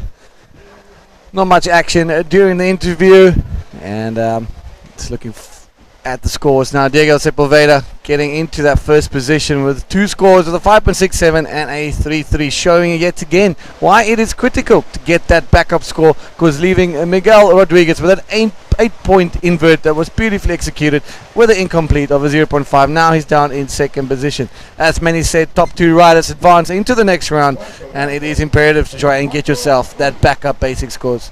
Dion, before I forget, Aitor Ojeda, who we just saw the interview, if you're into healthy living, check out Aitor on The Health Dealer on Instagram. The Health Dealer. He is awesome. He's got these pretty fun videos, and it's he's got almost 60,000 followers. So check him out, The Health Dealer. He's super cool, and he's obviously know what he's doing out here at El Fronton. Absolutely, and that means he knows what he's doing in business. Health is wealth nowadays, and it's just it pays to look after yourself and your family. Right, 7 minutes 26 seconds to go. Diego Sepulveda holding down the fort with a 9-pointer, and Miguel Rodriguez nipping at his heels, needing just a 1-point ride to change the situation into first place. But man, oh man, it cannot get more moody and more messy than what it is right now, but it can, as Manny did say. Here we go. This is rider in blue. Can he get what he needs? That's a long wave, big section coming, boost and invert, but back into the washing machine, and he is experiencing a lovely gratis underwater tour from El Fronton, and there he is, back from his adventure, getting swept all across the reef. Man, it's gnarly out there, man. He was underwater for about a good 5 to 6 seconds. Just not just underwater, but getting ragdolled and moved around and thrashed around. It's pretty tough. Oh yeah, and this set would probably be catching him as well, which is most unfortunate for him. But anyways, Bryce Gonzalez, he needs a 6.91 for that first position, whereas Ronald Gomez needs that, the 6.9 for the second position, and Ronald Gomez needs that 7.34, so they do have a big mountain to climb, a big challenge ahead with only 6 minutes to go. Look at that angle right there. Look how big the whitewash is, just coming in from all angles. And a lot of the riders are opting to get out of the water by going to the next village called Caleta, and avoiding getting smashed into the cliff. Quick little spin right there. Miguel Rodriguez from Peru. You know that's clever surfing, man, because at the end of the day, that's all he needed to do to change his situation, to bump him back into first place, to get that better seeding into round number 4. Yeah, I mean, that right there is strategy, and that doesn't just happen. Yeah. He spent a lot of time in the competitive arena, so for him to do that is definitely a skill that a lot of competitors should have in their pocket if they're going to be competing at this stage, at this level. Yeah, sitting and watching and seeing what the water's doing, seeing what's working for your fellow competitors, and taking some notes and taking leaves out of their pages, leaves out of their books. You know, it really will help you in your strategy and your planning for each and every heat. Yeah, the drone is back in the sky. If you want to see some cool drone footage, check out @PlanetDrone_ on Instagram. Quick little spin. Changing directions again on the inside. Not much there for Ronald Gomez, but still a couple spins. It's going to better all of his scores, but still with 4 minutes 45 seconds, I think he's got to put the brakes on, get back out there, and wait for something solid. Yeah, wait for that section. You know what?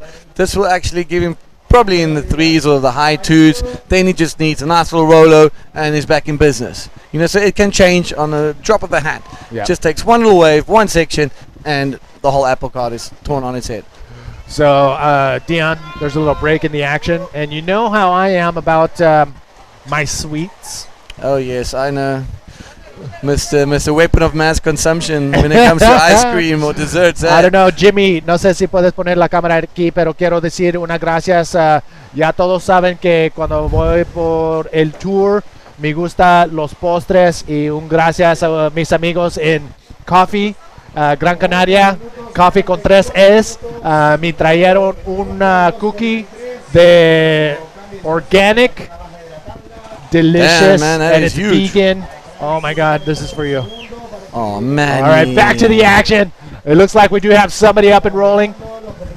Woo! Man, I look gave you at the that good thing. one. Look at that thing. And it's just mutant. Look at how far that thing's packed. That's incredible. And another massive, a lot of whistles coming with 3 minutes, 26 seconds to go, my. Manny. Someone is either going to get pitted or get it on the head. And there's no one there. 3 minutes, 18 seconds. Miguel Rodriguez jumping back into that first place, backing up his second wave. Here we go, man of the moment, the leader of the heat, the Peruvian, just having a really good run here at Fronton this year. No, I mean, the Peruvians and the Chileans, we've been talking about them in the last couple of days on the broadcast, and they are, putting it down. So it's great to see. Great to see that. Getting ready. It looks like Kevin Orihuela in the riders booth. All these riders are finely tuned machines. I mean, can you do that? Without throwing out your back? No, right now we just need a Zimmer frame after one of those sessions. Kevin Orihuela getting ready. Look at this bomb. Looks like a rider taking a look, pulling back. I'm happy he let There that one are go. a couple gems coming in. Yeah. But man, it's just it's carnage. you got to be on top of your game to be out there. Fitness levels high, cardio, confidence. There's a lot of mental game that goes into being able to make that paddle out, make that paddle back, and then sitting in the back, watching these bombs, making sure you're not caught by this set because you're in for a dribbling. We saw Mark Watts getting absolutely smeared like a peanut butter jelly sandwich for 6 waves. He told us he got pressed down hard onto the reef, face first, and there he stayed for a few seconds. Took 6 waves in a row. We're just And lucky that's, nobody's got hurt. We're just lucky. You know what? It is fortunate there is world-class water safety here, and I think everybody's in real good hands. Locals that understand the wave and know exactly where to go and where not to go. Yeah, I mean, 1 minute, 30 seconds remaining. Ronald Gomez looking for a 6.57. Bryce Gonzalez looking for a 7.40. Again, those waves are out there. Those are possible waves. I mean, Miguel got an 8-point ride right off the bat. Yep, so those opportunities are there. The question is Mother Nature going to deliver, and is Mother Nature going to deliver on time for the riders in first and second priority? Exactly, and I think the guys in the next 2 heats probably will have the best of the tide because the tide has now started to drain, and Aleba Bots has said it's really draining very quickly. So by the time he goes in and he's in the last heat of the day, that he might be dealing with some seriously dry conditions with all this water washing off the reef and back and forth. It's going to be very tricky. So I reckon these next 2 heats will probably be the better of the two. With other guys, they're going to have their work cut out for them. Yeah, we're getting close to the end of round 3. Heat 12 of 16 is coming to an end. 40 seconds remaining, and it's just a matter of time. Will that wave come in for those 2 riders? If not, it is the Peruvian Miguel Rodriguez proving that he's ready to take on anyone that comes in competition with, and Diego Sepulveda, he's holding on as well. But again, those second scores for everybody are very low. Very low, yeah. Peruvian proving that he belongs here, and it's great to see them there, and it's great to have these guys competing head to head in some gnarly conditions. I hope you guys are enjoying it back up. Just look at that. It is just veg and meat all over the reef. Well, ladies and gentlemen, that is it for this heat. Your winners advancing into round number 4 is Miguel Rodriguez and Diego Sepulveda. Nice little shot of the competitors. Maxime Castillo getting ready for his next heat. We'll be coming back for some more high-flying, gnarly grinding action here from the 2021 Frontón King.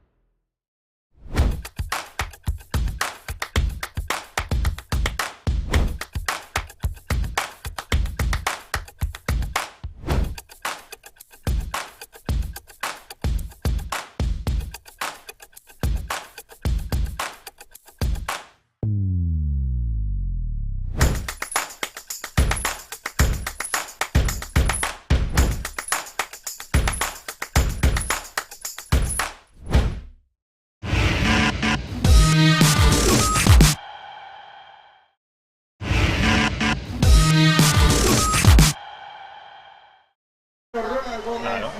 ¿Qué es esto? Sí, echa eso para allá un poco.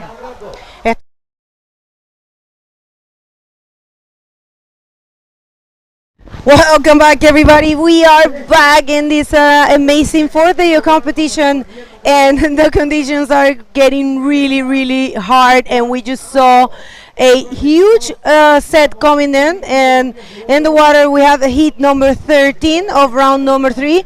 And it's Guillermo Cobo in red, Cristóbal Fernández from Rapa Nui in white, Willy Luján, the local, in yellow, and Juan Abanto from Peru in blue. Next to me, I got the pleasure of having the great of greatest, Dailos Rodríguez. Dailos, bienvenido. Gracias, ¿qué tal todo? Todo súper bien. Estamos muy contentos, tú has tenido realmente un performance increíble, así que muchas gracias por aceptar la invitación de venir a comentar este hit. Pues claro. Tú debes ser, no pues, imagínate, tú debes ser bien amigo de Guillermo que está en el agua, así que va a estar interesante, y de Willy, ¿no? Sí, claro, Willy, local aquí de Gáldar, y Guillermo también, local, Frontón King en el año 2015, ¿te recuerdas? Lo Creo, tengo por 2015, aquí, no sé. tengo mi La verdad chuletita. que no, de fechas voy mal, pero... O sea, fue no te un acordás año- ni cuando tú habías llegado a... Yo llegué en esa final con él quedó primero y yo quedé segundo. Fue una final muy reñida, unas olas muy buenas. Sí, 2014, Guillermo Cobo. 2014. Guillermo Cobo is a former Frontón King from 2014, and look at that monster! Oh my God! I mean, if you could see what we are watching right here, the waves are really big at this moment. The swell definitely had hit. Mira ese monstruo. Está ahora creciendo el swell, la verdad, la energía marcaba muy grande y ahora vemos como con la marea alta y está enorme. ¡Wow! ¡Guau, qué peligroso! Hizo bien en quitarse porque eso era directamente a la cueva. Y ya vemos a Willy Luján con un licra amarilla con un 5,33, ¿no? Que lidera la manga con una buena nota, ¿no? Por las condiciones que hay difíciles. ¿Vemos el replay? Sí, ahí está Willy que me dijo... No se oía mucho, pero creo que era un rolo grande ahí, ¿no? Sí. Sí. Estábamos conversando allá afuera y me dijo, la verdad que está difícil y está grande, pero nada, voy a entrar. Y yo le dije, bueno, piensa que es un beach break. Y me dijo, vale, voy a pensar que es un beach break. Qué No, difícil. pero él es aquí, vive aquí al lado y es conocedor de esta ola, por las mareas, por cómo se mueve la ola, las corrientes, y te puedes posicionar bien en el pico, que es lo importante los días así. Para la gente, desgraciadamente, que viene de fuera, de Chile, de Perú, de Marruecos, de los vascos que están por aquí también, franceses, lo tienen muy difícil, días así, que no saben posicionarse un poquito en el pico. En un día normal y nosotros es los difícil. canarios pues jugamos un poquito de ventaja, ¿no? Estar ahí posicionado con las corrientes que hay y el viento, que es una jodida hoy. La verdad que sí, yo a ninguno de ustedes le he visto ni una pizca de miedo al entrar al agua, pero es que a ninguno, es impresionante. Estos niños, cómo se nota que están acostumbrados Sí, los juniors hemos visto un espectáculo. Ayer habían unas olas muy difíciles para los chavales de 14, 13, 15 años. Y bueno, son guerreros y viene una buena generación de camino, ¿eh?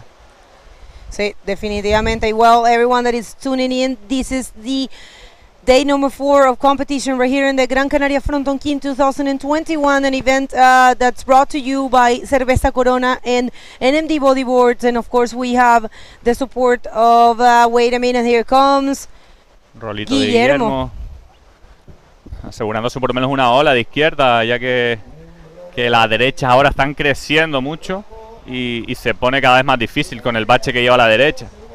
Sí, yo creo que en estos momentos, con estas condiciones y esos tamañones de olas que hay, no hay que ponerse muy exigentes, simplemente hay que tratar de marcar los puntos.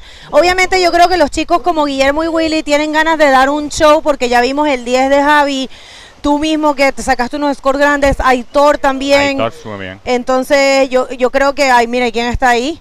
El Bellita. Este es otro que Jonathan quiere... Vega. Este es otro King, claro, otro King de aquí de la ola, que la conoce perfectamente y un máquina. Claro que sí, mira cómo van. Yo es lo que les digo, aquí nadie va asustado. Aquí todo el mundo va tranquilo. Él está acostumbrado a surfear grande, pequeño, con viento, sin viento, o sea que es conocedor perfectamente de la ola y lo demuestra en cada Frontón King, ¿no? Claro que sí, es el caso de los localazos, y ese es Maxim Castillo, que también Castillo. Él también aquí se siente bastante bien. Mira, ahí se agarra. Wow, viene un set Ahí viene grande. la ola que rompe y llega arriba y a veces hasta difícil entrar con estas condiciones. Vemos la explosión, ahí coge al licra azul. Bueno, yo no sé si ustedes en casa pueden escuchar los gritos y los silbidos de la gente. Wow. Cuéntenos eso porque aquí Vemos se a vive. Willy. Oh, buena bajada, grande, Ay, ay, ay, ahí está abajo. ¿Quién está? Oh, Dios, ahí se tienen, claro, ahí este es Juan Abanto, el peruano. Peruano. Wow. Lo están ayudando a Juan Abanto desde Siempre es aquí. mejor, claro, para la derecha te mete en el canal y ya la misma corriente de cuando sube la ola te empuja otra vez para adentro. Ah, pues yo me hubiese tirado hacia la izquierda, Siempre intentar hacia la derecha de la playa, digamos. Siempre hacia la derecha de la playa cuando está así. Bueno, súper buen dato aquí de Dailos, que quién se conoce mejor esa derecha que él. O a cualquiera de los chicos locales. Yo, la verdad, el año pasado a mí me agarró, estaba 5 veces más chico que ahora, pero igual me agarró ahí y yo me fui para la izquierda. Y nada, pude salir, tuve suerte, pero sí que ahora lo voy a mantener en mente. Y bueno, para quienes están sintonizando ahora o quienes están muy pendientes de sus favoritos, está Willy Luján en primer lugar, unos scores bastante bajos, pero es lo que hay que hacer. Guillermo Cobo en segundo lugar y Cristóbal, que todavía no ha podido tomar ninguna ola, está bien. 12 minutos y medio faltan y bueno, Juan Abanto, que lo veíamos ahí un poco en la parte de la espuma, pero ya está bien, salió y está todo bien. Sí, ahora entra para adentro, son 2 minutos más o menos entrando hasta el pico. Así que ahí donde están los peruanos, ¿no? Apoyando, creo que hay un montón de gente. Ah, aquí nos dicen que sí se escuchan los gritos, gracias chicos. Sí, ¿no? Bueno, mira, la verdad que es algo normalmente que es un poco, a veces uno cuando está trabajando y tantos gritos es un poco difícil, pero la verdad estar aquí y escucharlo es realmente increíble. Ah, mira, el Sergio Viña, un saludo, que veo aquí tu mensaje, tío. Un abrazo muy grande, a ver cuándo te vienes, el Campa. Oye, ¿verdad, Gran conocedor Campa? y gran rider, era. Vivió aquí un tiempo, ¿no? Vivió, sí. Vemos a Willy Luján de derecha, le queda una ramp. Ay. No, era Cristóbal Fernández, perdón. Era Cristóbal. Era líquida blanca. Tufi desde la isla Rapa Nui. Se me pareció el pelito a Willy. ¿Verdad que sí? Sí, era Tufi. Es Rapa Nui, ¿no? Sí, es Rapa Nui, la isla de Pascua que se llamaba anteriormente, pero sus nativos quieren que se llame como se llama realmente, que es Rapa Nui. Aquí viene el replay de Cristóbal Fernández, el gran Tufi. Sí, era un poquito esperar, quizás ahí arriesgar un poco, pero... Sí, igual es normal, ¿no? Es súper difícil. Sí, muy difícil meterse abajo y seguir la maniobra porque la espuma lleva mucha fuerza, sí. Pues now everyone that it's watching at the moment, that it's English speaker, the waves are massive. The swell is picking up. Look at that beautiful shot from the outside. We have a little bar and a little cantina there. You can come, and if you're in Gran Canaria, you should come and check it out. You have food, you have some cold beverages, of course, some Coronas there for you. And look at that, that's a public. Every year, every day, we have a lot of people coming here. Last year we didn't have any public, and it was a little bit sad, I guess, for all the locals and everyone that it's used to come to the Frontón King and just hang around. But this year we do have the chance to meet you, and you can come, and here it comes. Atención, se viene rojo. Ay, ay, ay. Wow, cierra por delante. Yo te digo que Guillermo se quiere poner uno de esos aéreos gambados que él siempre hace aquí, esos contrarios aéreos que llevamos nosotros. Dime que no. Él busca siempre esa ola y vemos repetición como cierra por delante la espuma. Da mucha agua, es difícil darla ahí. Sí, realmente. Tú que conoces, cuéntanos un poco de lo que está pasando ahora en el agua. ¿Cuáles son las condiciones? Tú eres bien conocedor de esto. Ahora mismo, bueno, desde que subió la marea hasta la marea alta del todo, que aquí varía mucho la ola durante el día con el viento, empeoró. En las mangas, la última manga buena, digamos que fue la de Javi, la del 10 puntos, fue la mejor del día y una ola increíble, la controló perfecta. Pero seguramente cuando empiece a bajar un poco más, quizás media hora, veremos rondas con otra vez con tubos grandes y de derecha, porque la izquierda lleva la corriente del viento que es predominante hoy y está muy complicada. Sí, definitivamente. Dylos was explaining that the wave did actually. Look at that! It's amazing to watch those rolling, crazy jaws. I have to say, it's like a monster of 3 heads, and it has changed a lot. But we still can see a lot of action. Here we have. I mean, if you are there, maybe we can. If you want, you can say hi or hello or send messages through the YouTube channel. Make sure to share the YouTube channel for the IBC World Tour, and please make sure to go to the new IBA World Tour Instagram because we have been hacked. Please follow the new ibc.world.tour Instagram, por favor. Recuerden ir al nuevo Instagram de la IBC, que nos lo hackearon. Ahora tenemos una cuenta nueva, lamentablemente fuimos víctimas de eso.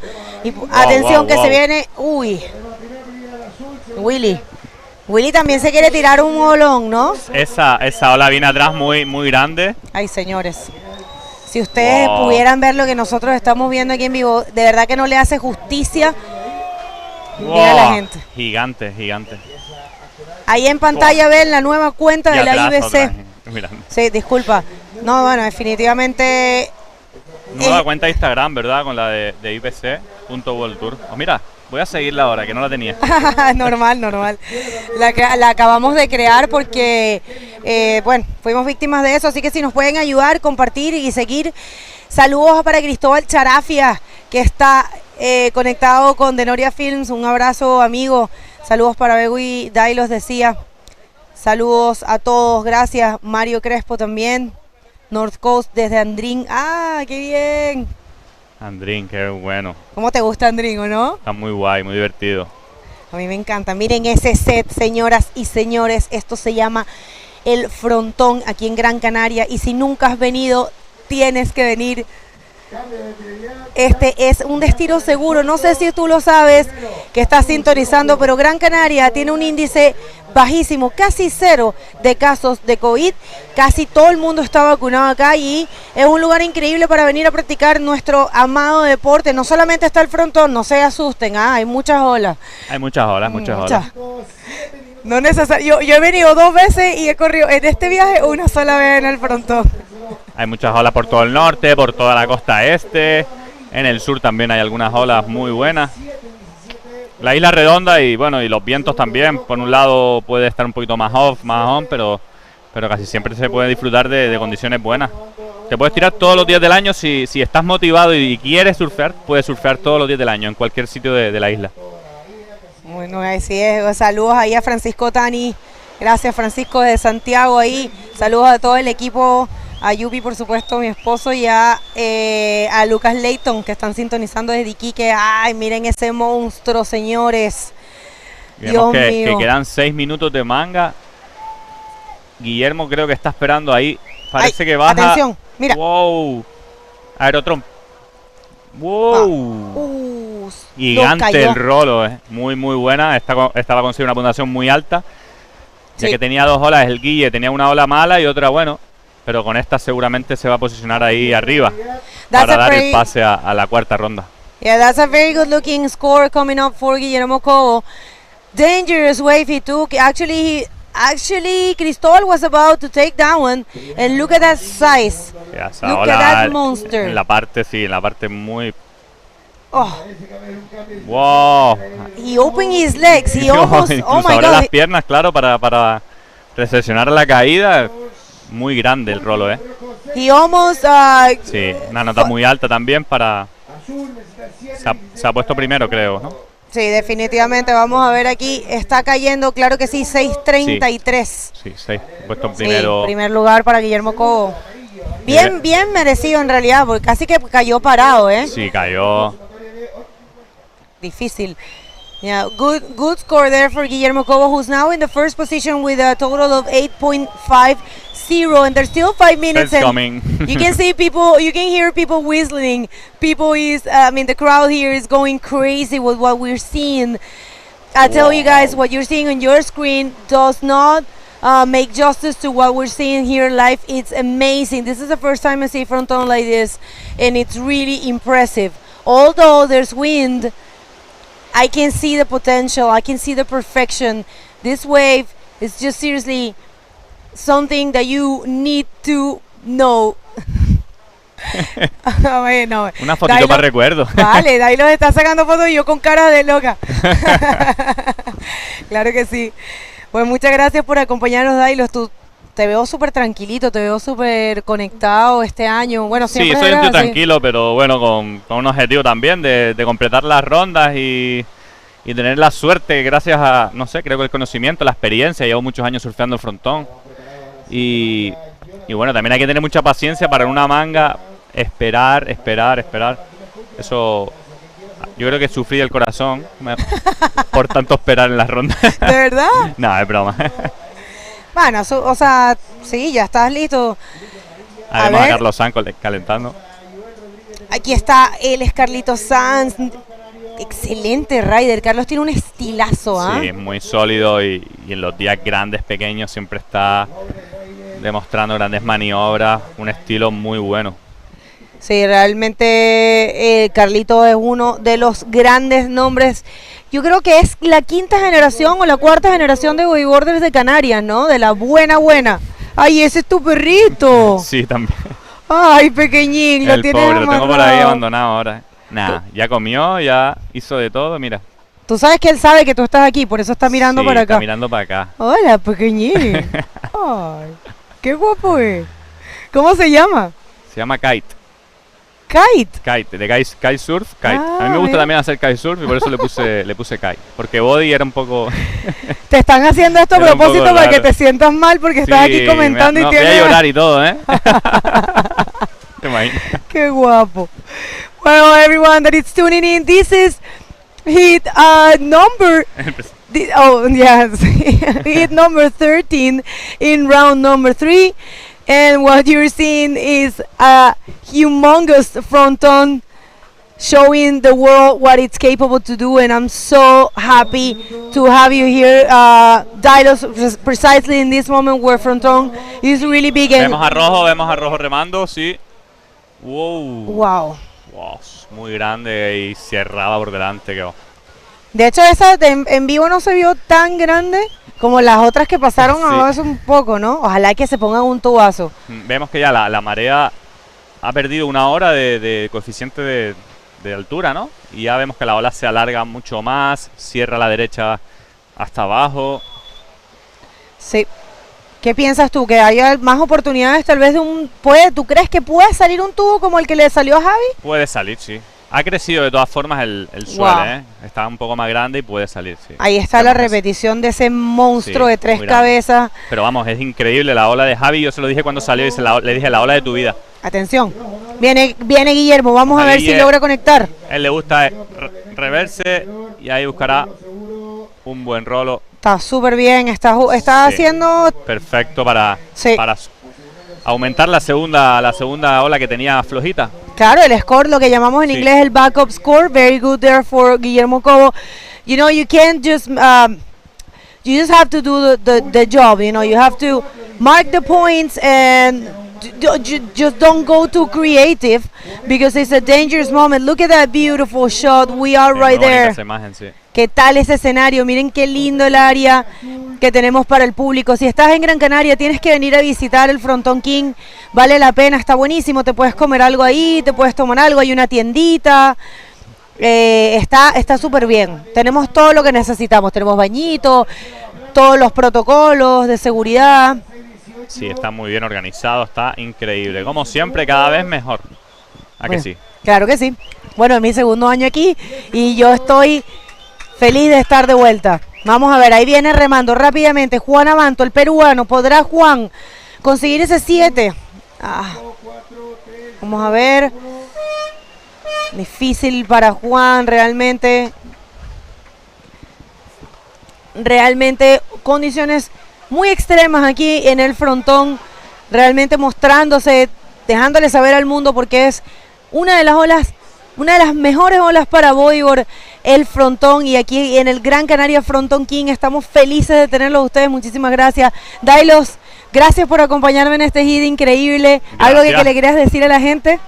Bueno, un saludo a todos los amigos que me están viendo, que están viendo el campeonato y también quería mandar un abrazo grande a la gente de La Palma, que está sufriendo ahora con la situación del sí, volcán. la gente de Las Palmas, sí.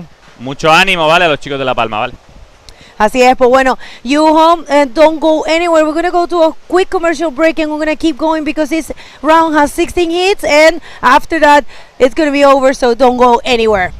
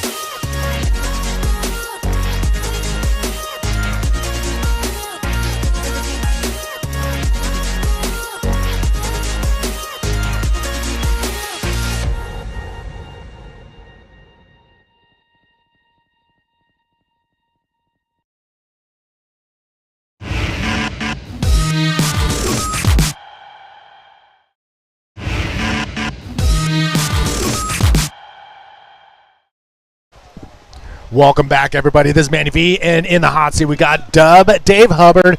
We're going to hold it down for round number 3, heat number 14. This is a stacked heat. This is going to be very, very exciting to see because we have some local knowledge and we have some hungry young guns. We sure do. We've got Kevin Orihuela. He previously won the Red Bull Banana Challenge, got that big air 2018.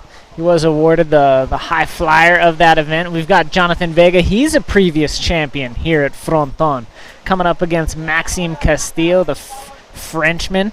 Not so young anymore, but just kind of getting into his prime, I really feel. Then Joel Rodriguez, the sole Portuguese in this event. He's in the juniors. He's less than 18. I think he's only 16 years of age, and he is out probably in some of the biggest, gnarliest waves of his life. I know, this is going to be very exciting. So, Joel Rodriguez can totally pull off an upset right now, taking out a couple of the, strong local guys and even the Frenchman. But anybody has the opportunity to be in the top 2. The conditions, I mean, what are we looking at out there? We're looking at some intense Fronton. We're still on a decently high tide. It hasn't dropped off too much, but there's so much water moving. The swell came up significantly from this morning. Let's take a look at Kevin Orihuela on this left.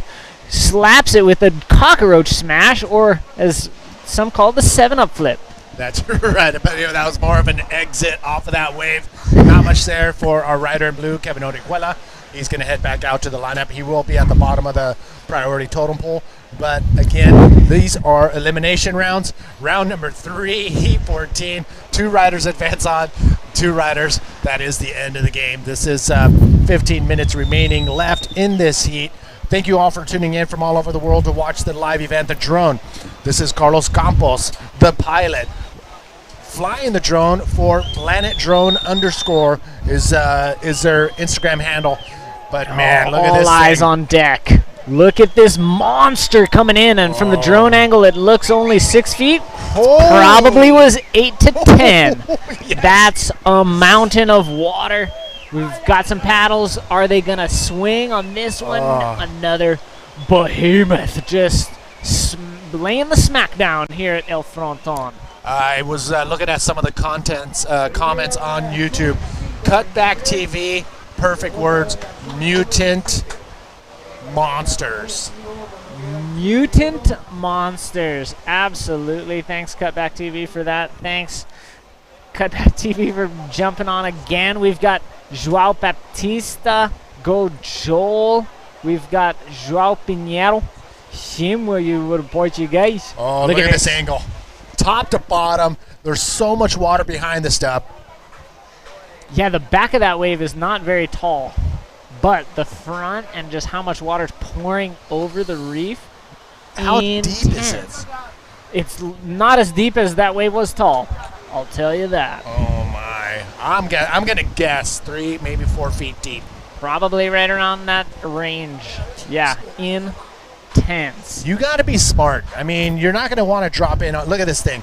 Look at the bottom right of your screen. Right Look there. how It's shallow. just so shallow out there. And these guys are out there competing in a bodyboard contest. That's what they're doing, man. And that's what the Fronton King, presented by Gran Canaria, that's what it's all about, is pushing the limits, trying to hustle. Oh, we've got a taker. Yellow swinging on this one. It is the young gun, Joel Rodrigues, the young Portuguese. Wow, it took a lot of guts to paddle into that one. Manny, this is getting cray. Look at him. He's still full of energy. And that's what I love to see in a lot of competitors. I've seen it in Amory Laverne. After each wave, he's going 100% back out to the lineup, and that's something you got to train for. Exactly. We've got Kevin Orihuela looking again at this left. Finds a Rolo. Nice, smooth, complete. Before we came back from the break, Kevin was able to get a 5.3 on his scorecard. Sorry we don't have that for you guys, but with that last roll, he is going to be sitting pretty comfortably in the lead because Jonathan, Maxime, yet to ride a wave. Joel Rodrigues with a small one. Let's take a look. This is Maxime. Maxime coming around the right. Nice big air reverse, but lands behind the wave. He's not going to get those scores he was after, but a good attempt right there. At least he's got something going as we're 8 minutes into this 20-minute heat. So Maxime Castillo finally getting something on his scorecard. Not going to be something big, but at least he's moving. Jonathan Vega, we're still waiting for those 2 scores to drop. But yeah, Kevin Orihuela is looking very confident out there. Oh, we've got another one. Kevin Orihuela. He's just going to take as many waves as he can. So he flips off the transition, gets out to the channel. Wow. This is action-packed. Here we got some more. So Kevin's paddling his butt off to try to avoid this thing landing on his head. Is he going to make it? He's putting his hand up and just like stoked.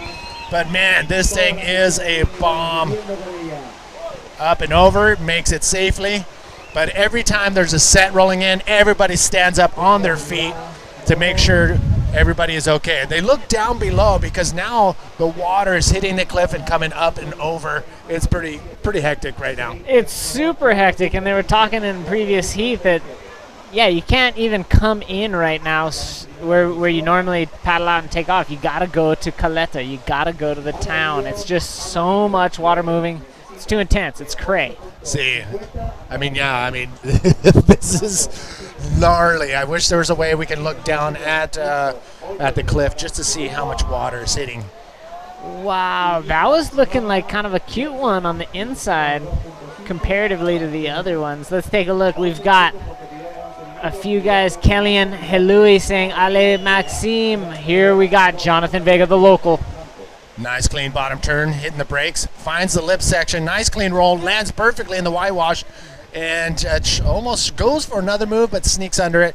Nice, clean, solid maneuver. I mean, those types of maneuvers could get you into the next round if you can get one of those on a medium and one on a bigger size wave. So looks like we do have Begonia ready for the interview of the winner of one of the last seeds. We don't know which one yet, but Bego, where you at, sister? Thank you very much, guys. We are here with Miguel Rodriguez, winner of heat number 12.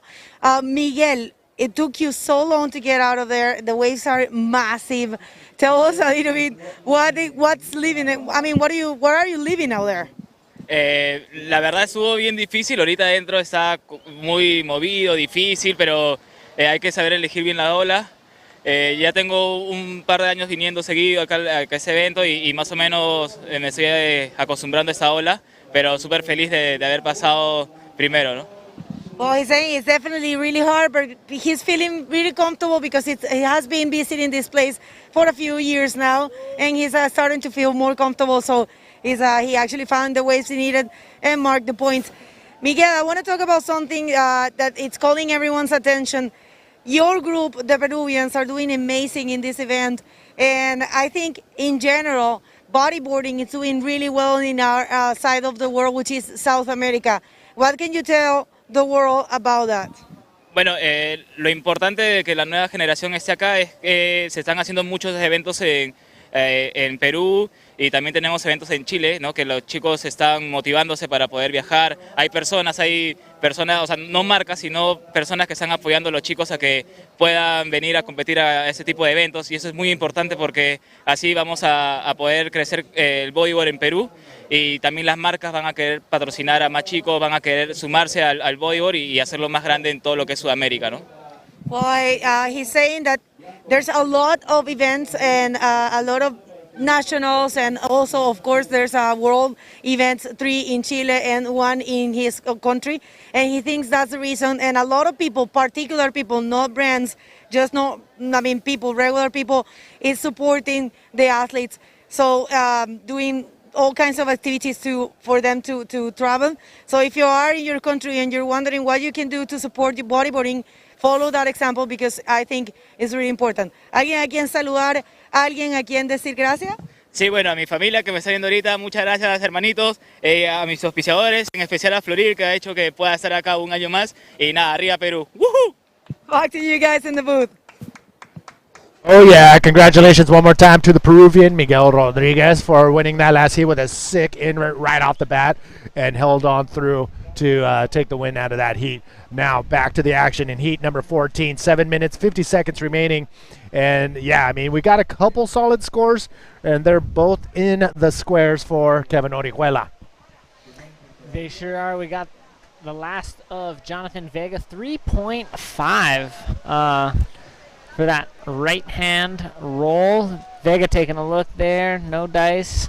Wow, that, you know, Raul's been on the ski all day long. He's a machine, and he I don't know how you do it, driving a ski for hours in the wind like this, big waves. Whew. Joel Rodriguez. I know there's we're looking over at the YouTube comments, so shout out to everybody who's going for Joel Rodriguez. Everybody is hooting and hollering and supporting Joel Rodriguez, the sole Portuguese rider here at the Frontón King. So, and we got Jay Hernandez. Donde se miran los heats? Well, go to ibcworldtour.com. And right on that homepage, you should scroll down. You'll get the live score, also the link to here. But thanks everybody who's tuning in to the IBC World Tour YouTube channel, as well as Frontón King. Ellos no fala portugués, pero puedo decirte, si están en Portugal y quieren dar un saludo a Joel, por favor, ponle aquí en los comentarios del YouTube, y a ver si todos los nombres que van a bajar por Joel. There's the next heat coming up. Ricardo Gonzalez in white. Armides with the helmet. I mean, as former junior world champ. It's going to be pretty interesting as we see Carlos Sanz, another big wave rider. He's going to be out there joining that next heat. Woo!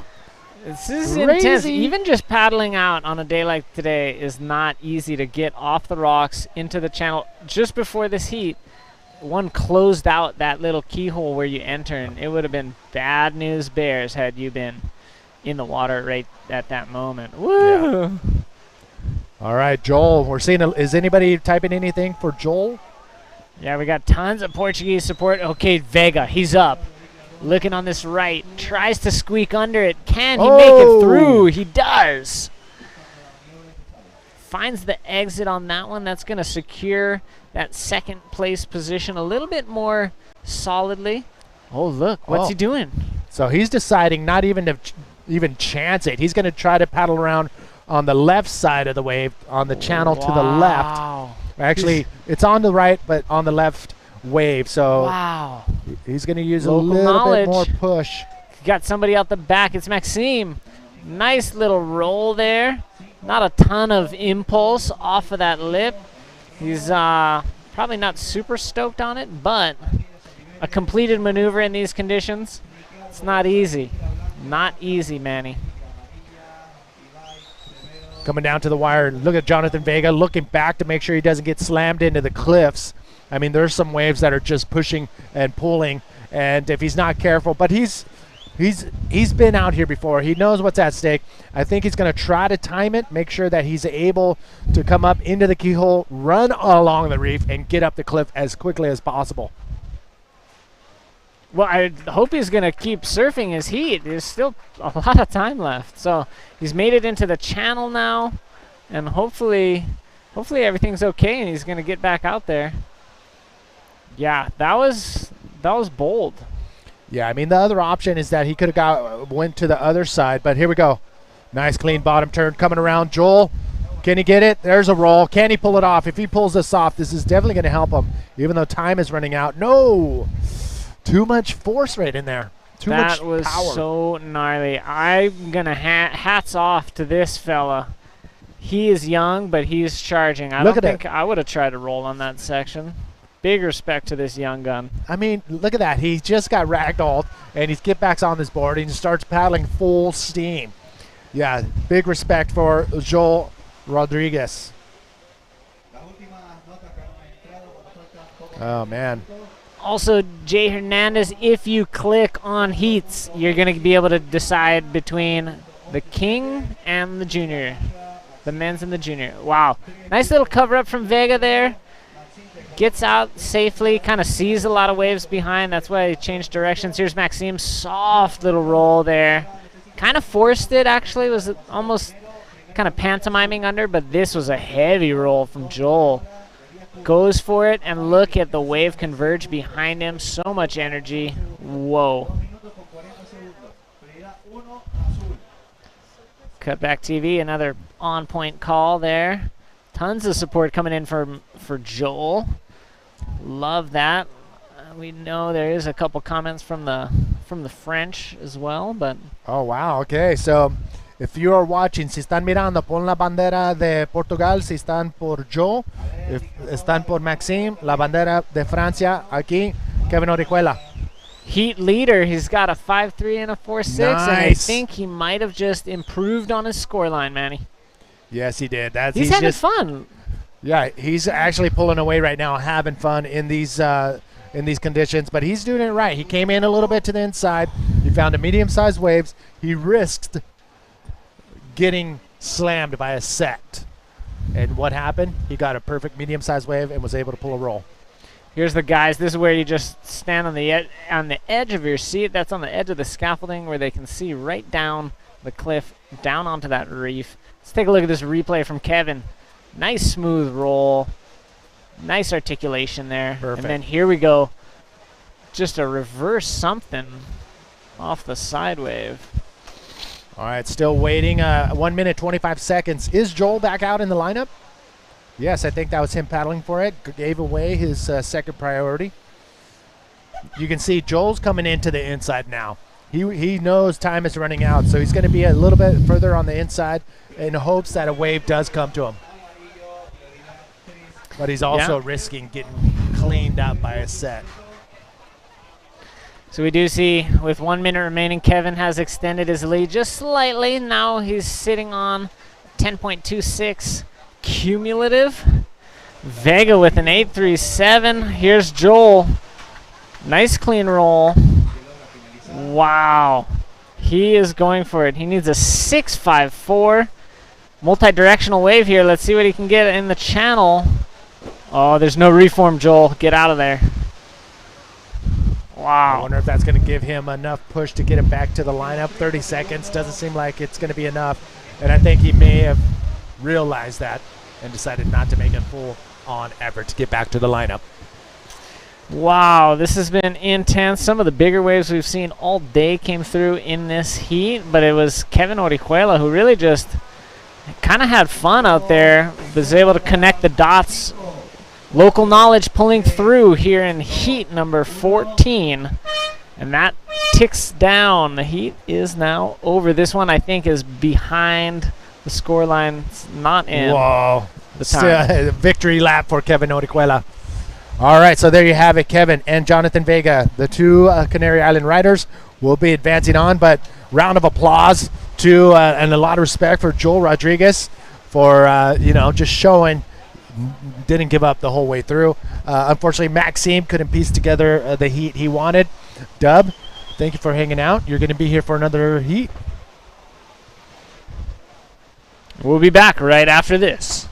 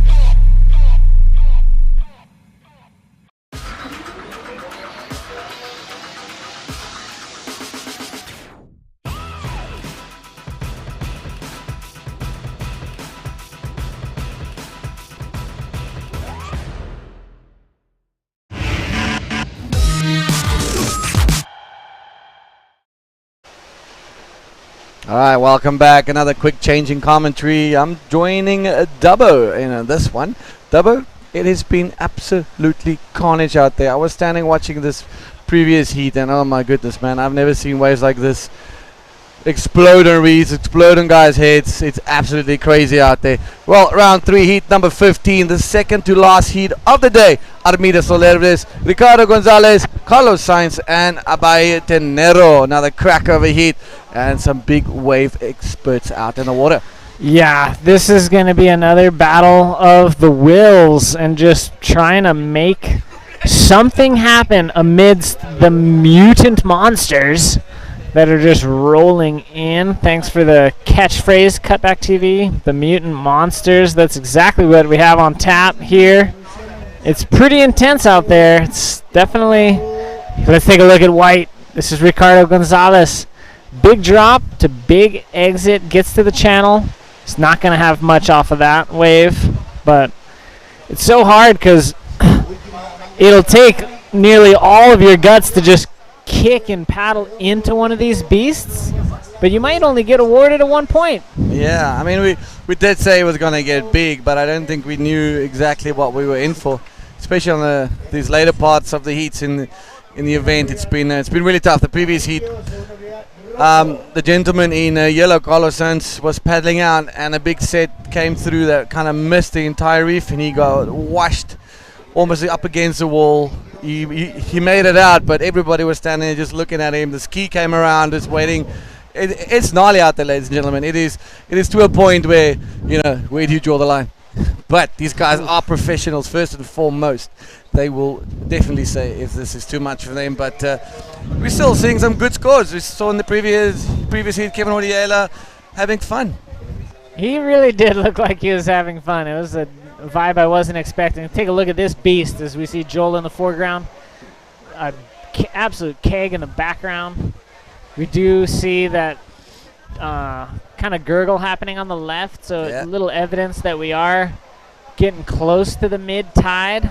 Another absolute cracker. Would have been hard to escape the Cobra there. And that's exactly what it is. The Cobra just heaves up and comes straight for your face. So we see this one offloading again. It's coming. It's almost like it's, I'm just going to say touch wood, but the wind has definitely died down a little bit. Less white ponies on the water, and maybe a bit more cleaner texture on the faces. So, but it takes nothing away from the fact that he's ginormous on the sets. And unfortunately, Maxime Castillo in the previous heat ending his campaign for the Frontón King, and it's tough, but it's incredible to watch these guys perform in this, and I'm sure you are happy that your heat is done, and you came out with an absolute screamer, my bro. You rode that thing insanely well. You were so deep. You came out right after that 10 was dropped, and these people couldn't contain themselves. We couldn't contain ourselves. Yeah, that was a pleasant surprise. I was watching Javi paddle into his beast and was just thinking, wow, good on him for going. Let's take a look at Armide now. Scooting in, hoping for a ramp. Gets an invert, but just to get in front of that whitewater is going to be so hard. Incredible. All right, well, while we have a quick lull here, we're going to jump into an interview with Begonia. Begonia, take it away.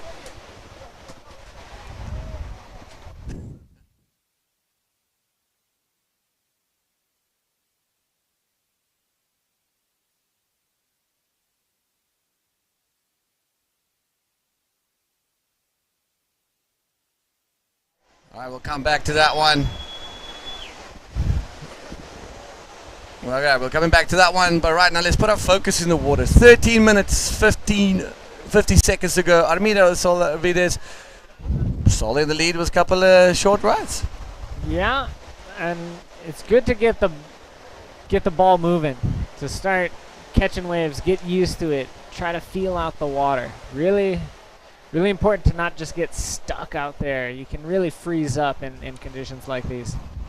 Yeah, definitely. Take us through your barrel. Tell the people how you saw that one and how this thing played out for you. You gave such a cool description. I think it's definitely share worthy.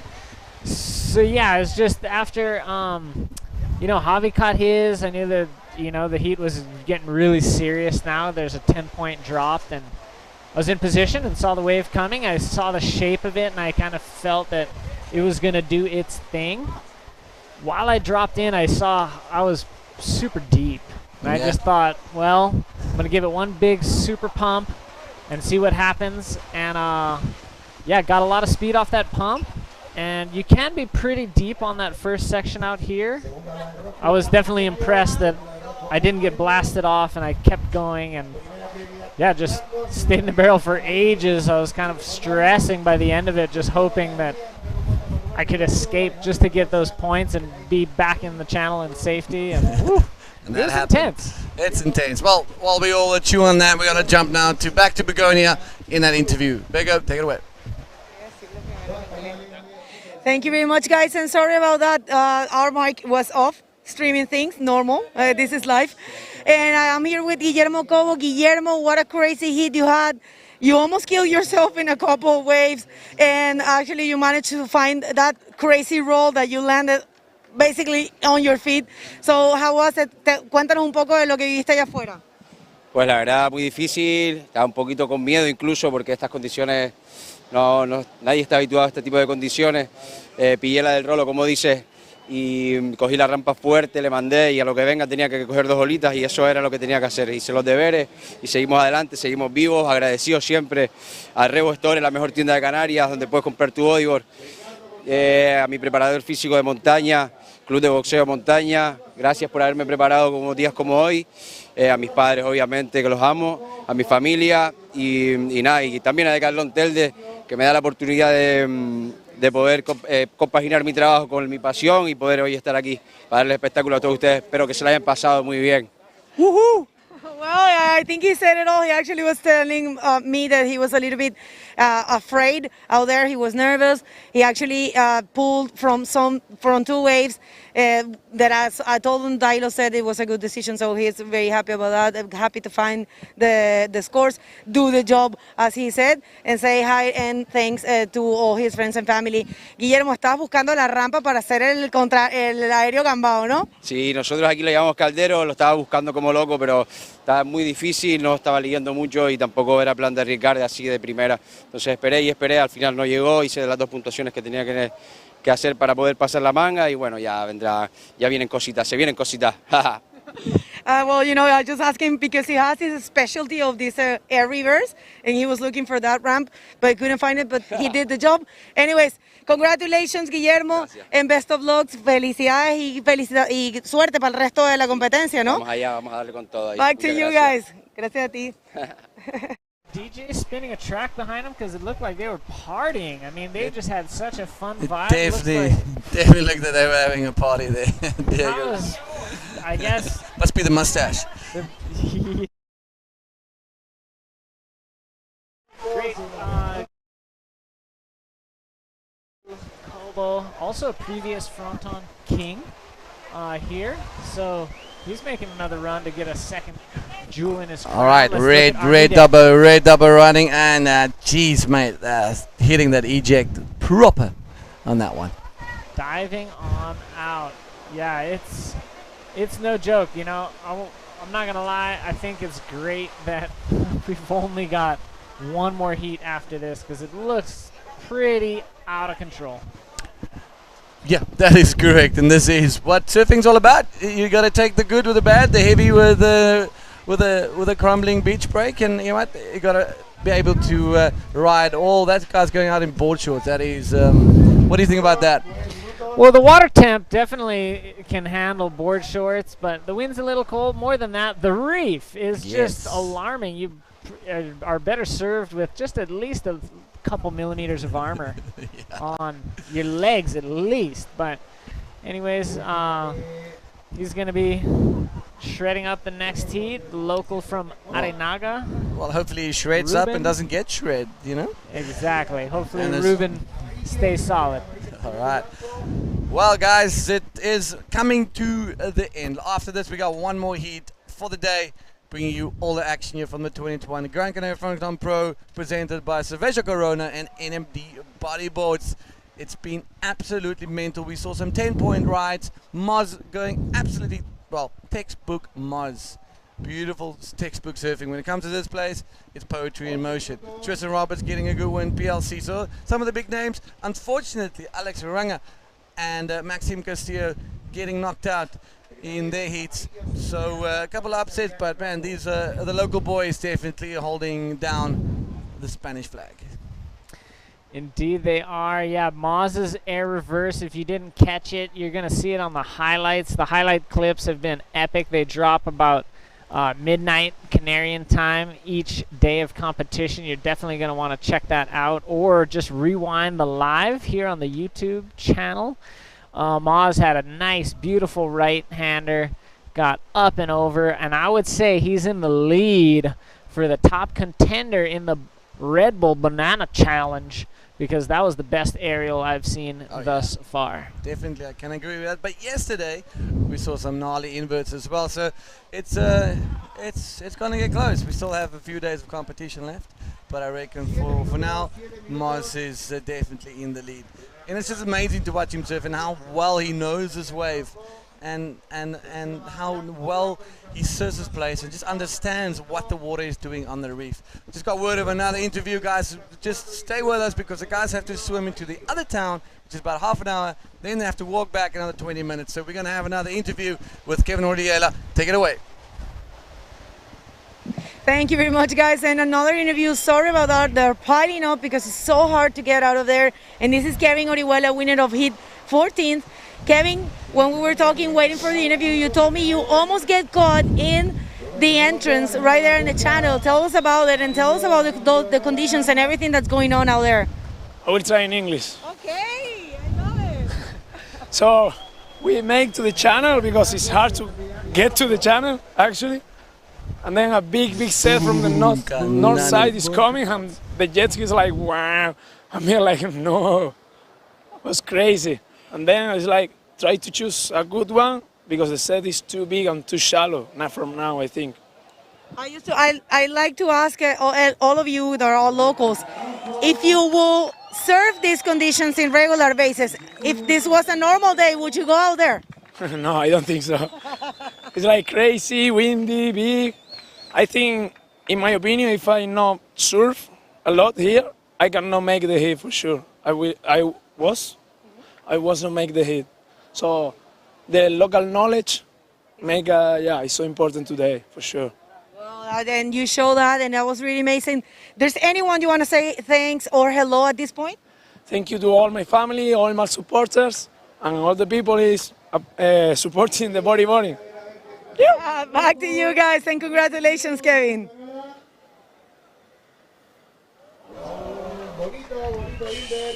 Some good surfing going down while we are having a little discussion. All right, we're back. Thank you. Sorry, guys. Thank you. We're back. Missed that one. All right. Well, Armida Silveras getting that 7.5 for that barrel to Royal Exchange, and we saw some good waves coming down. So let's keep an eye on the score. Currently, Armidas and Carlos Sanz sitting in first and second. Carlos Sanz only needs a 3.34 for that first place, while Rodrigo and Ibai needing solid scores of 7.27 and 6.27 respectively to get into that second position. We're under the 5-minute mark. Dubbo, it's been wild, it's been cool. Man, what a day. What a day indeed, and you know, this does look like it's the biggest day on the charts for this year's Fronton King. So we've had about as big as you really want to surf it, at least in these kind of windy conditions. Good news is next week, some better winds and some cleaner swell are on tap. So we are looking probably to see something happen later on next week as far as days 5 and 6 of the Gran Canaria Frontón King. Yeah, let's see what the organizers decide to do over the next couple of days. We still got some good weights coming in, some contestable stuff, a lot of heats to still get through Dubbo. So let's see what happens. Yeah, and there still could be a check-in tomorrow. So we're, tomorrow's not a write-off. It definitely could be on again tomorrow. But just good news that the forecast is looking nice for at least the finals day. Look at that thing building. Look at that thing building. Big old Everybody's lump. scratching. Get under it, boys. Get under it. Oh, my soul. That's big, man. That's big. That's amazing. Right, 3 minutes ago, no change yet. Oh, yeah, we do. We got Ricardo bumped up into second position. Now it comes down to that back-off wave, that second score. We've been preaching it the whole time, but it really comes down to just cementing yourself, getting that 2 scoring waves, and you know what? That has been the recipe of success. Here we go. White up and riding. This is a good-looking left-hander. Unfortunately, just wedged so hard, and just gave him absolutely nothing. Just a little bit of frustration there, but he'll be making his way. All right, Dubbo. Armida. Whoa, goes for an ARS there. Kind of lands on the top. But wow, with 2.5 minutes remaining, these guys are taking some of their last stabs. And you hit it right on the head, Dion. None of these guys has a good backup right now. They all are in striking distance of first, except for Ibai. He doesn't really have actually any scores on his line. Hopefully he's okay if he is out there.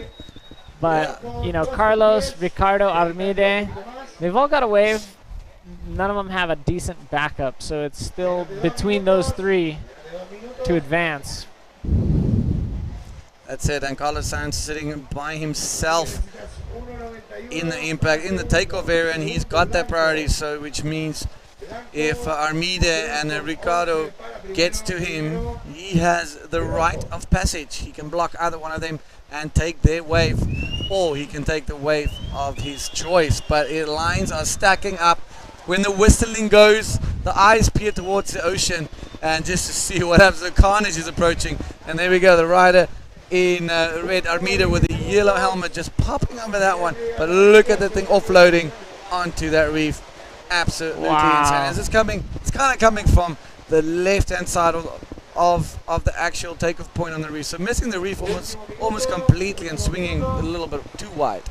Wow, huge waves, and that's what it'll do sometimes when it's west. It'll just start feeling some of the reefs a little bit to our left and start breaking even before getting to Fronton, and that's kind of what we saw there with that crazy closeout, connecting all the way to that inside shelf. And whew, well, we've got about a minute remaining. We got the boys skating. Want to send a shout out to our sponsors. This is the Gran Canaria Frontón King, brought to you by Cerveza Corona, Cabildo de Gran Canaria, Instituto Insular de Deportes, as well as Patronato de Turismo de Gran Canaria, Ayuntamiento del Gáldar, and NMD Bodyboard Company. Well, thank you to them. Thank you for making this possible. As we see Mr. Priority, that's Carlos Sainz using it. Going on the left-hander. Can he get another score? He needs that backup. He's going to get a little section, just getting pushed by the uncontrollable whitewater. And that is all she wrote. No real ways getting rid in the last couple of seconds. And I would say it's safe to say that Armida Soliveras made it happen with that 7.5 and a 2.1.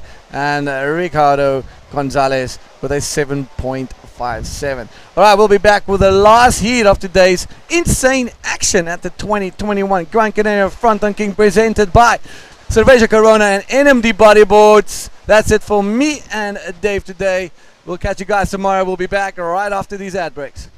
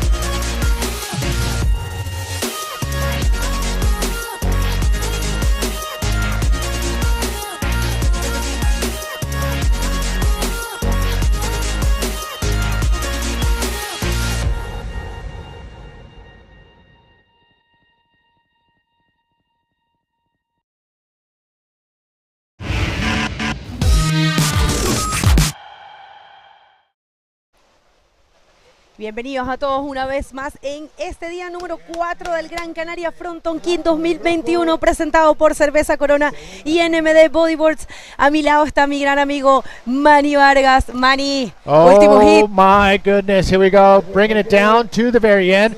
El último hit del día, 16, ronda número 3, y tenemos más olas y a ver vamos qué va a pasar en estos 20 minutos. Ay, ay, ay, and in the water we have in yellow Milo Delash. I think it's backwards. And in blue we have Genesio Lubisi. In red we have Ruben Redondo, and in white we have Alejandro Barbosa. And there's some waves that are being ridden right now. Oh my God, Manny, I have to say I'm so impressed about the power of this wave. This is my second time here, and last year I got to see some waves and some swell, but this is massive. This is a three-headed monster. It is mutant monsters for sure. Thank you, Cutback TV, for that beautiful quote. But Ruben Redonda, he's the only one I've seen out there with no wetsuit. He's out there in shorts and the Lycra, and that I give him props for that because he's the only one that's out there without a wetsuit. The wetsuit keeps you warm, and it actually protects you a little bit if you were to hit the reef. So him being out there without a wetsuit, props to Ruben Redonda from Spain. Alejandro Barbosa, he's from Gran Canaria. Here we go, up and riding. Ahí está bien Alejandro Barbosa, claro que sí, en la especialidad de la casa, saliendo ahí de un tubo. Barbo se conoce súper bien esa derecha y es realmente un espectáculo verlo surfear esos tubos. Así que vamos a ver qué piensan los jueces. Pero ya es Milo Delash, que tiene un 7. Aquí viene la repetición de esa ola. No, we haven't seen many barrels to the left. So this is a pretty cool one to watch. And look at that, combined with a nice looking air reverse, sort of. Yes. Oh, and that will be Genesio. The Italian will be in the blue jersey, Alejandro in white, and Delaje in the yellow jersey. So we just saw an awesome barrel from the rider in yellow. Yes. So there are waves that are high-scoring waves. I mean, people are talking about the conditions are bad, but there are waves. Look at this. Just coming up, getting ragdolled on the inside is the young Frenchman. Yeah, Milo Delash. Actually, his name is backwards. Delash is his last name, so Milo. I knew, I remember his name was Milo. Look at that. He was trying to get another deep barrel, but just bounced a little bit before getting in and surrounded, but then he gets dragged about 20 feet before coming up. He's hungry. He knows what it needs to be done to get into the next round. Milo is a fisherman, so that's he knows his way very well in the ocean, and that's why he's holding that 7.33. But there's still 15 minutes to go. 40 minutes and a half, and this is the last hit of the day, people. If you're just tuning in, you can scroll down, back and check the whole day. Full of action, full of crazy maneuvers, and we actually got to see our first 10 in the hands of 19 years old Javi Dominguez, local from El Confital, but also no stranger to El Frontón. So kudos to Javi for letting loose the golden boom. I was interviewing Bruno Martin while it was happening, and we didn't even do an interview about him. Essentially, we were just watching that wave because it was happening live, and it was pretty amazing to witness that with your own two eyes. And big shout out to wave streamers for getting that wave and being able to show it on the recap. So thank you very much, wave streamers, and Planet Drone for holding up the drone footage as well. Marta y Jimmy, gracias, están allá arriba poniéndole bueno, y todo el equipo en realidad de Wave Streamers. Y para todos ustedes, el resumen del día vamos a tener, ahora que termine este hit, que es el último del día, vamos a tener la recapitulación de las maniobras que hasta ahora están clasificando en el Red Bull Banana Challenge. Bueno, obviamente es probable que alguna se nos haya ido, pero no se les ha ido a los jueces, quiero que lo sepan. Incluso tienen una maniobra de juniors de la primera ronda que fue un inversón increíble, así que los jueces sí están valorando todas las buenas maniobras que se han llevado a cabo en este campeonato. El Red Bull Banana Challenge es un mini campeonato dentro de este campeonato que va a otorgar un premio de $1,000 en efectivo, money. $1,000 up for grabs for the winner of the Red Bull Banana Challenge, which essentially is the maneuver of the event. And Most radical. Right now, the 10-point ride from Javi Dominguez is up in there, but here we go. Up and riding, it looks like. Yep, there it is. Wider and right. Alejandro Barbosa getting caught on the top part of that wave, going for a roll, and the whitewash just got him in the very end, and he's not able to pull that off. Así es, Ale Barbosa ahí, que bueno, está necesitando un 3.17 en este momento. Tal vez es un buen momento para tratar de marcar esos scores y tratar de subir. Vamos a ver qué piensan los jueces acerca de ese rolo. Nosotros, como lo vimos en la vista lateral, no sabemos si fue completado bien o no. Esto lo saben los jueces que tienen una vista panorámica que obviamente es privilegiada, la que ellos necesitan tener para poder puntear. ¿Y dónde están ustedes? Es aquí la última oportunidad del día para mandar sus saludos, para mandar sí, sus comentarios. Aquí estamos Man y yo. Y acuérdense por favor de seguir la nueva cuenta de la IBC, ibc.world.tour. La otra fue hackeada. Ayúdennos por favor a recuperar el engagement. Everyone that is just tuning in, please follow the new account of the IBC in the Instagram, which is ibc.world.tour. Y tal vez es un excelente momento para darle las gracias a nuestros patrocinadores, que son Cerveza Corona, el Cabildo de Gran Canaria, el Instituto Insular de Deportes, Patronato de Turismo de Gran Canaria, el Ayuntamiento de Gáldar, por supuesto, NMD Bodyboards. Gracias por el apoyo. Ahí tienen el Instagram. Y también tenemos la colaboración de Vacío House, de Hydroflask, de Camper Canarias, Agua Bruma, y por supuesto Media Partners. Gracias Bird Magazine y Medusa. Yeah. Wow, you nailed that perfectly. Thank you, Bego. Gracias a todos ustedes y sigan por favor la nueva cuenta de la IBC, que estamos tratando de, bueno, recuperar nuestra audiencia. Fuimos víctimas de eso, pero en el agua es Milo Delage quien está en la primera posición. Milo Delage de la France, première ici dans les derniers hits de la journée. Merci à tous les gens de la France que nous attendons, je ne sais pas comment dire ça, que sont ici. Merci. Y here's a replay of Milo Delage, first wave. So far the best wave of this hit. I'm sorry. That was a 7.33, and he got that really early off in the heat. Those are very comfortable. Puts him in a different mind space where he's not thinking about getting a big score. He got it right off the bat, and that definitely helps you in the long run. And it looks like the Chileans are taking a little quick break over in the VIP Corona area. How do we get in there? There he is, the Frenchman, up and around, not much there on the left. So these guys are on the lefts, which is very interesting because we saw a lot of rights being taken earlier in the day, but now here they are on the lefts, and they're working. I mean, we saw the Frenchman get a nice long barrel for 7.33.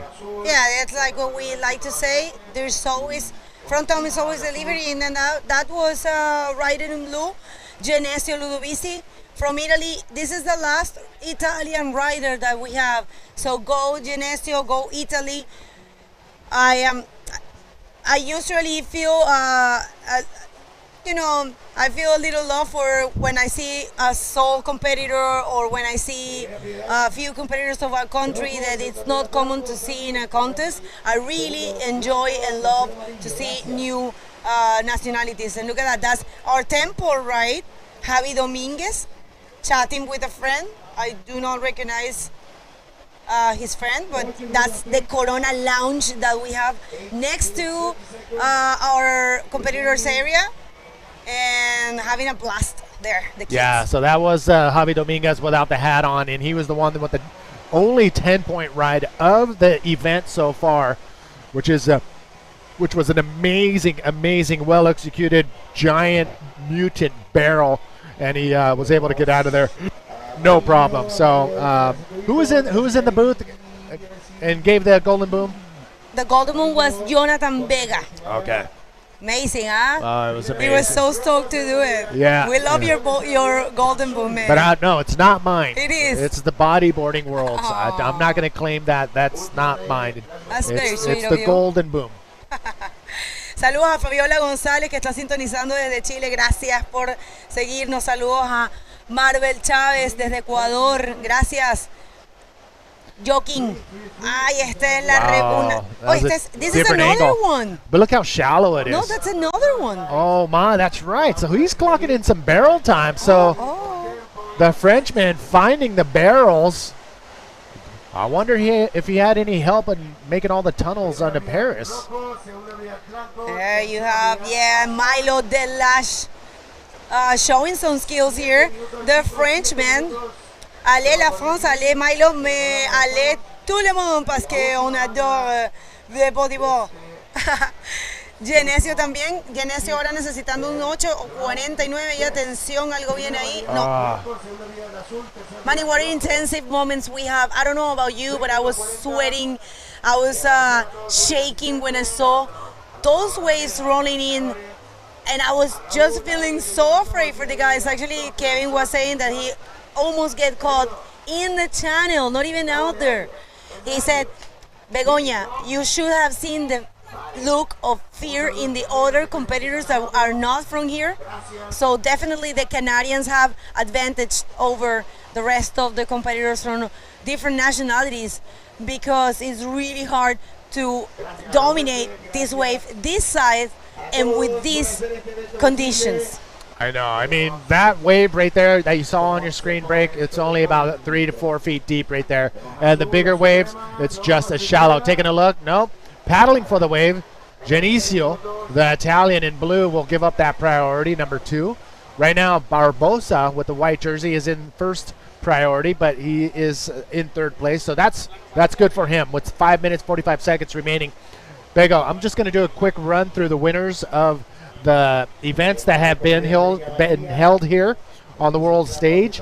It was the first event, 2010, Jeff Hubbard walked away with the win. 2011, it was Jason Finlay. 2012, it was PLC. And 2013, Miguel Macias. And that was the start of the run. 2014, Guillermo Cobo. 2015, Amory Laverne. 2016, Tension. we had Here comes Ruben. another one, back-to-back wins. Sorry to interrupt, but you know how it is. Look at that beautiful looking. Oh my God, no way. He got caught in the foam. No, I mean, that's the hardest part. To do a maneuver and land in front of the whitewash and ride it out cleanly is difficult. Oh, quick little sneak attack under the lip, able to get in the barrel. Quick little roll on the inside. The Italian, woo, that could be a good run right there and solidify him in that second place spot. He's making it all the way to the channel on the left side. Here we go. Paddle battle possibly going to go down between Inicio and Ruben Redondo. I think it's more like a saving paddle. Like, we need to get out of here. Look at that. This is the replay. Very well surfed wave from Genesio. I think it was really smartly ridden. He find some little barrel time and a ramp there for the roll. So good call, Genesio. That's what it takes. It's not going to be a super high scoring wave, but it will be a solid score for his 1 or 2 waves. And right now, in these conditions, either you're going to get a giant score or you're going to dabble in the 1s through 4 scores. And that's going to be pretty tough when it gets into the last few minutes like we are here. So, again, first and second advance on. Third and fourth, it looks like it could come down to the wire for this last heat. 2015, I'm going to finish up. 2015, Amory Laverne. 2016, back-to-back wins for Maz. And then 2017, we saw a few more categories back in the hunt, or back into the event. Jared Houston winning the men's, Isabella Sosa winning the women's, Willie Lujan in the junior, and Lori Grenier in the drop knee division. 2018, Amory Laverne. And that was the men's. 2018 women's was Teresa Miranda. And it was 2019 Tristan Roberts. And in the women's, Alexandra Rinder. And last year, Lionel Medina wins the men. Teresa Miranda wins for the second time last year here at this event. You love those right? What's that? What's that? Did you like those notes? Yeah, I mean, I had them, but you sent another perfect with more information, so it was perfect. No, it's great to be working with you guys. I think we're a great team, and it's a Genesio getting more solid in that second position and just making it a little bit harder for Ruben and Ale, but you know, those are small scores. Ruben is completely capable to get that 4.07 he needs to advance and qualify in the second position. And Alejandro Barbosa only needed a 4.30 to also take the second position and advance in this amazing Gran Canaria Frontón King 2021 presented by Cerveza Corona and the bodyboards. Yeah, I mean, we saw some pretty hectic waves all day long, and we're coming down to the last 2 minutes. I mean, I saw a lot of interesting things go down today, and I was very surprised that some of the riders were stoked to be able to compete in these conditions, and some of the riders couldn't believe that this was happening to them. But, I mean, again, the promoters have their hands tied with only a limited amount of days to run a contest. Yeah, and I think everyone back home also wants to see some action, some crazy bodyboarding going down. And I, for one, can say I really enjoy to watch, for example, the tempo ride today of Javi. If it wasn't for these conditions, I would never gonna see that live, and it was amazing. Oh, we have some grommets. We have some grommets on Lionel. It's bringing Lionel Medina, our current Frontón King, is bringing us some little futures. ¿Qué tal, Leo? Bueno, va súper bien. Estamos aquí ya en los últimos segundos, Lionel. ¿Qué te parece esto? Estamos en los últimos segundos de competencia. Está de primer lugar el francés Milo Delage. En segundo lugar el italiano Genesio Ludovici. ¿Quiénes son estos chicos lindos que nos trajiste? Son los chicos que están mirando el evento y le preguntó a la organización si podían entrar. Hola. Querían mirar ahí los pros, cómo surfeaban. Y aquí los tenemos. Saluden a la cámara porque esto es un momento único. Pues bueno, ¿qué tal? ¿Ustedes hacen bodyboard? Ellos surfean en la Cicer, son de buen Arteme, creo, ¿no? Surfean en la Cicer y... ¿De verdad? Están aprendiendo. ¿Compitieron en la Cicer? No competí, pero... Estaban mirando ahí, ¿no? Bien. Guay. Por supuesto, pues muy bien. Bueno, pues escucho mientras estábamos hablando, ya vamos a hablar un poquito más. Se termina el heat, señoras y señores. The heat is over, and unofficial results is in the first position, advancing the Frenchman Milo Delage, who actually dominated the whole heat. And in a second position, let's see if we waiting for scores. I think we're not. Second position will be the Italian Genesio Ludovici. Italia, qué bueno. Amazing, increíble. Sí. Bueno, pues un día lleno de acción, Lío. ¿Qué te ha parecido? Pues las condiciones bastante radicales para los competidores. Fue un día especial porque creo que nunca los competidores hemos surfeado con olas tan grandes. Y hoy ha sido el día, hemos tenido la oportunidad de ir y lo hemos demostrado, como por ejemplo el tubo de Javi Domínguez. Fue un tubazo radical y también maniobras como la de Gabriel el día de ayer. También Dave hace otro tubazo en su manga. Guillermo Cobo, estamos todos full. Definitivamente, y bueno, voy a aprovechar que estás aquí, me ayudas a comentar lo que es la recapitulación del Red Bull Banana Challenge, de las maniobras que van a caer dentro de ese pequeño campeonato que tenemos dentro de este campeonato. Gracias Red Bull, entonces, aquí está. This is the recap of Red Bull Banana Challenge. These are the maneuvers. Vamos a ver. Cogió muy bien el bottom y la verdad que fue un olón. Fue un invertido, ¿vale? Pensé que era el reverse. Oh, qué bueno, eso no lo había visto. Este fue el primero. And this is y esa le cuadró perfecta. Full rotation, No, fue alto. Sí. Desde afuera se veía un poquito menos. No, fue bien alto. Fue alto, qué bueno. A ver, Ernesto Evana. Un mítico aquí de las Canarias. Wow. ¡Wow! ¡Qué bonito! ¡Qué perfecto! Este no lo había visto yo, Este fíjate. no lo había visto tampoco. Y Qué cayó bueno. dentro del tubo, ¿eh? Cayó, pero... Lo mató. Lo mató. Este- Oh, mira mi rolo. Wow. Sí, tu rolazo, radical, radical. Ahí celebrando. Está Héctor Ojeda también. Sí. Personal training de el dealer. de el dealer de Gran Canaria. Claro, este fue el invert de IBC qué bonito. Toro. Very well executed invert La there. izquierda estaba más complicada que la derecha. Sí, yo Tengo creo que lo decirlo, mismo. Porque creo que la fuerza norte la metía así tanto que cuando caías las maniobras te podías callar. Era complicado entrar a la maniobra. Mira. Oh, bien. Este, Miguel Rodríguez, from Perú. Sí, el invert de Miguel Rodríguez.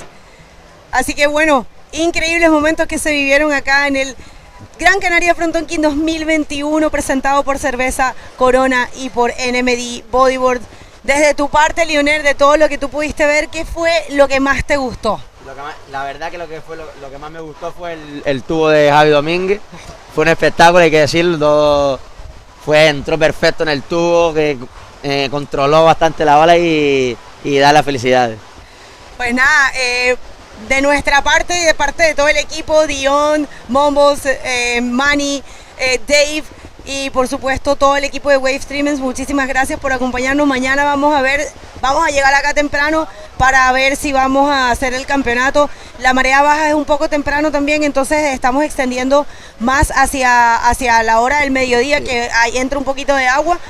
Así que nada, sigan las redes sociales del Frontón King y recuerden que nos hackearon el Instagram oficial de la IBC, así que les pedimos que nos ayuden a compartir y le den like al nuevo Instagram que es ibc.world.tour de la IBC. Y nada, ahí vamos a estar tirando todo. Chicos, ¿ustedes quieren mandar algún saludito? A ver, les voy a pasar este micrófono. ¿Este solo? No, le paso este. Ahí pueden hablar. Un saludo ¿A quién? ¿A quién? ¿Quiere mandarle un saludo? a mi madre. Oh, qué bonito, muy bien. ¿Y tú? Un saludo a mi madre, a mis amigos y a mi perrita. Oh. Bueno, Lío, ¿tú quieres cerrar diciendo algo? Cierra tú si quieres. Yo nada, despedir de este maravilloso día de olas épicas y esperemos que los siguientes días estén mejor. Okay, everybody, thank you very much for tuning in. And tomorrow we are going to check the conditions. We're going to get here around 10 to see how the waves are doing. The low tide is really early, so we are not rushing it. Tomorrow is going to be big too, so in case you miss it, we have been hacked. The official IBC Instagram has been hacked, so please help us and follow the new account, which is ibc.world.tour, and just spread the word. We have been victims of hacking, and that's, well, something that happens, but we're gonna recover from that. Thank you very much, everyone, for tuning in, and thank you guys for joining us, and I'll see you tomorrow.